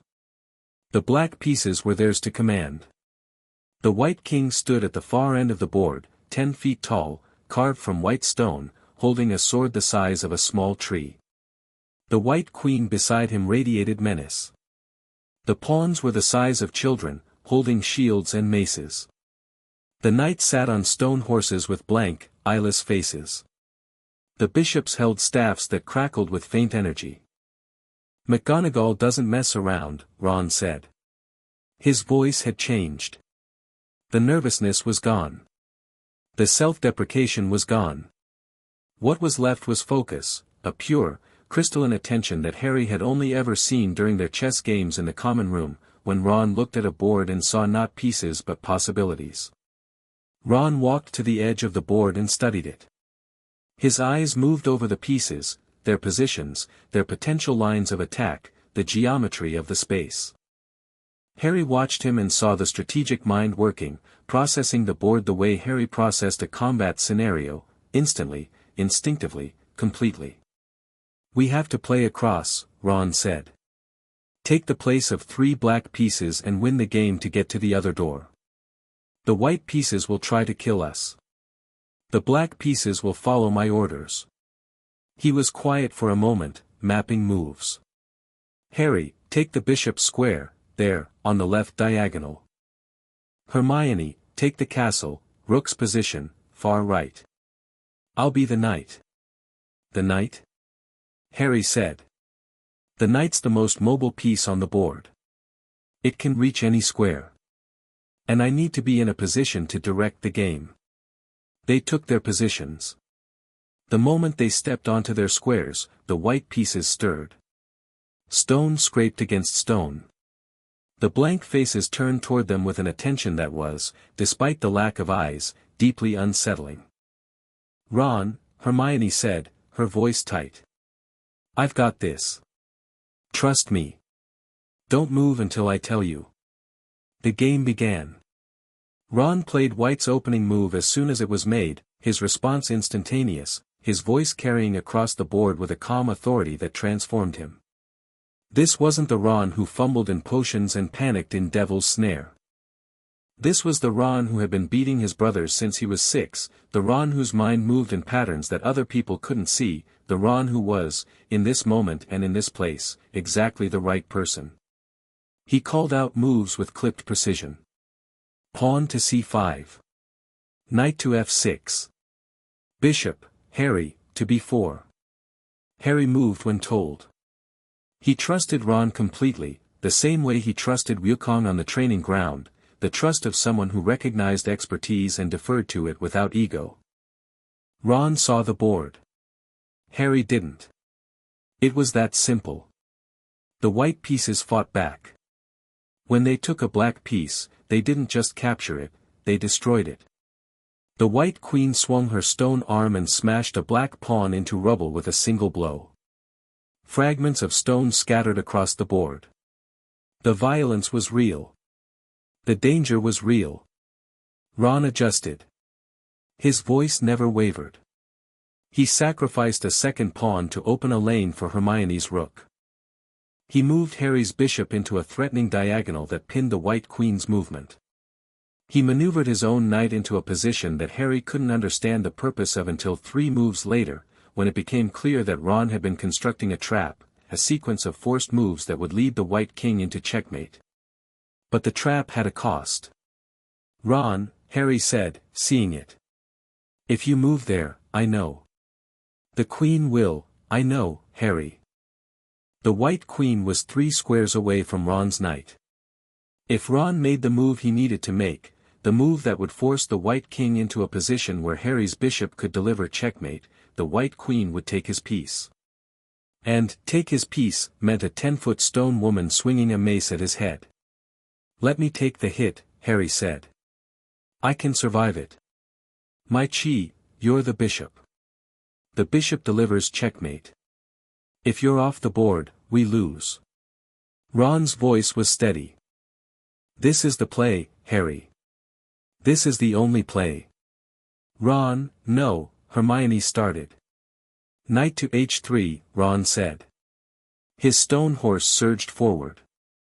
The white queen turned, raised her mace, and swung. Ron threw himself from the horse at the last possible second. The mace caught the stone knight and exploded it into fragments, but Ron hit the ground rolling, the way Harry had taught him: tuck your chin, protect your head, let the momentum carry you. He rolled across 2 squares and slammed into the base of a black rook, hard. He lay still. Ron! Hermione screamed. Bishop to e1, Ron said, from the ground. His voice was strained, breathless, but clear. Checkmate. Harry moved. 1 square. Diagonal. The black bishop, his square, slid into position, and the white king's stone sword clattered to the ground. The king removed his crown and dropped it at Harry's feet. The game was over. Harry was off the board and at Ron's side in a heartbeat. His friend was conscious, breathing, but hurt, a gash on his forehead from the stone fragments, a bruised rib from the landing, possibly a hairline fracture in his left arm. Harry's hands glowed faintly as he ran a diagnostic, a basic cultivation technique for assessing injury. Nothing critical, Harry said. Bruised ribs, cut on your head, your arm might be cracked. Can you move? I can move, Ron said. Hurts, though. You're an idiot, Hermione said, kneeling beside him with tears on her face and fury in her voice. A stupid, brave, brilliant idiot. Brilliant's good. I'll take brilliant. Ron winced as Harry helped him sit up. Did we win? We won. Because of you. Good. Then it was worth it. Now get moving. Both of you. I'll be fine. I'll make my way back to the entrance and send for help. I'm not leaving you, Hermione. Ron grabbed her hand with his good arm. You need to go with Harry. The potions puzzle is next. You're better at potions than anyone in this castle, Snape included, and Harry needs you to solve it. I'll be fine. I've had worse from Fred and George's experimental fireworks. Hermione looked at Harry. Harry looked at Ron. The red-headed boy was pale, bloodied, cradling his arm against his chest, and his eyes were absolutely clear. Go, Ron said. Harry squeezed his friend's shoulder. I'll come back for you. I know you will. Harry and Hermione crossed the chamber and stepped through the door on the far side. As it closed behind them, Harry heard Ron cough, then mutter, "Night sacrifice." Classic Sicilian. He'll be telling this story for years. The next chamber hit them with a wall of stench. The troll was already down. Quirrell's work, the creature lay in a heap against the far wall, unconscious, dispatched by whoever had been through before them. It was even larger than the one from Halloween, and the room was small enough that its body took up most of the floor space. Harry and Hermione picked their way past it, holding their breath. Quirrell's protection, Hermione confirmed. He put a troll here knowing he could bypass it instantly. For anyone else, it would be a serious obstacle. It would have been a 2-minute obstacle for us. I know. But it tells us something. Quirrell's already through everything up to this point. He's ahead of us. They moved faster. The next chamber was Snape's. They stepped through the door and it slammed shut behind them. Flames erupted, purple fire blocking the way forward, black fire blocking the way back. In the center of the room stood a table with 7 bottles of different shapes and sizes, and a scroll of parchment. Hermione picked up the scroll and read it aloud. A riddle. A logic puzzle, elegant and precise, designed to identify which of the 7 bottles would allow passage forward, which backward, which were nettle wine, harmless, and which were poison. This is Snape's. Harry said. It's not magic. It's logic. Exactly. Most wizards don't have an ounce of logic. They'd be stuck here forever, trying spells, never thinking to just read the clue and reason it out. Hermione was already working through the puzzle, her finger moving along the scroll, her lips forming silent deductions. Snape designed this for someone who relies on magic. He designed it as a filter, only someone who can think without magic gets through. Harry could have bypassed the flames. His chi could generate enough heat resistance to walk through fire, and his transformation abilities meant he could become something immune to burning. But Hermione was already solving it, and solving it was faster than fighting it. "Got it," she said, less than a minute later. She pointed to the smallest bottle, a tiny vial of black liquid. "This one goes forward." "But Harry, there's only enough for one person." Harry looked at the vial. Then at Hermione. "I know," he said. "You go back. Take the bottle that gets you through the black fire, that one, the round one on the end. Get Ron. Get out. Go to the Ollery and send a message to Dumbledore. Tell him what's happening. Harry, I can't let you go alone, you're not letting me. I'm choosing. Hermione, you've gotten us this far. The Devil's Snare. The keys. The logic puzzle. None of this works without you. But what's through that door is Quirrell and Voldemort, and that's my fight. It's always been my fight." Hermione's face crumpled. For a moment, she looked like what she was, an 11-year-old girl, terrified for her friend, standing in a dungeon in the middle of the night while a Dark Lord waited one room away. Then she straightened. She took a breath. She pulled the round bottle from the table and uncorked it. "You come back," she said. "I mean it, Harry. You come back, or I'll learn necromancy and bring you back just to kill you again. I'll come back. Promise. I promise." She hugged him. Tight, fierce, her face pressed against his shoulder. He hugged her back. She was shaking. He wasn't. Hermione drank the round potion, gasped at the sensation, and walked through the black fire. It let her pass. She was gone. Harry picked up the small vial. The liquid inside was ice-cold and tasted like nothing, like the absence of taste, like a void shaped like a drink. He felt it spread through his body, not warming him, not cooling him, just making him permeable, passable, compatible with the flames. He walked through the purple fire and into the last chamber. The mirror of Eriste stood in the center of the room. It was the same mirror Harry had found at Christmas, the same ornate gold frame, the same strange inscription, the same deep, pulling gravity that said look at me, see what you want. But now it was the final defense. Somewhere inside that glass, somehow embedded in the enchantment, was the Philosopher's Stone. And standing in front of it, his turban unwound, his face grey and gaunt, his hands gripping the frame as if he could shake the stone loose by force, was Quirinus Quirrell.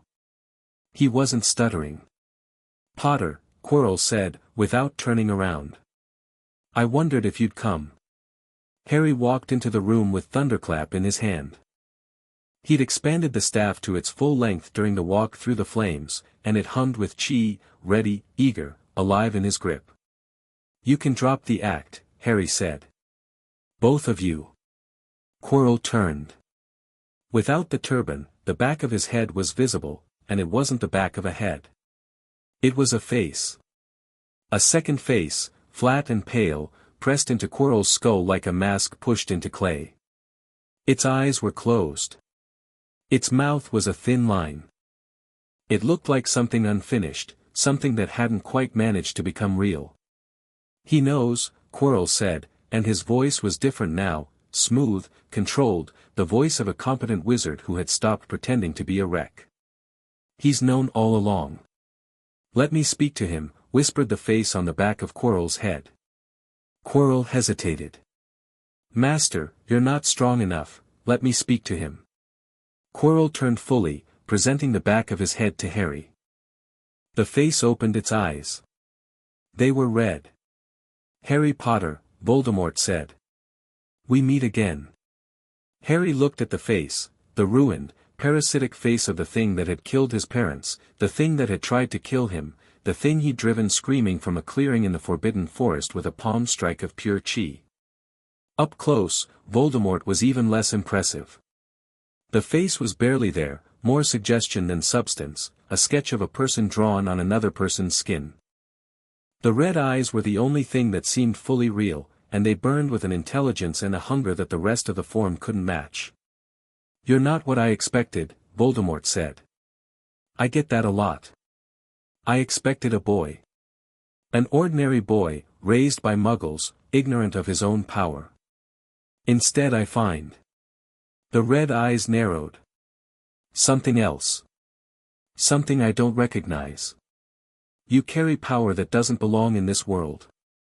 It belongs to me. That's enough." Voldemort studied him.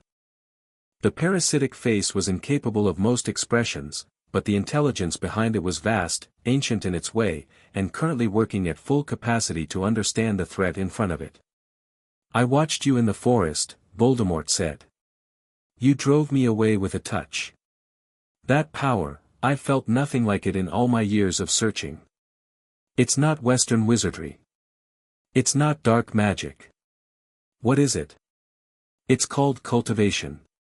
It's older than your entire tradition. And it's specifically good at dealing with things like you. Things like me." The thin mouth curved. "You mean immortals?" "I mean broken things. Souls that don't fit right because they've been torn apart too many times." Something moved behind the red eyes. Not anger, something colder. The recognition of an accurate assessment from an unexpected source. "You know about the Horcruxes," Voldemort said. "I know about the one that was in my scar. My father removed it when I was a baby. It wasn't difficult. This time, there was anger." The red eyes flared, and the face pressed forward against Quirrell's skull, distorting, the mouth opening wider than a mouth should open. "You lie. My Horcruxes are protected by magic beyond anything, a fragment of your soul, lodged in a baby's scar, held in place by nothing but the trauma of the killing curse. My father peeled it out in 3 seconds. He said it was pathetic. His word." The chamber was very quiet. The mirror hummed. Quirrell's hands were trembling, not from cold, not from weakness, but from the strain of containing the thing on the back of his head as it raged. Then Voldemort went still. The anger drained from his face, replaced by the calculated calm of a predator reassessing its approach. "Your father," Voldemort said slowly. "This power you carry. The way you move, the way you fight. You weren't trained by any wizard I know. Who is your father, Harry Potter? Someone who fought gods and won." Voldemort processed this. Harry watched the red eyes flicker as the dark wizard's formidable intellect worked through the implications. He could almost see the connections being made: Eastern magic, cultivation, a being powerful enough to casually destroy a Horcrux, who had fought gods. "The Monkey King," Voldemort whispered. "Son Wukong."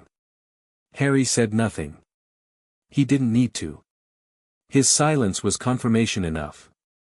Voldemort laughed. It was a terrible sound, thin, rasping, carrying none of the warmth that laughter should contain. "The great sage equal to heaven. The one who challenged the entire celestial order and nearly won. And he chose you. A human child. A wizard. He chose me. Do you know why? Because I needed someone. And he was there." "No." Voldemort's eyes burned. "Because you're useful. Because you carry power he can shape to his purposes. Because raising you, training you, turning you into a weapon, that gives him leverage. In the celestial courts, in the mortal world, everywhere. You're a tool, Harry Potter. A very impressive tool, but a tool nonetheless." Harry looked at the face. At the red eyes. At the ruined intelligence behind them. And he felt something unexpected: pity. Not sympathy. Not compassion. Just the cold, clear recognition that the being in front of him had never been loved, had never understood love, and therefore could not conceive of it as a motivation. Voldemort's mind was brilliant, but it operated within a framework that had no category for the thing that had actually happened. A lonely immortal finding a lonely child and choosing to be a father. That was invisible to Voldemort. It didn't compute. "You're projecting," Harry said. "You see manipulation because that's all you know. But you're wrong.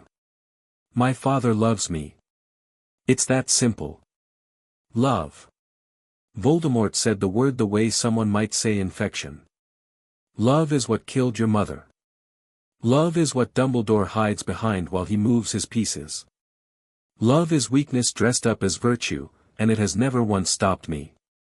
It stopped you the night you tried to kill me. Voldemort went very still. "My mother's love," Harry said. "That's what rebounded the killing curse, isn't it? That's what Dumbledore's blood ward was based on. Not just magic. Love. The most powerful force in your worldview is dark magic and immortality, and you were beaten by a woman who loved her baby enough to die for him. I was not beaten. I was delayed. You've been delayed for 11 years. You're a face on the back of another man's head, drinking unicorn blood in a forest, trying to steal a rock from a mirror. Is this what immortality looks like, Tom? Is this what you tore your soul apart for?" The name hit like a slap. Tom. The name he'd been born with. The name he'd abandoned. "Do not call me that," Voldemort hissed. "Why not? It's your name. Tom Marvolo Riddle. A half-blood wizard from an orphanage who was so afraid of death that he destroyed his own soul trying to avoid it. You're not a Dark Lord. You're a frightened boy who never grew up." The room erupted. Quirrell spun, and Voldemort's rage channeled through the host body with explosive force. Magic, dark, wild, uncontrolled, blasted outward from Quirrell's wand. The floor cracked. The walls shook. A bolt of green-black energy screamed toward Harry's chest. Harry moved. Not away from the spell. Through it. He stepped forward, staff spinning, and batted the curse aside with thunderclap. The ironwood was saturated with his chi, and when the dark magic hit it, the staff glowed white-hot and the curse deflected into the ceiling, blowing a hole in the stone. Quirrell fired again. And again. A barrage of curses, cutting hexes, blasting curses, at least one that Harry recognized as lethal by the green light and the singing sound it made. The killing curse. Quirrell was trying to kill him. Harry stopped dodging. He stepped onto a platform of compressed chi, lifted himself 3 feet off the ground, and charged. The curses came, and he deflected each one, staff work and bodywork combined, the forms Wukong had drilled into him 10,000 times, adapted for real combat, executed at a speed that turned his body into a blur of motion and his staff into a singing arc of iron, wood and light. He closed the distance in 2 seconds. Thunderclap swung in a low arc and caught Quirrell behind the knees. The man crumpled, hit the ground hard, and Harry was on him before he could raise his wand. He planted the end of his staff on Quirrell's chest, pinning him, and pressed down with enough force to make breathing difficult but not impossible. "It's over," Harry said. "It is not over," Voldemort hissed from the back of Quirrell's head. "Kill me, and I return. I always return. The Horcruxes will be found and destroyed. Every one of them. My father is already looking." Something changed in the red eyes. The anger gave way to something else, not fear, exactly, but the beginning of it. The first cold breath of the possibility that this child, this impossible child raised by an impossible being, might actually be able to do what he claimed. "You can't destroy them. You don't know what they are, where they are, we'll find them. The Monkey King has been alive for 4,000 years, Tom. He's patient when he needs to be.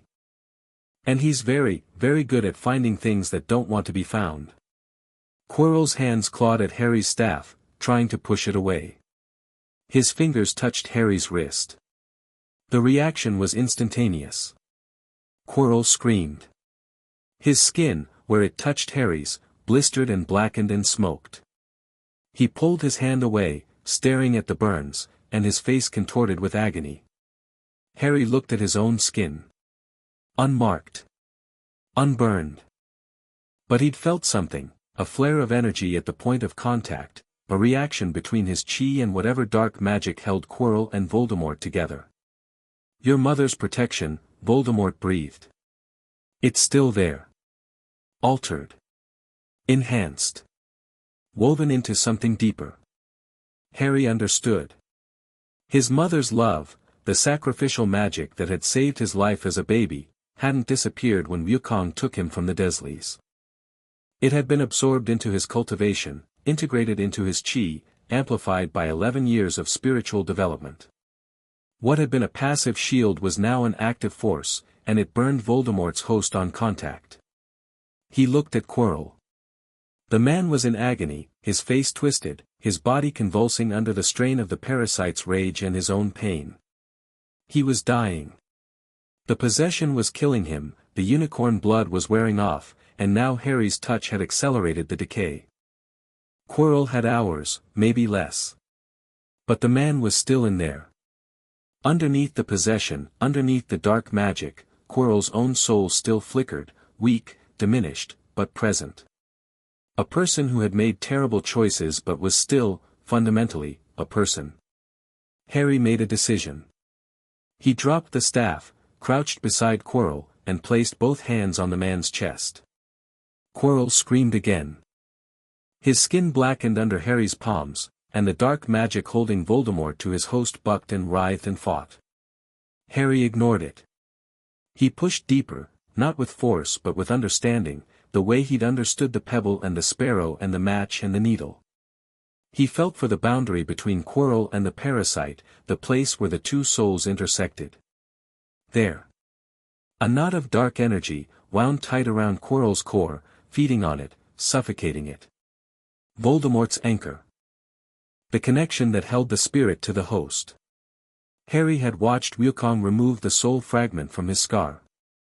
He'd been a baby then, unable to understand the technique. But Wukong had taught him the theory afterward, the principles of spiritual surgery, the art of separating tangled energies without destroying either. It was delicate work. Precise work. The kind of work that required not just power but the deep, empathetic understanding that cultivation was built on. Harry understood Quirrell. A man who had been afraid, who had sought power to compensate for his fear, who had found something terrible and been consumed by it. Harry understood Voldemort. A boy who had been abandoned, who had discovered magic and used it to fill the void where love should have been, who had torn himself apart in pursuit of the one thing he feared most. He understood them both, and in understanding them, he found the seam. He pulled. The spiritual connection between Voldemort and Quirrell tore like wet paper. Voldemort's spirit erupted from Quirrell's body with a scream that existed in frequencies beyond human hearing, a sound of rage and agony and loss that shattered the mirror behind them and sent cracks racing up the chamber walls. A dark shape, formless and howling, ripped itself free and hung in the air above them, twisting, clawing, trying to find purchase. Harry stood. His hands were burned from the contact, red and raw, but the burns were already healing, his chi circulation accelerating the recovery, his mother's protection glowing through his skin like banked embers. Go, Harry told the thing above him. Go, and don't come back. The spirit lunged at him. It was desperation, not strategy, a last, frantic attempt to claim a new host, to find a new anchor. Harry raised one hand, and his chi blazed from his palm like a searchlight. White gold energy, bright enough to leave afterimages, carrying the warmth of his mother's sacrifice and the force of 11 years of cultivation. The spirit hit the light and recoiled. It screamed again, thinner, weaker, diminishing. And then it fled. Through the ceiling, through the stone, through the castle's wards, out into the night. A dark smear against the stars, shrinking, fading, gone. Harry stood in the wrecked chamber, breathing hard, his hands throbbing, his chi reserves depleted to a level he hadn't experienced since his hardest training sessions on the mountain. On the floor, Quirrell lay still. His breathing was shallow.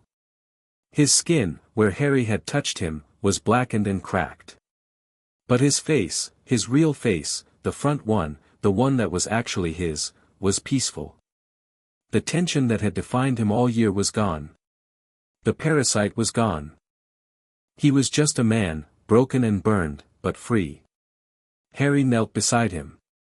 He checked Quirrell's pulse, threadbare but present. The man needed healing, real healing, more than Harry could provide with depleted reserves. But he was alive. Something clinked on the floor. Harry looked down. Near Quirrell's hand, resting on the cracked stone, was a small, blood-red stone.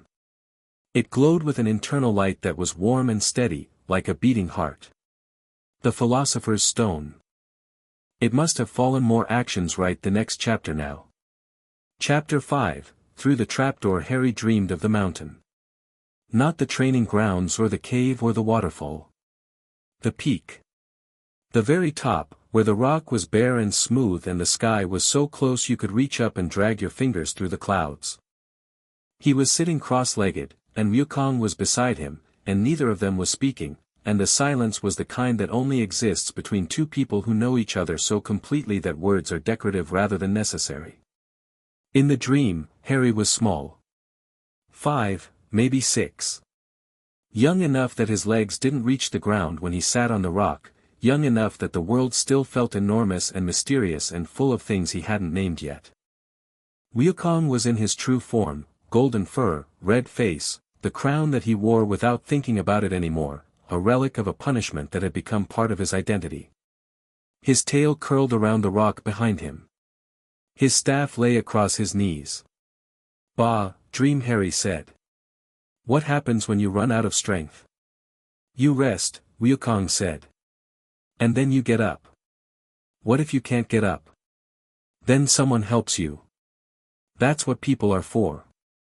"What if there's no one?" Wukong looked at him with golden eyes that held 4,000 years of experience and the particular, unguarded tenderness that he showed only to Harry, only when they were alone, only in moments when the great sage equal to heaven allowed himself to be simply a father. "There's always someone," Wukong said. "You just have to let them find you." The dream dissolved like morning fog, and Harry opened his eyes to the hospital wing. White ceiling. White curtains. White light, pouring through tall windows.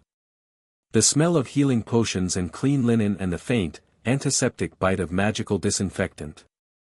He was in a bed, and the sheets were tucked tight around him in the particular way that suggested a very determined nurse, and his hands were bandaged in white gauze that tingled with medicinal enchantment.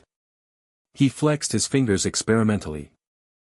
The burns were almost healed, he could feel it, the skin knitting beneath the bandages, accelerated by whatever the school healer had applied and by his own chi circulation, which had been running autonomic repair protocols even while he slept. His reserves were still low, maybe 40% of normal, but rising steadily. "Ah," said a voice. "He wakes." Dumbledore was sitting in a chair beside the bed. He looked like he'd been there for a while, his robes were slightly creased, his half-moon spectacles were perched on the end of his nose, and there was an empty teacup on the bedside table. Despite all of this, he looked alert. The blue eyes behind the spectacles were sharp and warm and watching Harry with an intensity that was gentle but unmistakable. "How long?" Harry asked. His voice was rough. His throat felt like he'd been gargling sand. 3 days. Harry blinked. 3 days. Madame Pomfrey was reluctant to allow visitors, but as headmaster I claim certain privileges. Your friends have been here every waking moment, incidentally. I had to physically remove Miss Granger this morning. She'd built a small fort out of library books around your bedside. Ron, Mr. Weasley is fine. A fractured arm, mended overnight. He's been discharged. He wanted to stay, but his mother arrived this morning and removed him with the force and inevitability of a natural disaster. Mrs. Weasley is a formidable woman.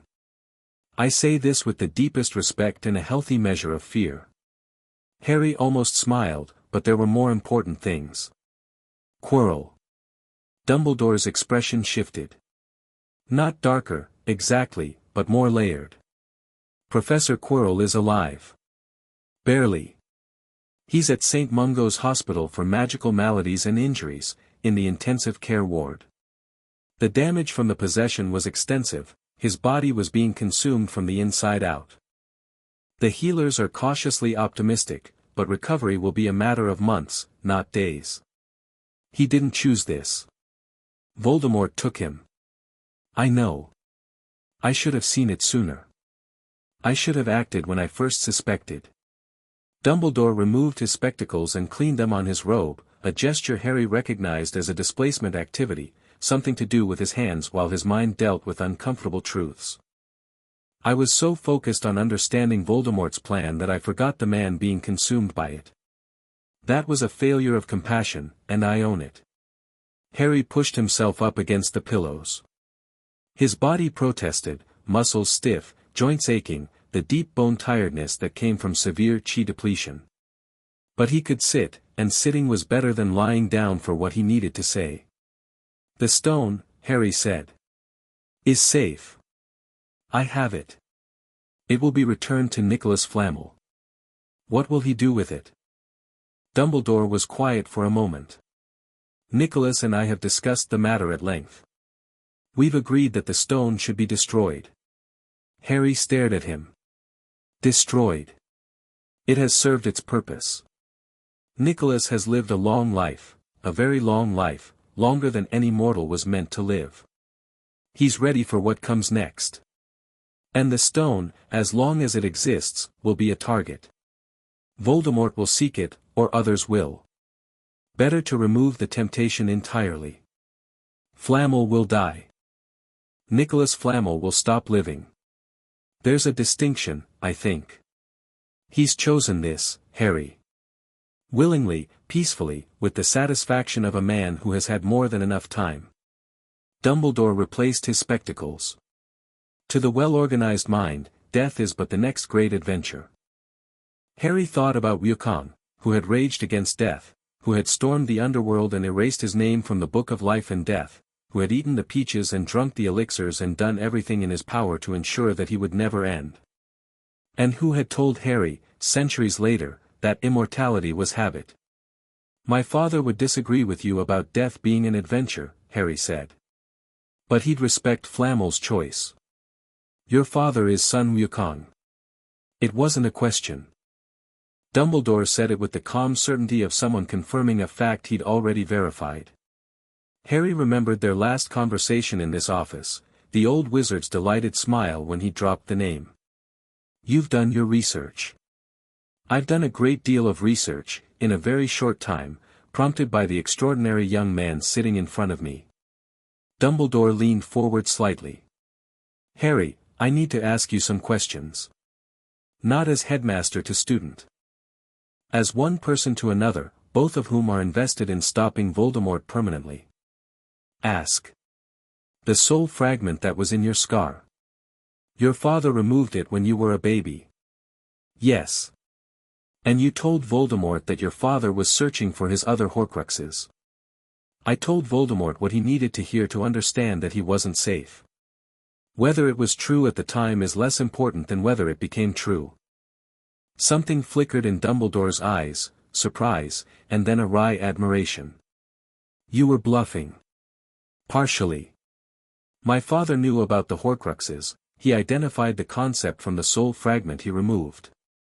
He didn't know how many there were or where they were hidden. But I've been thinking about it, and so has he, and we have some ideas. As do I. Dumbledore reached into his robe and pulled out a small, battered notebook. I've spent decades researching Tom Riddle's history. His obsessions. His vanity. His need for significance. He set the notebook on the bed between them. Voldemort made 6 Horcruxes, Harry. 7 pieces of soul in total, including the fragment in his own body. I know what most of them are, though I don't yet know where all of them are hidden. Harry picked up the notebook. The handwriting inside was Dumbledore's, small, precise, annotated in multiple colors of ink. He scanned the pages and saw names, locations, theories. Riddle's diary. Slytherin's locket. Hufflepuff's cup. Ravenclaw's diadem. A ring belonging to the Gaunt family. And the snake, a living Horcrux, created later, when Voldemort's desperation outweighed his caution. The fragment in my scar was the seventh, Harry said. Unintentional. Created by the killing curse that rebounded. Yes. And your father destroyed it. Crushed it between his fingers. He said it was pathetic. A ghost of a smile crossed Dumbledore's face. I can imagine the Monkey King saying exactly that. Professor, this notebook. You're giving this to me. I'm sharing it with you. There's a difference, and I want to be clear about it. Dumbledore's expression was serious now, more serious than Harry had seen it. I've spent years working on this alone, keeping my own counsel, moving my own pieces. And I've made mistakes. I left you on a doorstep. I let Quirrell suffer under my nose. I've treated this war as a chess game and forgotten that the pieces are people. He paused. The hospital wing was quiet. Somewhere outside, birds sang. You changed that, Harry. You and your friends.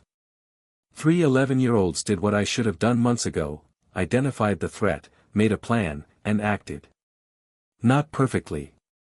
Not without cost. But decisively, and with a courage that I frankly found humbling. He met Harry's eyes. I don't want to play chess anymore. I want to work with you. As partners. As allies. Harry studied the old man. He read his aura, the complex weave of conviction and regret, of genuine warmth and residual calculation. Dumbledore was telling the truth, but truth was complicated for people like him. He meant what he was saying. He also still had plans within plans, strategies he wasn't sharing, contingencies he'd built before Harry had changed the equation. But he was trying. Genuinely, painfully, visibly trying to be better. And that, Harry decided, was worth meeting halfway. Partners, Harry said. But partners means honest. If you know something that affects me or my friends, you tell me. No more chess. No more greater good calculations that treat people as expendable. Agreed. And when my father gets involved, and he will, you treat him with respect. He's not a weapon to be deployed or a resource to be managed. He's my father. I would no more attempt to manage Sun Wukong than I would attempt to manage the weather. Both are equally amenable to direction. Harry smiled. Then he held out his hand, the right one, still bandaged, still tender, but steady. Dumbledore took it. His grip was gentle, conscious of the burns, but firm. Now, Harry said. Tell me everything you know about the Horcruxes. They talked for 2 hours. Dumbledore laid out his research with the thoroughness of a man who had been building this case for over a decade. Tom Riddle's history, from the orphanage to Hogwarts to his years of travel and darkness. The creation of each Horcrux, placed in order as best Dumbledore could reconstruct. The significance of each vessel, Riddle's obsession with the Hogwarts founders, with objects of historical importance, with things that validated his sense of his own specialness. He's a collector, Harry said, turning the pages of the notebook. He chose containers that meant something. Founders' relics, family heirlooms. He thinks of his Horcruxes as trophies. Precisely. Which makes them findable. A trophy has to be displayed, even if the display is hidden.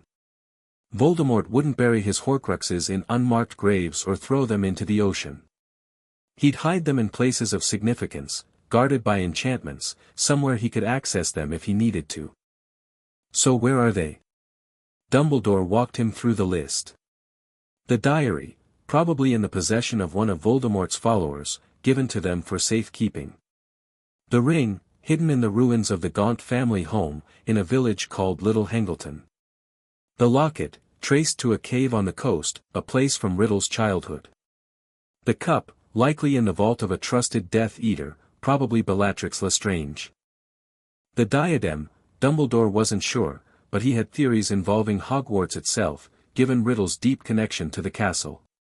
And the snake, Harry said. That one's different. The snake is a living creature. It stays with Voldemort. When he returns to a body, and he will return, Harry, make no mistake about that, the snake will be at his side. So we destroy the objects first. Take away his safety net. And when he comes back mortal. That's the strategy. Though, mortal is relative. Even without Horcruxes, Voldemort is one of the most powerful wizards alive. Defeating his soul anchors is not the same as defeating him. No. But it means he can be defeated. Right now, he can't. Right now, you could hit him with everything you have and he'd just come back. Take away the Horcruxes, and a fight against Voldemort becomes a fight you can win. Dumbledore nodded slowly. You think very clearly for someone who fought a Dark Lord 3 days ago. I think clearly because I fought a Dark Lord 3 days ago. Nothing sharpens the mind like almost dying. A knock at the hospital wing door interrupted them. Madame Pomfrey, the school healer, appeared with the expression of a woman who had been patient long enough. Headmaster. My patient needs rest, not interrogation. We're having a conversation, Poppy. You've been having a conversation for 2 hours. Out. Dumbledore stood with the graceful obedience of a man who knew which battles to fight and which to concede. We'll continue this, Harry. When you're recovered. Tomorrow. When Madame Pomfrey says you're recovered. Tomorrow, Madame Pomfrey said firmly. If, and only if, he eats 3 full meals, drinks the potions I've prescribed, and doesn't attempt to leave this bed. I'll be good, Harry said. You'll be supervised. I've met your friends. They're already in the corridor. She opened the door, and Ron and Hermione entered like a dam breaking. Hermione reached the bed first, but barely. Ron was half a step behind, his arm in a proper sling now, his face slightly less pale than the last time Harry had seen him. They both stopped at the bedside and looked at him with expressions that contained so many simultaneous emotions that Harry's spiritual senses couldn't untangle them all. You look terrible, Ron said. You keep saying that. It keeps being true. Hermione sat on the edge of the bed. She was vibrating with the effort of not immediately launching into the 17 questions she clearly had queued up. Her restraint lasted approximately 4 seconds. What happened down there? After I left. We heard noises, the whole castle shook, Harry, the suits of armor fell off their stands on the 4th floor, and then you were unconscious for 3 days and nobody would tell us anything. I separated Voldemort from Quirrell. She stopped. You what? The parasitic attachment. The thing holding Voldemort's spirit to Quirrell's body. I found the connection point and pulled it apart. It's a cultivation technique, spiritual surgery. My father taught me the theory. The theory, Ron said.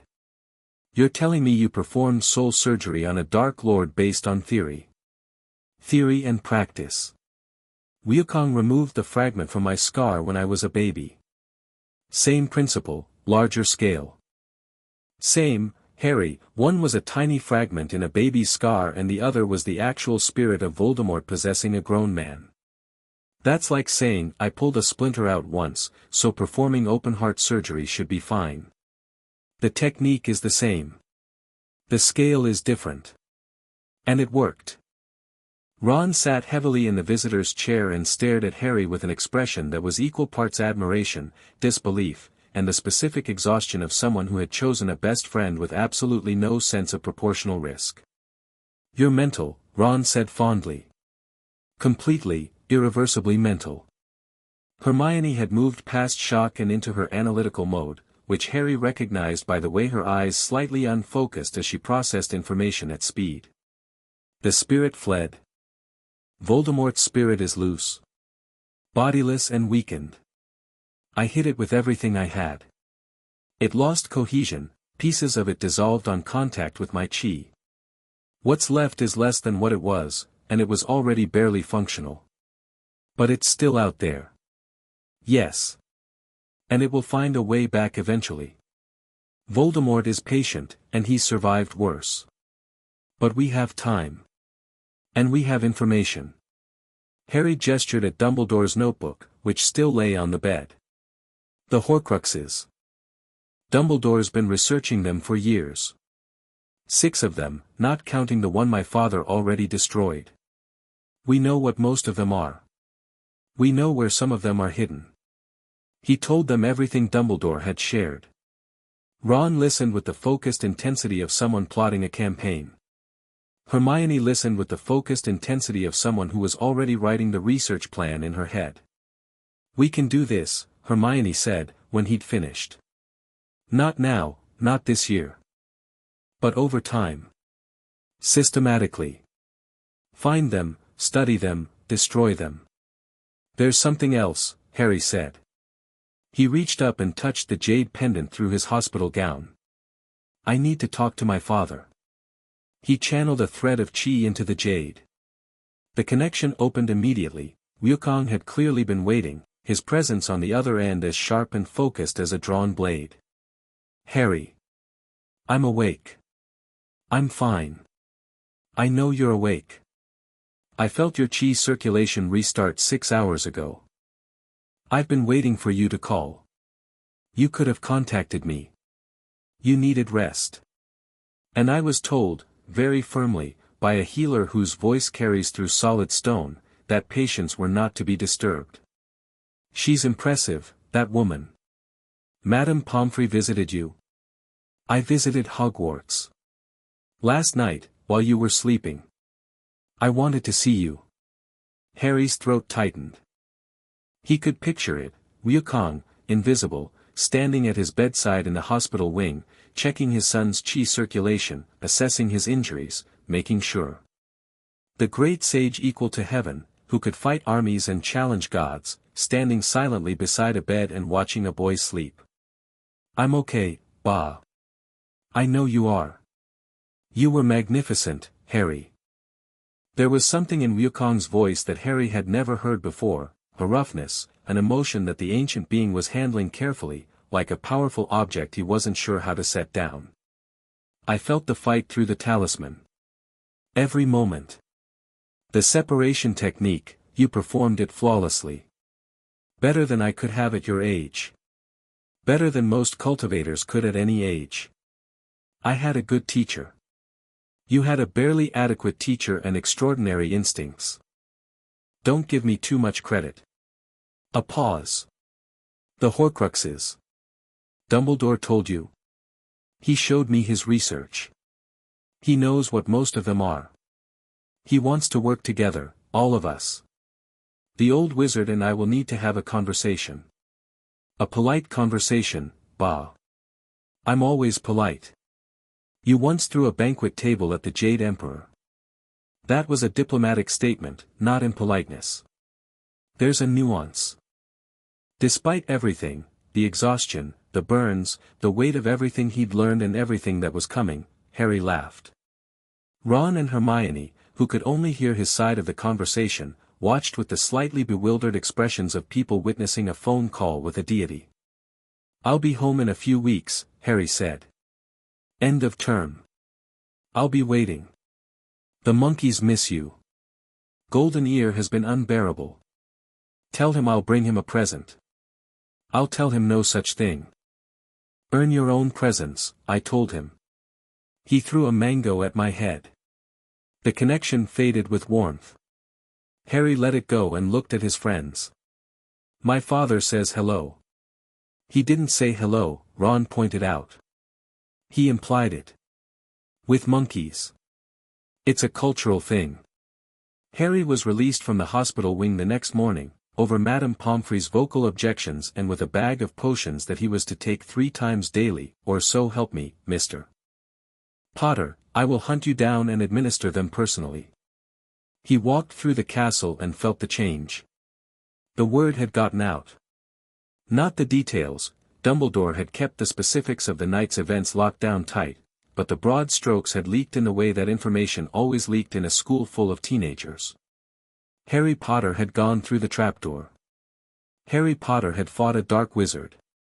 Harry Potter had saved the Philosopher's Stone. The stairs followed him through the corridors.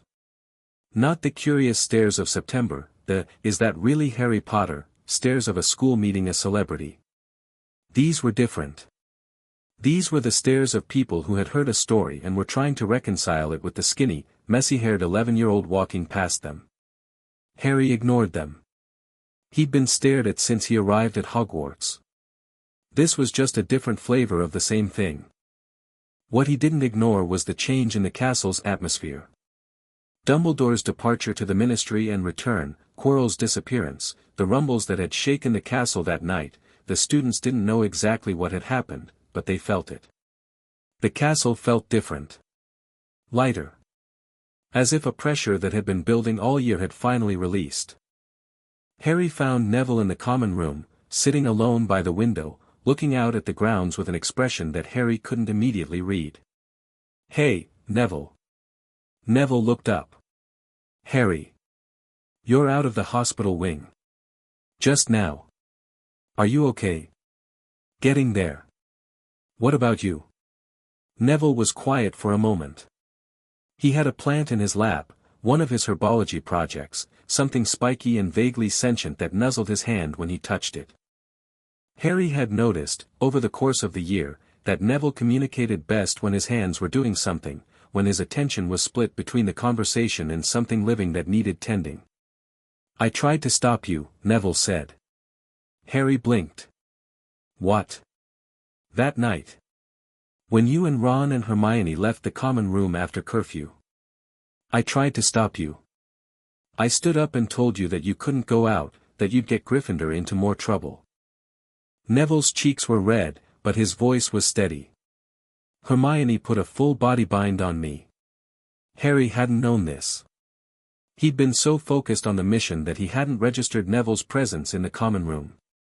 A pang of guilt hit him. Neville, who had been bullied and overlooked all year, who flinched at loud noises and crumbled under Snape's cruelty, had stood up to 3 people he considered friends because he thought they were making a mistake. "Neville, I know it was stupid. You were going to save the stone. I was going to lose us more points. It wasn't stupid. It was brave." Neville looked at him. "It was? Standing up to your friends is harder than standing up to your enemies. My father told me that. You stood in front of 3 people who were doing something you believed was wrong, and you said no. That took guts." Neville's flush deepened, but something in his posture changed, the same subtle straightening Harry had noticed after the potions incident months ago. As if a backbone that had always been there was slowly learning it was allowed to exist. "I'm sorry about the body bind," Harry said. "It wore off after an hour. I lay on the common room floor and thought about my life choices." Neville paused. "Harry, the thing everyone's saying. That you fought you know who. Is it true?" "It's true. And you won. This round." Neville nodded slowly. The plant in his lap made a sound like a purr. "I want to be braver. I know I'm not, I know I'm the worst Gryffindor in the house. But I want to try." "You're not the worst Gryffindor, Neville. You're one of the best. You just don't know it yet." Harry left Neville by the window and walked to the Great Hall for lunch. He ate 4 plates of food while Ron watched in horrified fascination and Hermione read a book about Horcrux theory that she'd obtained from the restricted section through means she declined to specify. "You're regenerating," Hermione said, glancing at his 4th helping of shepherd's pie. "Your body's using the calories to rebuild your chi reserves." "Fascinating." "It's disgusting," Ron said. "Pass the bread." The afternoon sun slanted through the great hall's enchanted ceiling, painting the clouds above them gold and rose. The castle hummed around them, alive and ancient and recovering from a year of hidden darkness. And Harry sat with his friends and ate shepherd's pie and felt, for the first time since the night he'd walked through the purple fire, something like peace. The last week of term arrived with the speed and inevitability of a closing curtain. Exams happened. Harry took them, performed well, and found the experience oddly anticlimactic. After fighting a Dark Lord, a written transfiguration test held limited terror. Hermione, characteristically, found the exams more stressful than the troll, the chess game, and the potions puzzle combined. She emerged from each exam in a state of heightened anxiety that only partially resolved upon confirmation that she had, in fact, performed brilliantly. I mixed up the properties of Moonstone and Sunstone on question 14, she said, walking out of the potions exam with the expression of someone who had witnessed an atrocity. Hermione, you finished half an hour early and the rest of us were still on question 6. That doesn't mean I was right. Speed and accuracy are different things. You got 112% on the charms exam. There were only supposed to be 100% available. Flitwick gave extra credit for original theory. That's not the same as, Hermione. She stopped. You're brilliant, Ron said. Please stop pretending otherwise. It's exhausting for the rest of us. She gave him a look that was half glare, half gratitude, and said nothing else about Moonstone. The end-of-year feast was on the last night of term. The great hall was decorated in green and silver. Slytherin had won the House Cup, thanks in part to Snape's aggressive favoritism and in part to the fact that Gryffindor had lost approximately 10,000 points over the course of the year due to the nighttime activities of 3 particular first years. The Slytherin table was celebratory. The Gryffindor table was resigned. The Hufflepuff and Ravenclaw tables were neutral in the way that Switzerland was neutral, technically uninvolved, privately invested. Dumbledore stood to address the hall, and the room fell quiet with the specific attentiveness that Dumbledore commanded, the weight of authority and affection combined. Another year gone, he said. And what a year it has been. Before we begin our feast, I have some last-minute points to award. The hall stirred. Points. Now. First, to Mr. Ronald Weasley, for the best-played game of chess Hogwarts has seen in many years, 50 points. The Gryffindor table erupted. Ron went scarlet. Second, to Miss Hermione Granger, for the use of cool logic in the face of fire, 50 points. Hermione buried her face in her hands. The cheering intensified. Third, to Mr. Harry Potter, for pure nerve and outstanding courage, 60 points. The hall was doing math. Harry could see it on people's faces, the rapid calculation, the dawning realization that Gryffindor was now tied with Slytherin for the House Cup. And finally, Dumbledore said, his eyes twinkling, it takes a great deal of bravery to stand up to our enemies, but just as much to stand up to our friends. I therefore award 10 points to Mr. Neville Longbottom. The explosion from the Gryffindor table was deafening. Neville, who looked like he'd been hit with a stunning spell, was buried under an avalanche of hugging, backslapping Gryffindors. The green and silver decorations vanished, replaced by red and gold. The Gryffindor lion roared from the banners. Even some of the Ravenclaws and Hufflepuffs were cheering. At the Slytherin table, Draco Malfoy sat very still. Harry caught his eye across the hall. Malfoy didn't sneer. He didn't scowl. He just looked at Harry with an expression that was unreadable and old beyond his years, and then he turned away.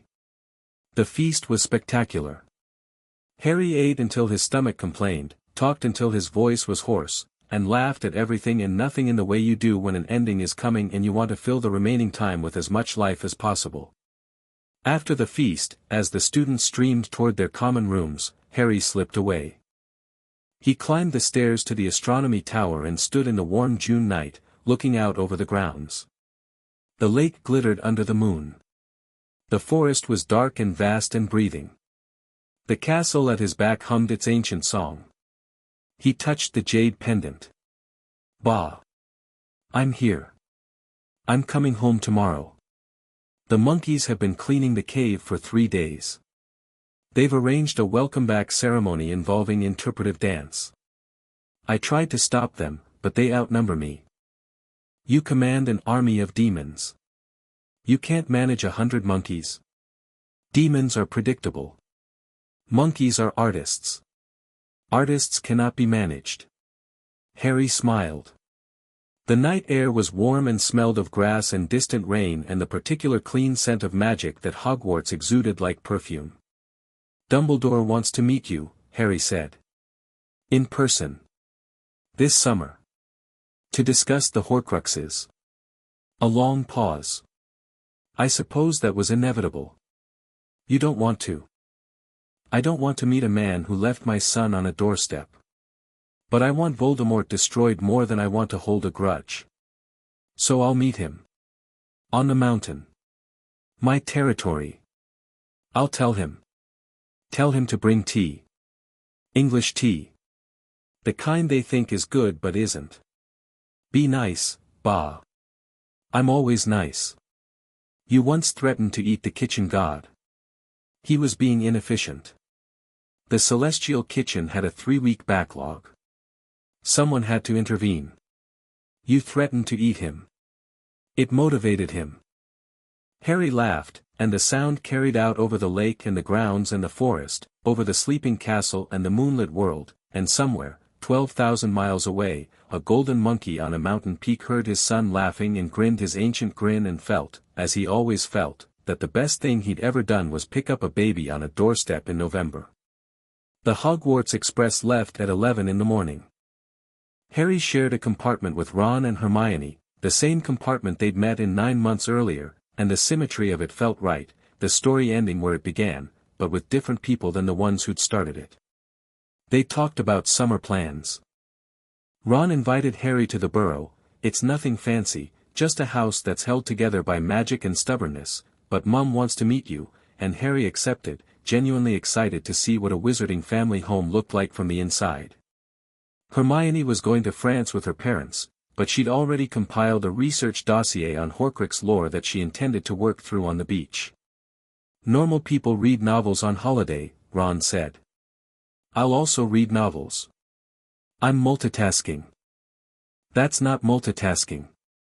That's being two kinds of intense simultaneously. They also talked about the things that mattered more. Voldemort will come back, Harry said. The train was passing through green countryside, and the light through the windows was soft and golden. Not this year, maybe not next year. But eventually. He'll find a way to get a body, and when he does, the war starts for real. And we'll be ready, Ron said. Not bravado. Fact. The Horcruxes are the priority. Destroy those, and Voldemort becomes mortal. Mortal can be beaten. My father and Dumbledore will work on locating them over the summer. When we come back next year, we'll have a plan. We should train, Hermione said. She'd been thinking about this, clearly, her voice had the particular cadence that meant she'd organized her thoughts into a complete argument before speaking. Not just study. Train. Ron, your chess mind works in any combat situation, you should be studying tactical magic, not just defensive spells. I need to work on my practical casting speed. I'm strong on theory but my combat reflexes are too slow. I can help with that, Harry said. I can't teach you cultivation, that takes years and a foundation you don't have yet. But I can teach you how to think in a fight. How to move, how to react, how to read an opponent. My father's combat philosophy works with any kind of magic.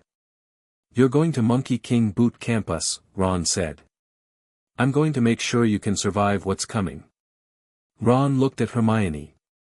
Hermione looked at Ron. Something passed between them, a communication that didn't need words, the shorthand of two people who had been through something extraordinary together. Okay, Ron said. But if you make me do push-ups, I'm transferring to Beauxbatons. French food's better anyway, Hermione murmured. Oi. The train rolled on. They played Exploding Snap and ate chocolate frogs and watched the landscape change from Scottish Highlands to English Lowlands. Ron taught them a card game his brothers had invented that had no consistent rules and seemed to exist primarily as a vehicle for arguing. Hermione read her Horcrux dossier and occasionally shared facts that made Ron lose his appetite. When the train pulled into King's Cross Station, they gathered their things with the bittersweet efficiency of people who were saying goodbye but not farewell. Platform 9 3/4 was crowded with families, parents spotting their children, siblings waving, the whole noisy, messy, beautiful business of reunion. "There's Mum," Ron said, spotting a plump, red-haired woman who was already crying. "And Dad. And, oh no, she's brought all of them. That's Bill. That's Charlie. She's assembled the entire Weasley army." He looked at Harry. "You'll come to the Burrow this summer?" "I mean it. I'll be there. Bring your monkey staff. The twins will lose their minds." Ron vanished into the Weasley crowd, immediately engulfed in hugs and hair-ruffling and his mother's tearful inspection for injuries. Hermione's parents were near the barrier, a tall, mild-looking man and a woman with Hermione's bushy hair and intelligent eyes. They were trying very hard to look like they belonged in a magical train station, and mostly succeeding. "Harry," Hermione said, and then she hugged him. The third hug she'd given him, by his count. Each one had been different, the first desperate, after the troll. The second fierce, before the final chamber. This one was warm and steady and unhurried, the hug of a friend who knew she'd see you again and was glad of it. "Be safe," she said. "Eat properly. Practice your wand work." "Yes, Hermione. And write to me. Actual letters. Not 3-word notes." "Yes, Hermione." She punched his arm lightly, then walked to her parents, who embraced her with the particular relief of people who had spent 9 months worrying about something they couldn't fully understand. Harry stood on the platform and watched his friends disappear into their families.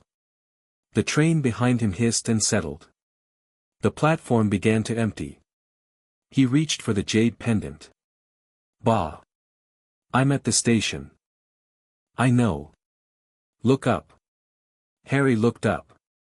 Above platform 9 3/4, perched on the iron framework of the station's glass roof, invisible to everyone but him, a golden monkey sat cross-legged with a peach in one hand and a grin on his face that contained 4,000 years of mischief and love.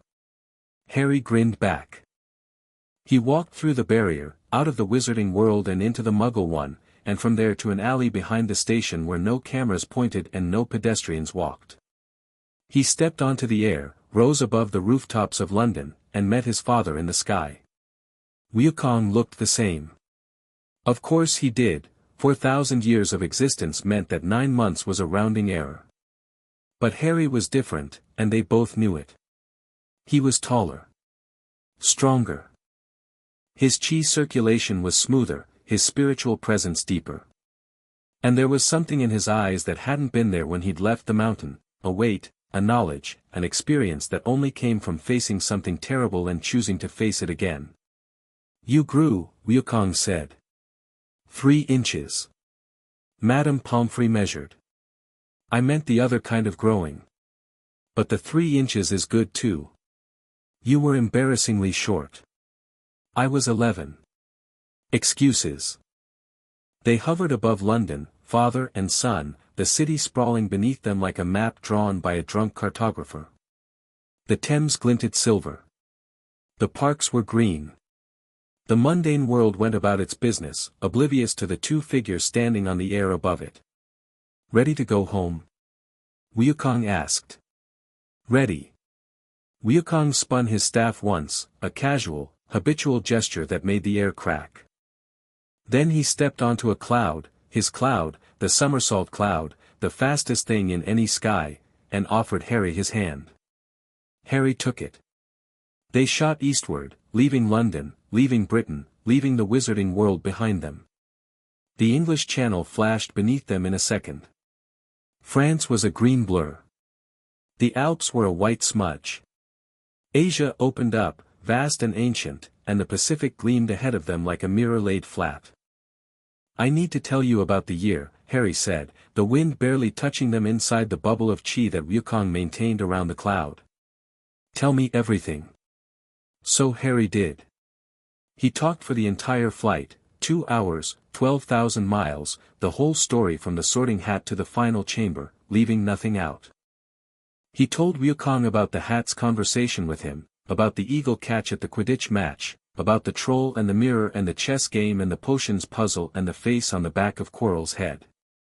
He told him about Snape's legilimency and Dumbledore's chess games and Malfoy's question in the entrance hall. He told him about Ron's sacrifice on the chessboard and Hermione's logic in the fire and Neville's quiet, desperate bravery in the common room.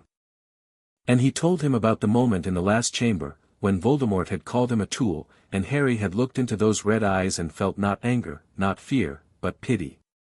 Wukong listened to all of it. He didn't interrupt. He didn't react until Harry was done, and the mountain was rising from the eastern sea ahead of them, green and gold and wreathed in the mist that had hidden it for millennia. Then Wukong said, "You feel pity for him?" "Yes." "Why?" "Because he's broken. Not evil, broken. He was a child once. A lonely child in an orphanage, with no one who loved him and a power he didn't understand. And somewhere between that child and the thing he became, something went wrong. Something that didn't have to go wrong. If one person had loved him, really loved him, the way you love me, he might have been different." Wukong was quiet for a long time. The cloud descended toward the mountain. The waterfall came into view, and the cave behind it, and the monkeys in the trees who were already chattering with excitement because their young prince was coming home. "I fought heaven," Wukong said, as they landed on the rock shelf near the peak. "I challenged every authority, broke every rule, smashed every cage they tried to put me in. And I told myself I was right, that the Jade Emperor was unjust, that the Celestial Order was corrupt, that I deserved better. And I was right about some of that. But I was also angry, and lonely, and afraid that being powerful wasn't the same as being valued. And I did terrible things because of it." Harry looked at his father. Wukong rarely talked about this, the dark parts of his legend, the violence and the destruction, the 500 years under the mountain that had been his punishment and his education. "The difference between me and your dark wizard," Wukong said, "is that someone gave me a chance to be better." Tripitaka. The monk. He was infuriating and self-righteous and he couldn't fight his way out of a paper lantern. But he believed I could be more than what I was. He was the first person who ever looked at me and saw something worth saving. "And you changed." "I'm still changing. For 1,000 years, and I'm still figuring out how to be good." Wukong's golden eyes found Harry's green ones. "Your dark wizard never had a Tripitaka. He had Dumbledore, who was too calculating. He had teachers who were too afraid. He had a world that told him he was special but never told him he was loved. That's a tragedy, Harry. But it doesn't make what he became your responsibility. I know. Pity him if you want. Understand him. But when the time comes to stop him, stop him. Because the broken thing he is has chosen to break other things, and pity doesn't protect the people he'll hurt." "I know, Ba." Wukong nodded. Then he grinned, the real grin, the one that split his face open and showed his teeth and made the monkeys in the trees cheer, and clapped Harry on the shoulder with a force that would have staggered a horse. "Good. Now put your things away and meet me on the training ground. You've been sitting in classrooms for 9 months. Your forms are probably sloppy. We have work to do." "Ba, I just got home." "Home is where the training is. Get moving." Harry groaned, but he was smiling, and the smile was the kind that starts deep in the chest and works its way out. He was home. The waterfall roared behind him. The monkeys shrieked their welcome. The mountain rose around him, solid and permanent and real. He put his trunk in the cave, changed into his training clothes, picked up Thunderclap, and walked to the training ground where Wukong was already waiting, staff in hand, standing in the same spot where he'd stood every morning of Harry's childhood. "Ready?" Wukong asked. Harry planted his feet. Settled his stance. Felt his chi circulate through meridians that were wider, stronger, and deeper than they'd been 9 months ago. Ready. Wukong attacked. The staff came in fast and hard, a sweeping low strike aimed at Harry's ankles. Harry jumped it, spun thunderclap in a rising block that caught Wukong's follow-up overhead strike, and redirected the force into the ground. The rock beneath his feet cracked. He didn't flinch. He was already moving, already counterattacking, flowing from defense to offense with a fluidity that surprised them both. 9 months at Hogwarts. 9 months of learning a different kind of magic, of making friends, of fighting a Dark Lord, of growing in ways that couldn't be measured in inches or techniques. Harry was the same boy who'd left this mountain. He was also someone new. Both things at once. Always. They sparred for an hour, and the mountain rang with the sound of iron wood on iron wood, and the monkeys gathered on the rocks to watch their prince and their king dance their ancient dance, and the sun set over the eastern sea in a blaze of gold and red and purple, and somewhere in the shadows of the world, a bodiless spirit drifted and seethed and planned. But that was tomorrow's problem. Today was for homecoming. Today was for the mountain and the monkeys and the waterfall and the cave and the father who had chosen a son and the son who had chosen to come back. Today was enough. Chapter 6, The Great Sage's Sun. Summer on the mountain of flowers and fruit was a living thing. The island breathed with it, the orchards heavy with fruit, the waterfalls swollen with monsoon rain, the air thick and warm and humming with the energy of 1,000 growing things. The monkeys were at their most active in summer, swinging through canopies that had exploded with new green, staging elaborate territorial disputes over the best mango trees, and generally conducting themselves with the cheerful chaos that was the mountain's natural state. Harry had missed this more than he'd realized. For the first 3 days, he didn't train. He didn't study. He didn't plan or strategize or think about Horcruxes or Dark Lords or the complicated chess game that his life had become. He slept in his hammock in the water-curtained cave, the spray from the falls cooling his skin, and woke when the monkeys woke, and ate fruit from the orchards, and swam in the pools at the base of the mountain, and lay on warm rocks in the sun like a lizard and let his body and mind recover from a year that had asked more of both than any 11-year-old should have been asked to give. Golden Ear, the tamarin who had appointed himself Harry's personal guardian at birth, refused to be more than 3 feet from him at any time. The small monkey slept on Harry's chest, rode on his shoulder, and screamed bloody murder at anything that approached too quickly, including Wukong, who found this deeply insulting and refused to acknowledge that it was also deeply funny. "Your monkey doesn't respect me," Wukong said, watching Golden Ear bare his teeth at the Monkey King from the safety of Harry's shoulder. "He's protecting me. From me. I'm his king. You're also the person who threw a staff at my head every morning for 7 years. He holds grudges. He's a tamarin. His brain is the size of a walnut." Golden Ear threw a mango pit at Wukong's head with unerring accuracy.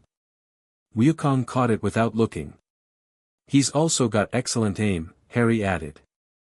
On the 4th day, the rest started. Harry woke before dawn, as he always did, and found Wukong already on the training ground, which was a flat expanse of stone near the mountain's eastern face, worn smooth by centuries of use. The sky was pink and gold above the sea, and the air smelled of salt and flowers and the particular clean ozone of concentrated spiritual energy. "Your reserves are back to full," Wukong said, without preamble. He was sitting cross-legged, staff across his knees, eyes closed. He hadn't opened them when Harry approached, but he'd felt his son's chi from across the mountain, of course he had. "Better than full, actually. Your core has expanded. The fight with the Dark Wizard forced growth. Madame Pomfrey said I was in bed for 3 days. 3 days of recovery from massive chi depletion. When you depleted your reserves, your body rebuilt them larger. It's like a muscle, tear it, and it grows back stronger. Your spiritual core is now roughly equivalent to a cultivator 3 times your age." Wukong opened his eyes. "Gold, ancient, sharp. Which means we can start the real training." Harry felt a chill that had nothing to do with the morning air. When Wukong said real training, it usually meant Harry was about to spend a significant amount of time in pain. What kind of real training? The 72 transformations. You've mastered 37 forms. You stalled there because your core wasn't large enough to sustain the more complex ones. It is now. He stood, and Rui Jingu Bang extended to its full length with a sound like a thunderclap. By the end of summer, you'll have 50. And you'll start learning the combat transformations. Combat transformations. Changing form in the middle of a fight. Not between rounds. During a strike. You become the eagle as you dodge, the bear as you hit, yourself as you land. Fluid. Continuous. So fast that your opponent can't predict what you'll be from 1 second to the next. Harry stared at him. You can do that? Wukong smiled. Then he blurred. In the space of 3 seconds, the Monkey King became a tiger, then a hawk, then a boulder, then a gust of wind, then a snake, then a man-shaped mass of golden fire, then himself again, standing in exactly the same spot, staff resting on his shoulder, grinning. I can do that, he confirmed. That was 6 transformations in 3 seconds. 7. You missed the bee. I was a bee for about 1/10 of a second between the hawk and the boulder. Why? Because I could. Harry laughed. Then he set his jaw and said, teach me. Wukong taught him. It was the hardest thing Harry had ever done. Harder than the fight with Voldemort, harder than the soul separation, harder than any of the challenges Hogwarts had thrown at him. Combat transformation required not just understanding of each form but the ability to flow between forms without pause, without the moment of stillness that normally accompanied a shift. You couldn't stop being the eagle and then start being the bear. You had to be both simultaneously, for a fraction of an instant, occupying the space between forms where your body was neither one thing nor another. It hurt. It hurt a lot. The first time Harry tried to shift from sparrow to wolf in mid-movement, his body got stuck halfway, feathers and fur, wings and legs, a nightmare of confused anatomy that collapsed on the training ground in a heap of mismatched parts. Wukong put him back together with a cultivation technique that was essentially spiritual first aid, and Harry lay on the warm stone and stared at the sky and breathed through the pain. Again, Wukong said. Give me a minute. Again. Harry got up and did it again. 2 weeks into summer, the letter from Dumbledore arrived. It came by Phoenix, which was considerably more dramatic than Owl Post. Fawkes materialized in a burst of golden flame above the waterfall, circled the mountain once with a cry that made every monkey on the island look up, and landed on Harry's shoulder with the casual grace of a creature that had been delivering mail for centuries and considered it beneath its dignity. The letter was brief. Dear Harry, I hope summer finds you well and that your father has not yet worked you into the ground. I write to propose a meeting, at your father's convenience and on his terms, to discuss matters of mutual importance. I am available at any time and willing to travel to any location. With warm regards, Albus Dumbledore. P.S. Fawkes seems to like your mountain. Please don't let him eat anything that would cause a diplomatic incident with the celestial authorities. Harry showed the letter to Wukong, who read it while hanging upside down from a branch by his tail, which was his preferred reading position. He's polite, Wukong said. He's sincere. Those aren't the same thing. Wukong flipped upright and landed on the branch. But fine. Invite him. Day after tomorrow. And tell him the tea he should bring. I'm not telling him to bring tea. Then I'll serve him what we have, which is rainwater and mango juice. That's fine. It's not fine. It's uncivilized. I'm hosting the most powerful wizard in the Western world, and I'm serving him mango juice like a barbarian. Bah, you live in a cave behind a waterfall. I live in a magnificent cave behind a magnificent waterfall. There's a difference. Harry wrote back to Dumbledore, sent the reply with Fawkes, who did, in fact, seem reluctant to leave the mountain, and spent the next 2 days watching Wukong prepare for the meeting with a level of anxious energy that Harry found both endearing and hilarious. The Monkey King cleaned the cave. Not personally, he commanded an army of monkeys to do it, which resulted in a level of organizational chaos that would have given a project manager a stroke. Monkeys swept. Monkeys dusted. Monkeys rearranged furniture that hadn't been moved in centuries. Golden Ear directed operations from Harry's shoulder with a series of shrieks and gestures that the other monkeys either obeyed or ignored based on criteria that Harry couldn't determine. "You're nervous," Harry said, watching Wukong inspect the main chamber for the third time. "I am not nervous. I am the great sage equal to heaven. I don't get nervous. You've moved that stone bench 4 times. I'm optimizing the feng shui. You don't believe in feng shui. I don't believe in bad feng shui. Good feng shui is just common sense." He moved the bench a 5th time. Is the old wizard allergic to anything? Does he have dietary restrictions? Humans have so many dietary restrictions. Bah. Relax. Wukong stopped moving the bench. He stood in the center of the cave, surrounded by chattering monkeys and the roar of the waterfall, and for a moment he looked not like the Monkey King, not like the great sage, but like a father about to meet someone important in his son's life and desperately wanting it to go well. "This wizard left you on a doorstep," Wukong said quietly. "In the cold. Without protection, without love, without anyone who cared whether you lived or died. He made a mistake. He's trying to do better. Mistakes with children don't get second chances. Children aren't practice rounds. I know. But I turned out okay. You turned out okay because I found you. Not because of his plan. Despite his plan." Harry crossed the cave and stood in front of his father. He was almost as tall as Wukong now, in human form, another inch or 2 and he'd be looking down at the golden monkey who had raised him. But height didn't change the fundamental dynamic between them. Wukong was his father. Harry was his son. Some things didn't need inches. "Bah," Harry said. "Dumbledore is not the enemy. Voldemort is the enemy. And we need Dumbledore to beat Voldemort. His knowledge of the Horcruxes, his understanding of Tom Riddle's psychology, his resources and connections in the wizarding world, we need all of it. So please, for me, give him a chance." Wukong looked at his son. Then he sighed, a sound like wind through a mountain pass, and sat down on the stone bench he'd been moving. "Fine. But if he tries to manipulate you, I'm throwing him in the Eastern Sea."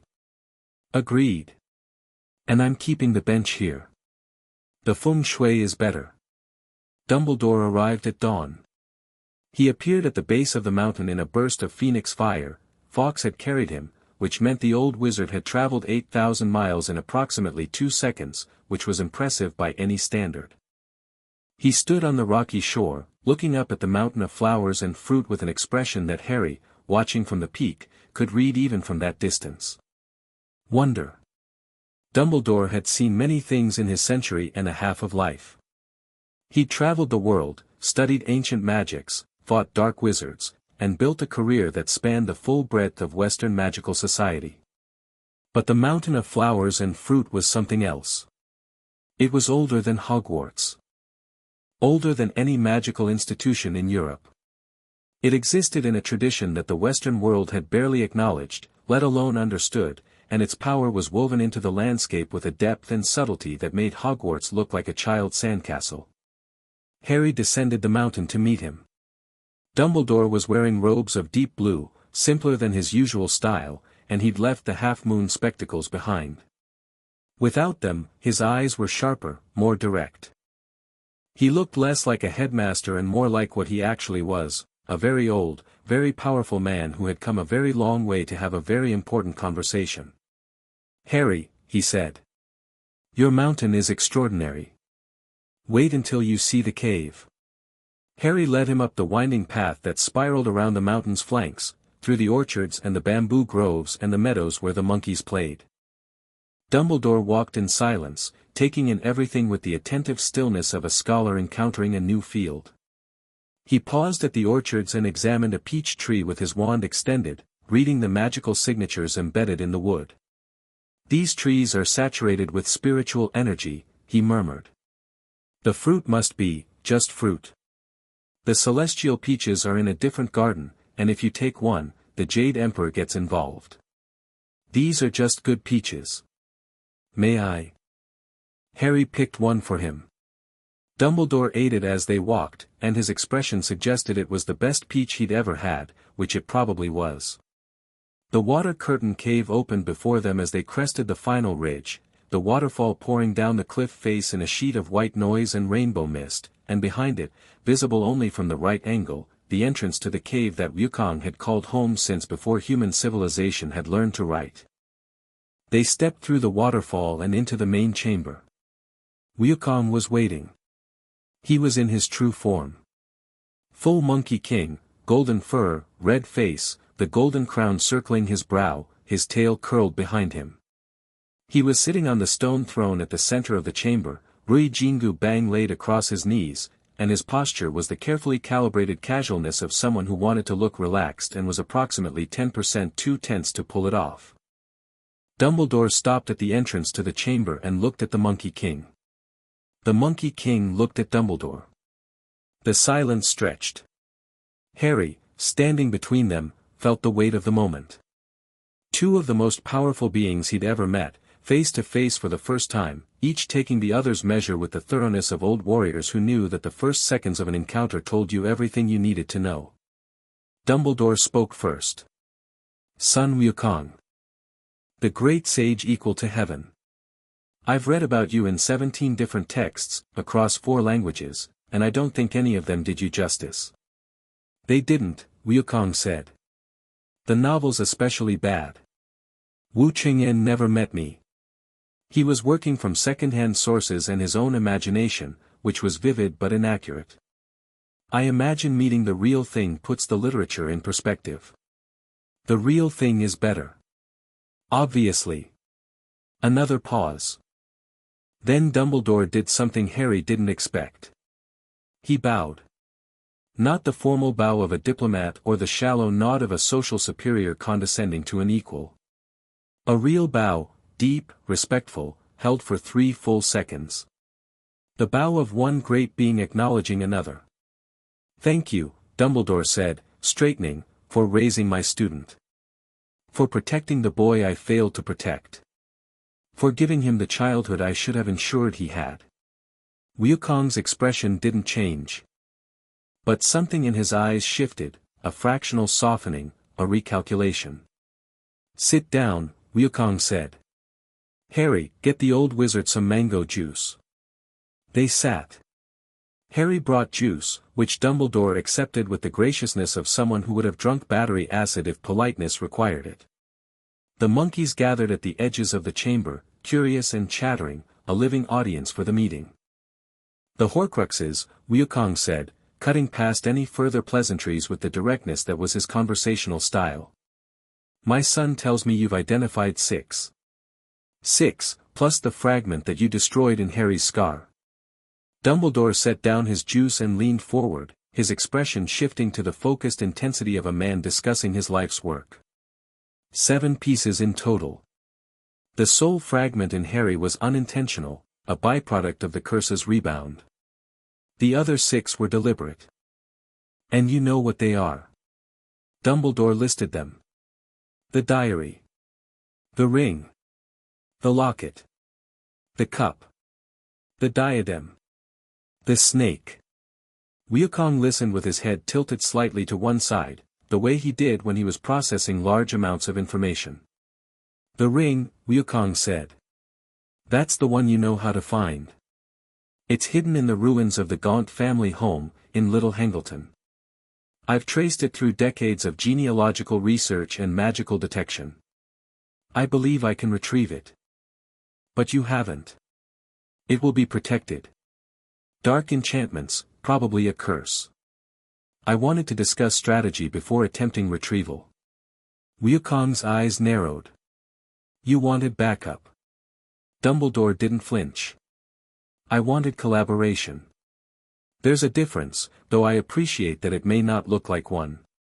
It looks like an old man who's spent decades working alone and has finally realized he can't do everything himself. Wukong's tail swished behind him. I respect that. It took me about 200 years to learn the same lesson, and I learned it from a monk who couldn't fight a stiff breeze.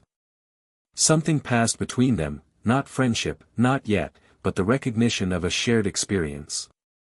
Two powerful beings who had learned humility the hard way, sitting in a cave, drinking mango juice, discussing how to destroy the soul anchors of a dark wizard. Harry watched his father and his headmaster talk, and something that had been tight in his chest since the night in the chamber began to loosen. They were going to work together. Not easily, not without friction. Wukong was too proud and Dumbledore was too calculating for the partnership to be seamless. But they were going to try. And trying was more than either of them had been willing to do before Harry had forced the issue by existing. The ring first, Dumbledore said. This summer, if possible. I'd like to retrieve it before term begins. I'll go with you, Wukong said. Dumbledore raised his eyebrows. You don't need to. I don't need to do anything. I'm choosing to. If this ring is cursed, you'll need someone who can handle soul magic without dying. Western wizards are good at many things, but spiritual surgery isn't one of them. I'm a capable wizard. You're a capable wizard with no cultivation training, attempting to dismantle a soul anchor created by a man who, despite being an amateur, has stumbled into some genuinely dangerous territory. That's like a chef trying to defuse a bomb. You know ingredients, not explosives. Dumbledore opened his mouth, closed it, and then laughed. It was a real laugh, surprised, genuine, delighted. The laugh of a man who was not used to being spoken to so bluntly and who found the experience refreshing. Very well, he said. We'll go together. When? Next week. I need to make preparations. Spiritual wards, purification tools, the usual. He glanced at Harry. You're not coming. Bah, this isn't a discussion. The ring is a Horcrux. Horcruxes are fragments of a broken soul, and broken souls are toxic. Prolonged exposure can corrupt even strong spiritual defenses. You fought the spirit once and it nearly depleted you. I won't risk you again until you're stronger. You can handle a lot. You proved that. But handling something and being safe doing it are different, and I didn't raise you for 11 years to lose you to soul contamination because you wanted to prove a point. Stay home. Train. We'll handle the ring. Harry wanted to argue. Every instinct in his body wanted to push back, to insist that this was his fight and he should be there. But he looked at his father's face and saw the thing that Wukong almost never showed, fear. Not of the Horcrux. Not of the dark magic. Fear of losing Harry. The fear of a parent who had found something precious and could not bear the thought of its destruction. Okay, Harry said. I'll stay. Wukong's shoulders dropped a fraction. Relief, quickly hidden. Dumbledore looked between them with an expression that Harry couldn't quite read. Then the old wizard said, very quietly, he's lucky to have you. He's stuck with me, Wukong corrected. That's different. Dumbledore stayed for 3 hours. They discussed strategy, not just the ring, but the entire campaign against Voldemort's Horcruxes. The diary was likely in the possession of Lucius Malfoy, Dumbledore believed, given to a trusted follower for safekeeping. The locket was in a cave on the coast, protected by dark enchantments and what Dumbledore suspected was a lake full of reanimated corpses. The cup was in Bellatrix Lestrange's vault at Gringotts, which was arguably the most secure magical location in Britain after Hogwarts itself. The diadem was somewhere in Hogwarts, Dumbledore was nearly certain of this, though he hadn't yet located it. And the snake stays with Voldemort, Harry said. Last. When Voldemort returns to a body, and he will, whether through the stone, through other means, through sheer force of dark will, the snake will be at his side. Destroying it will require getting close to Voldemort himself. That's my job, Harry said. Both Wukong and Dumbledore looked at him. Not now. Not this year or next year. But eventually. The prophecy, whatever it says exactly, puts me and Voldemort on a collision course.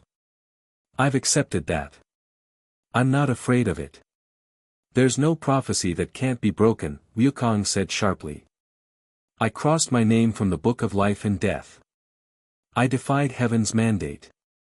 Prophecy is a suggestion, not a sentence. I'm not talking about prophecy. I'm talking about choice. Voldemort chose me when he attacked my family. He chose me when he possessed Quirrell and came to Hogwarts. Every decision he makes brings him closer to me, and every decision I make brings me closer to him. It's not fate. It's momentum. And I'd rather run toward it than away from it. The cave was quiet except for the waterfall. You really are my son, Wukong said. There was pride in his voice, and beneath it, the sharp edge of a worry that would never fully go away. Dumbledore stood. Fawkes, who had been perching in the cave's upper reaches and charming the monkeys with his song, glided down to land on his shoulder. I should go. I have arrangements to make before our expedition. He turned to Wukong. Son Wukong. It has been a genuine honor. It hasn't been terrible, Wukong said, which from him was practically a declaration of friendship. Dumbledore smiled. Then he looked at Harry, and his expression held something that Harry hadn't seen before, not calculation, not strategy, but simple, uncomplicated warmth. Take care of yourself, Harry. Enjoy your summer. You've earned it. Thank you, Professor. Albus. When we're off school grounds, you may call me Albus. Thank you, Albus. Dumbledore vanished in a burst of phoenix fire. The cave smelled of cinders and magic for a few minutes afterward, and then the waterfall washed it away. Wukong sat on his throne and was quiet for a long time. Harry waited. He knew his father's rhythms, the stillness before speech, the way Wukong processed significant encounters by going internal before externalizing his conclusions. He's a good man, Wukong said finally. Damaged. Brilliant. Carrying more guilt than he knows what to do with. But good. Better than you expected. Better than I wanted him to be. It's easier to dislike someone who isn't trying. He scratched behind his ear with his tail, an unconscious gesture that meant he was thinking hard. The ring. We'll get it next week. I'll destroy it. And then we'll see what comes next. Bah. Thank you. For meeting him. For doing this. Wukong looked at his son. The golden eyes were soft. I'd do anything for you, kid. You know that. I know. Even drink mango juice with old wizards. The ultimate sacrifice. Don't push it. The rest of June was training. Wukong was true to his word. The combat transformations consumed every waking hour that wasn't dedicated to eating, sleeping, or Harry's ongoing mastery of Western magic, which he practiced in the evenings using his wand and the textbooks Hermione had sent him via owl post. The owls, it turned out, could find the mountain of flowers and fruit with the same inexplicable accuracy that Hogwarts owls found everything. Hermione's letters arrived every 3 days, thick packets of parchment filled with research findings, theoretical observations, and thinly veiled commands to practice his wand work. Ron's letters came less frequently but were more entertaining. He wrote the way he talked, digressive, funny, peppered with complaints about his brothers and elaborate descriptions of his mother's cooking. He'd invited Harry to the Burrow for the last 2 weeks of August, and Harry had accepted, and the prospect of spending time in a real wizarding family home filled him with a curious, tingling anticipation. Harry's transformation count climbed. 38. 42. 47. Each new form was harder than the last, not because the technique was more complex, but because the forms themselves required deeper understanding. A stone was simple. A bird was complex. A river was nearly impossible. You can become a river. Harry asked, after Wukong mentioned it in passing. I can become most things. A river is challenging because it's not a single object. It's a process, water moving through a landscape, shaped by the land, shaping the land in return. To become a river, you have to understand flow. Not just water flowing. Everything flowing. Time, energy, life. That sounds like philosophy. All cultivation is philosophy. We just hit things while we think about it. Harry didn't master the river that summer. But he got close enough to feel the edges of it, the vast, fluid openness of a consciousness that wasn't bound to a single form, and Wukong told him that was enough for now. The combat transformations progressed faster. By mid-July, Harry could chain 3 forms in 2 seconds, sparrow to wolf to himself, eagle to bear to himself, snake to hawk to boulder. It wasn't Wukong's 7 in 3 seconds, but it was fast enough to be lethal in a fight. The transition still had seams, moments of vulnerability where his body was neither one thing nor another, but the seams were getting smaller with every day of practice. They sparred daily, and Harry was getting closer. Not close to winning, beating the Monkey King in single combat was a goal for a future decade, if ever, but close to making the fights interesting. Wukong had to pay attention now. Had to use techniques he hadn't needed since Harry was 9. Had to actually try, at least a little, to avoid his son's strikes.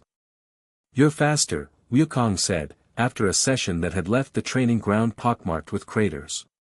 But you're thinking too much.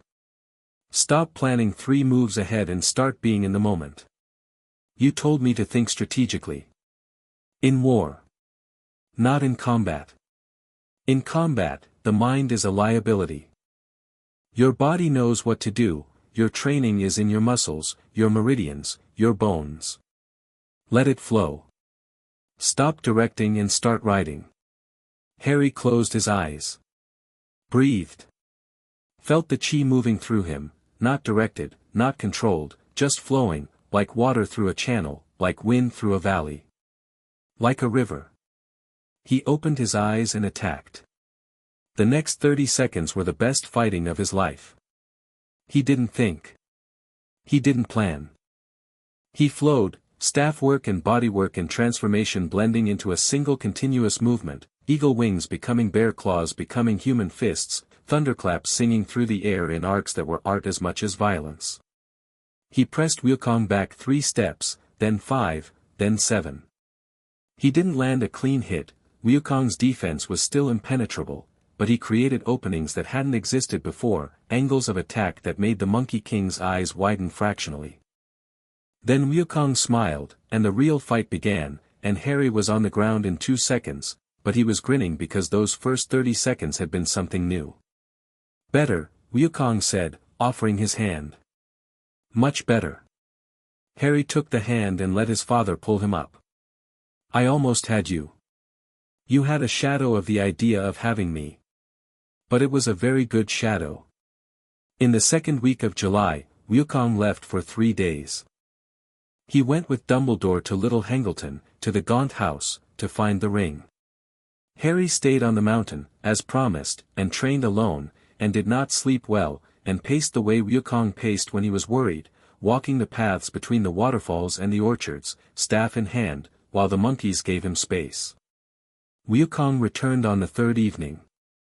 He materialized on the peak in a burst of golden light, and Harry was there waiting, because he'd felt his father's chi approaching from 1,000 miles away. Wukong landed on the rock, and Harry saw immediately that something had happened. His father was uninjured, there was nothing on earth that could injure the Monkey King, but his eyes were different. Harder. More focused. The way they looked after a real fight, when the adrenaline was still circulating and the opponent's face was still fresh in memory. The ring? Harry asked. Wukong reached into his robe and pulled out a small golden ring set with a black stone. It was cracked, split cleanly down the middle, the Horcrux destroyed. But the stone itself was intact, and it radiated an energy that Harry didn't recognize. Not dark. Not light. Something else. Something that resonated with the invisibility cloak tucked in his trunk back in the cave. The soul fragment was vicious, Wukong said. Stronger than the one in your scar. It fought back. The ring was cursed, a death curse, designed to kill anyone who put it on. The old wizard nearly touched it before I stopped him. Dumbledore almost, he was drawn to the stone. It does something, shows the dead, or an echo of them. He wanted to see someone. Wukong's voice was careful, measured. I pulled him back. He wasn't happy about it. But the Horcrux is destroyed. Destroyed. I burned the soul fragment with spiritual fire. It screamed. They always scream. Wukong turned the broken ring over in his fingers. The stone, though. Keep it. It belongs with the cloak. What do you mean? I told you I'd explain about the cloak when the time was right. Wukong sat on the rock, and his tail curled around his feet, and he looked at Harry with an expression that was serious enough to make the monkeys in the nearby trees go quiet. The cloak, the stone, and a wand. 3 objects, created centuries ago, each one tied to a different aspect of death. The cloak hides you from death. The stone calls back echoes of the dead. The wand conquers death in battle. Together, they're called the Deathly Hallows. Harry stared at him. The Deathly Hallows. From the fairy tale. Fairy tales are often degraded history. The Hallows are real.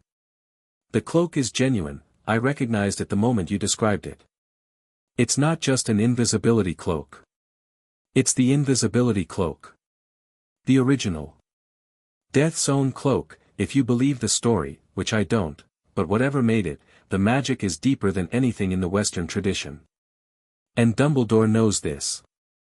Dumbledore has spent half his life looking for the Hallows. The wand, the Elder Wand, he already has. It's his wand, Harry. The wand he's been using for decades. He won it in his youth, in a duel with a dark wizard named Grindelwald. Harry processed this. Dumbledore had the Elder Wand. Harry had the invisibility cloak. And now they had the resurrection stone, cracked but intact. The master of all 3 Hallows, Harry said slowly, becomes the master of death. That's what the stories say. I don't put much stock in it. I've met death, or the entity that the Chinese tradition calls death, which may or may not be the same one the Europeans mean. He's a bureaucrat, not a chess player. The Hallows are powerful artifacts, but they don't make you immortal. Trust me on this, I've tried every method of immortality there is, and none of them involves collecting a set. Then why does it matter? Because Voldemort doesn't know that. If he learns about the Hallows, and he will, eventually, he'll want them. Especially the wand. A wand that can't be beaten in a duel. That's exactly the kind of power he craves. And chasing the Hallows will distract him from more dangerous pursuits. You want to use them as bait. Wukong's grin was sharp. I want Voldemort chasing fairy tales while we destroy his soul anchors. Let him run after mythic power. We'll be dismantling the real power he's built. Harry looked at the cracked ring in his father's hand. 1 Horcrux down. The fragment from his scar, destroyed 11 years ago, made 2. 5 remained. The diary, the locket, the cup, the diadem, the snake. 5 more, Harry said. 5 more. And then the man himself. We'll get them. We will. Wukong stood. But not tonight. Tonight, we eat. The monkeys have been cooking something all day, and I'm afraid to ask what it is, but it smells good. They walked down the mountain together, father and son, the warm evening air thick with the scent of flowers and fruit and whatever ambitious culinary experiment the monkeys had undertaken. Harry carried the ring in his pocket, beside the jade pendant that connected him to Wukong, and felt the weight of it, not just physical, but historical, magical, significant. 1 piece of Voldemort, destroyed. A victory. Small, but real. The war was far from over. Voldemort was out there, bodiless and plotting. The remaining Horcruxes were hidden behind dark magic and terrible protections. Harry was 12 years old, and the road ahead was long and dangerous and uncertain. But he wasn't walking it alone. August came. Harry went to the burrow. The Weasley home was exactly as Ron had described, a tall, narrow house that looked like it had been built by someone who kept adding rooms whenever they needed one, without much concern for structural integrity or aesthetics. It leaned slightly to the left. The garden was overgrown with gnomes and magical plants. Chickens wandered the yard. And the inside was warm, cluttered, loud, and absolutely perfect. Mrs. Weasley took one look at Harry, declared him far too thin, and began a feeding campaign that would last the entire 2 weeks and add 5 pounds to his frame despite his supernatural metabolism. She hugged him on sight, a real hug, crushing and maternal and smelling of fresh bread, and Harry understood, in that moment, where Ron had gotten his warmth. Mr. Weasley was fascinated by everything about Harry. Not the famous parts, not the scar, not Voldemort, not the Philosopher's Stone. He wanted to know about cultivation. About the mountain of flowers and fruit. About Chinese magical traditions, which were apparently a topic of intense interest to a man whose primary passion was understanding how different magical cultures solved the same problems. "You're telling me," Mr. Weasley said, leaning across the dinner table with eyes wide, "that Eastern practitioners don't use wands at all. They channel magic directly through their bodies.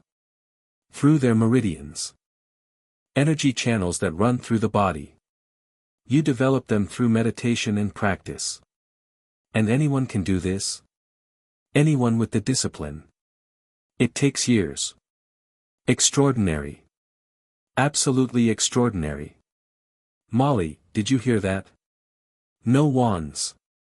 I heard, Arthur. Eat your potatoes." The twins, Fred and George, attempted to prank Harry on his first night. They rigged his bedroom door with a charm that was supposed to turn his hair green. Harry sensed the enchantment before he touched the handle, dissolved it with a flick of chi, and was in bed before they crept upstairs to check the results. They found him sleeping peacefully, hair stubbornly black, and spent the next 3 days trying increasingly elaborate tricks, all of which Harry neutralized without apparent effort. "He's unhexable," George said, with what Harry was fairly sure was genuine admiration. "Nobody's unhexable," Fred said.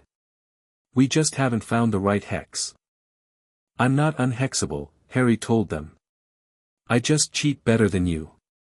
The twins decided they liked him. Ginny, Ron's younger sister, spent the first 3 days unable to speak in Harry's presence. She turned red. She dropped things. She fled rooms when he entered them.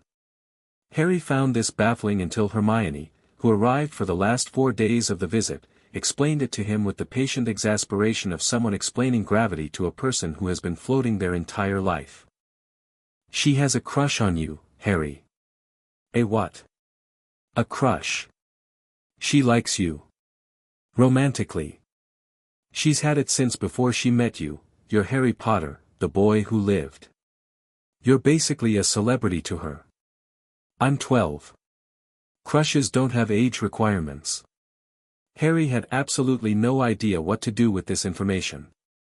Romance was not a subject Wukong had covered in his training curriculum, largely because Wukong's own romantic history consisted of one very brief, very confusing incident with a spider demon that he refused to discuss. "Just be nice to her," Hermione advised. "Don't make it weird. She'll grow out of it, or she won't, and either way you handling it gracefully will matter." "How do I handle it gracefully?" "By treating her like a normal person and not acting like she's invisible or terrifying." "She's not terrifying. She's Ron's sister. To her, you're a legend who can fly without a broom and punch trolls. Give her time to see you as a person." Harry made an effort. He talked to Ginny at meals, asked about her interests. She liked Quidditch, had a wicked sense of humor when she forgot to be nervous, and was considerably tougher than her brothers gave her credit for. By the end of the visit, she could speak to him in complete sentences, which everyone agreed was progress. The 4 days with all three of them, Harry, Ron, and Hermione, were the best of the summer. They played Quidditch in the orchard, with Harry deliberately limiting himself to broom-only flying to keep things fair. They studied together, Hermione drilling them on second-year material while Ron complained and Harry mediated. They talked about the year ahead, about the Horcruxes, about Voldemort, about the 1,000 uncertainties that came with being 12 years old and at war. And on the last night, sitting in the Weasleys' garden under a sky full of stars, the three of them made a pact. "We see this through," Hermione said. "Together. Whatever comes. Whatever it costs." "Together," Ron said. "Together," Harry said. It was simple. It was everything. The night before he left for Hogwarts, Harry sat on the roof of the burrow and contacted Wukong. "Bah. Harry. I'm going back tomorrow. I know. The ring's destroyed. One down. But there's still so much to do. There's always more to do. That's what life is, an endless series of things that need doing.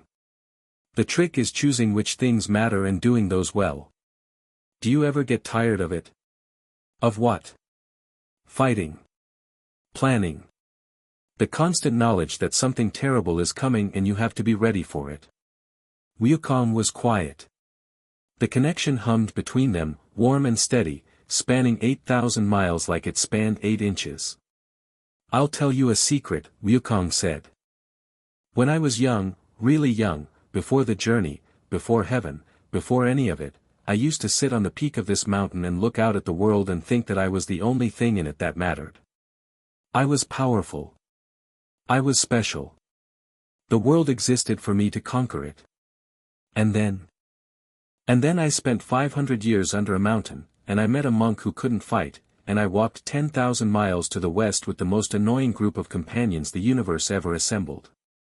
And somewhere on that road, between the demons and the rivers and the endless walking, I realized that the world didn't exist for me. I existed for the world. My power wasn't mine to keep. It was mine to use, for something bigger than myself. Tripitaka taught you that. Tripitaka showed me that. The teaching took centuries. I'm still learning." A pause. "You asked if I get tired. Yes. Sometimes. But then I look at you, and I remember why I bother." Harry's eyes stung. He blinked it away. "That's sentimental. I'm 4,000 years old. I've earned the right to be sentimental.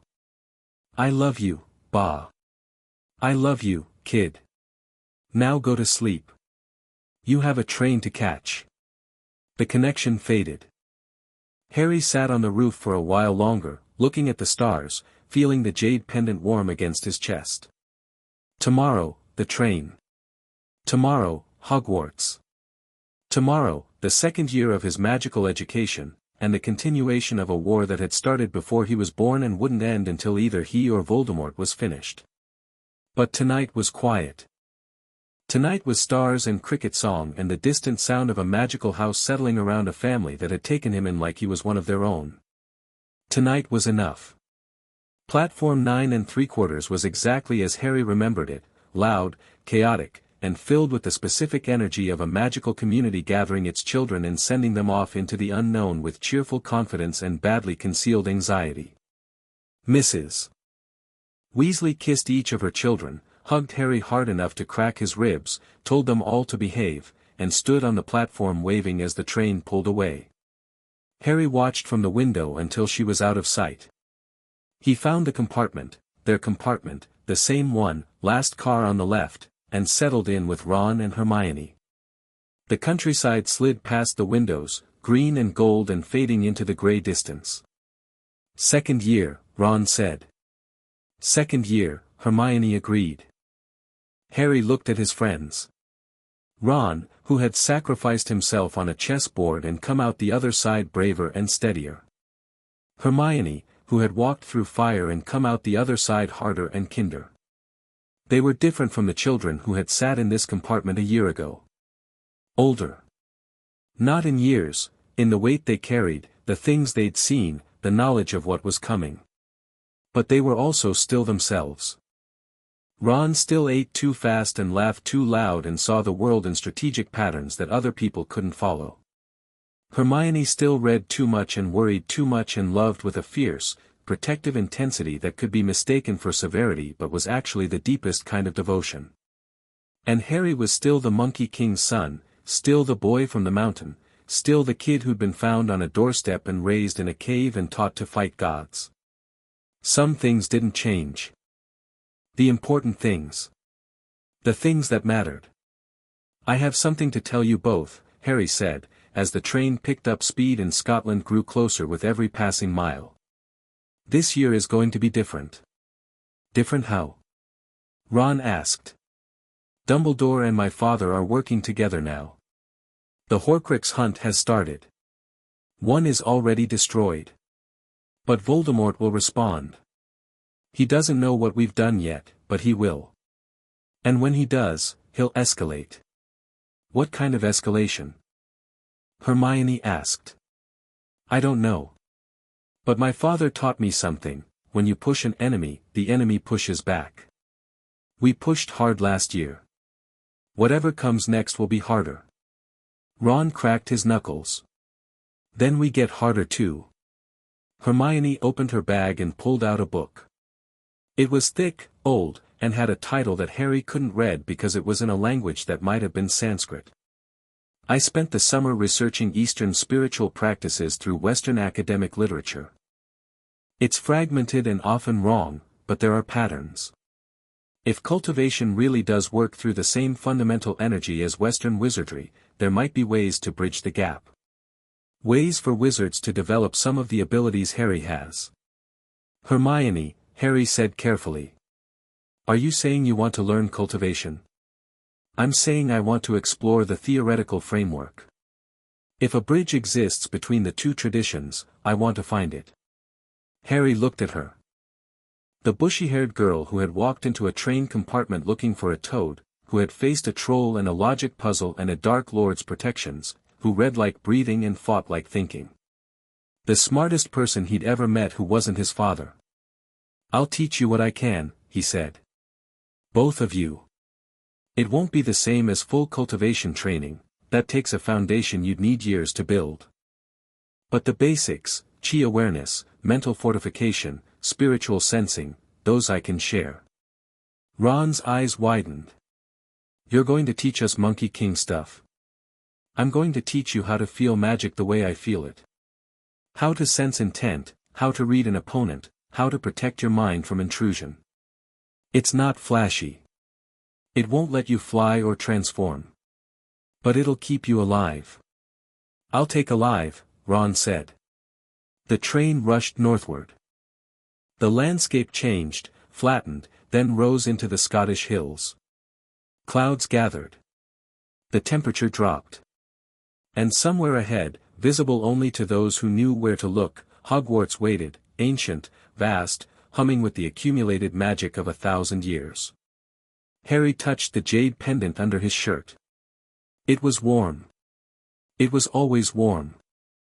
He thought of his father, on the mountain, probably sparring with a memory of himself, probably eating a peach, probably grinning that ancient grin at a sky that had watched him for 4 millennia. He thought of Dumbledore, in his office, planning the next move in a game that was finally being played as a partnership instead of a solo match. He thought of Voldemort, wherever he was, whatever he was becoming, the broken thing that was gathering itself for a return that would shake the world. And he thought of himself. Harry Potter. Wu-Lei. The Monkey King's son. A boy with a wand in one hand and a staff behind his ear and a fire in his heart that no darkness could extinguish. The train rounded a bend, and Hogwarts appeared on the horizon, towers and turrets and 1,000 windows blazing with light, standing on the cliff above the lake like a promise carved in stone. Harry looked at his friends. They looked at him. "Ready?" he asked. "Ready," they said. The train pulled into Hogsmeade Station. The doors opened. The students streamed out, chattering and laughing and shoving, a river of youth and magic flowing toward the castle on the hill. Harry stepped off the train and onto the platform and felt the castle's magic reach for him, not commanding, not demanding, just welcoming. A place that knew him. A place that was, in its own ancient way, glad he was back. He walked toward the carriages, Ron on his left, Hermione on his right, the evening air cool on his face and the stars just beginning to appear in the darkening sky. Behind him, 12,000 miles to the east, the mountain of flowers and fruit hummed its eternal song. The waterfall roared. The monkeys chattered. And on the peak, silhouetted against a sunset that painted the eastern sea in gold and crimson, the Monkey King sat cross-legged with his staff across his knees and watched the sky and smiled. His son was out there. His son was growing. His son was becoming something the world had never seen, a bridge between traditions, a fusion of East and West, a boy who carried the Monkey King's defiance and a mother's love and a father's wisdom and his own unbreakable spirit. The story of his first year was over. His legend was just beginning.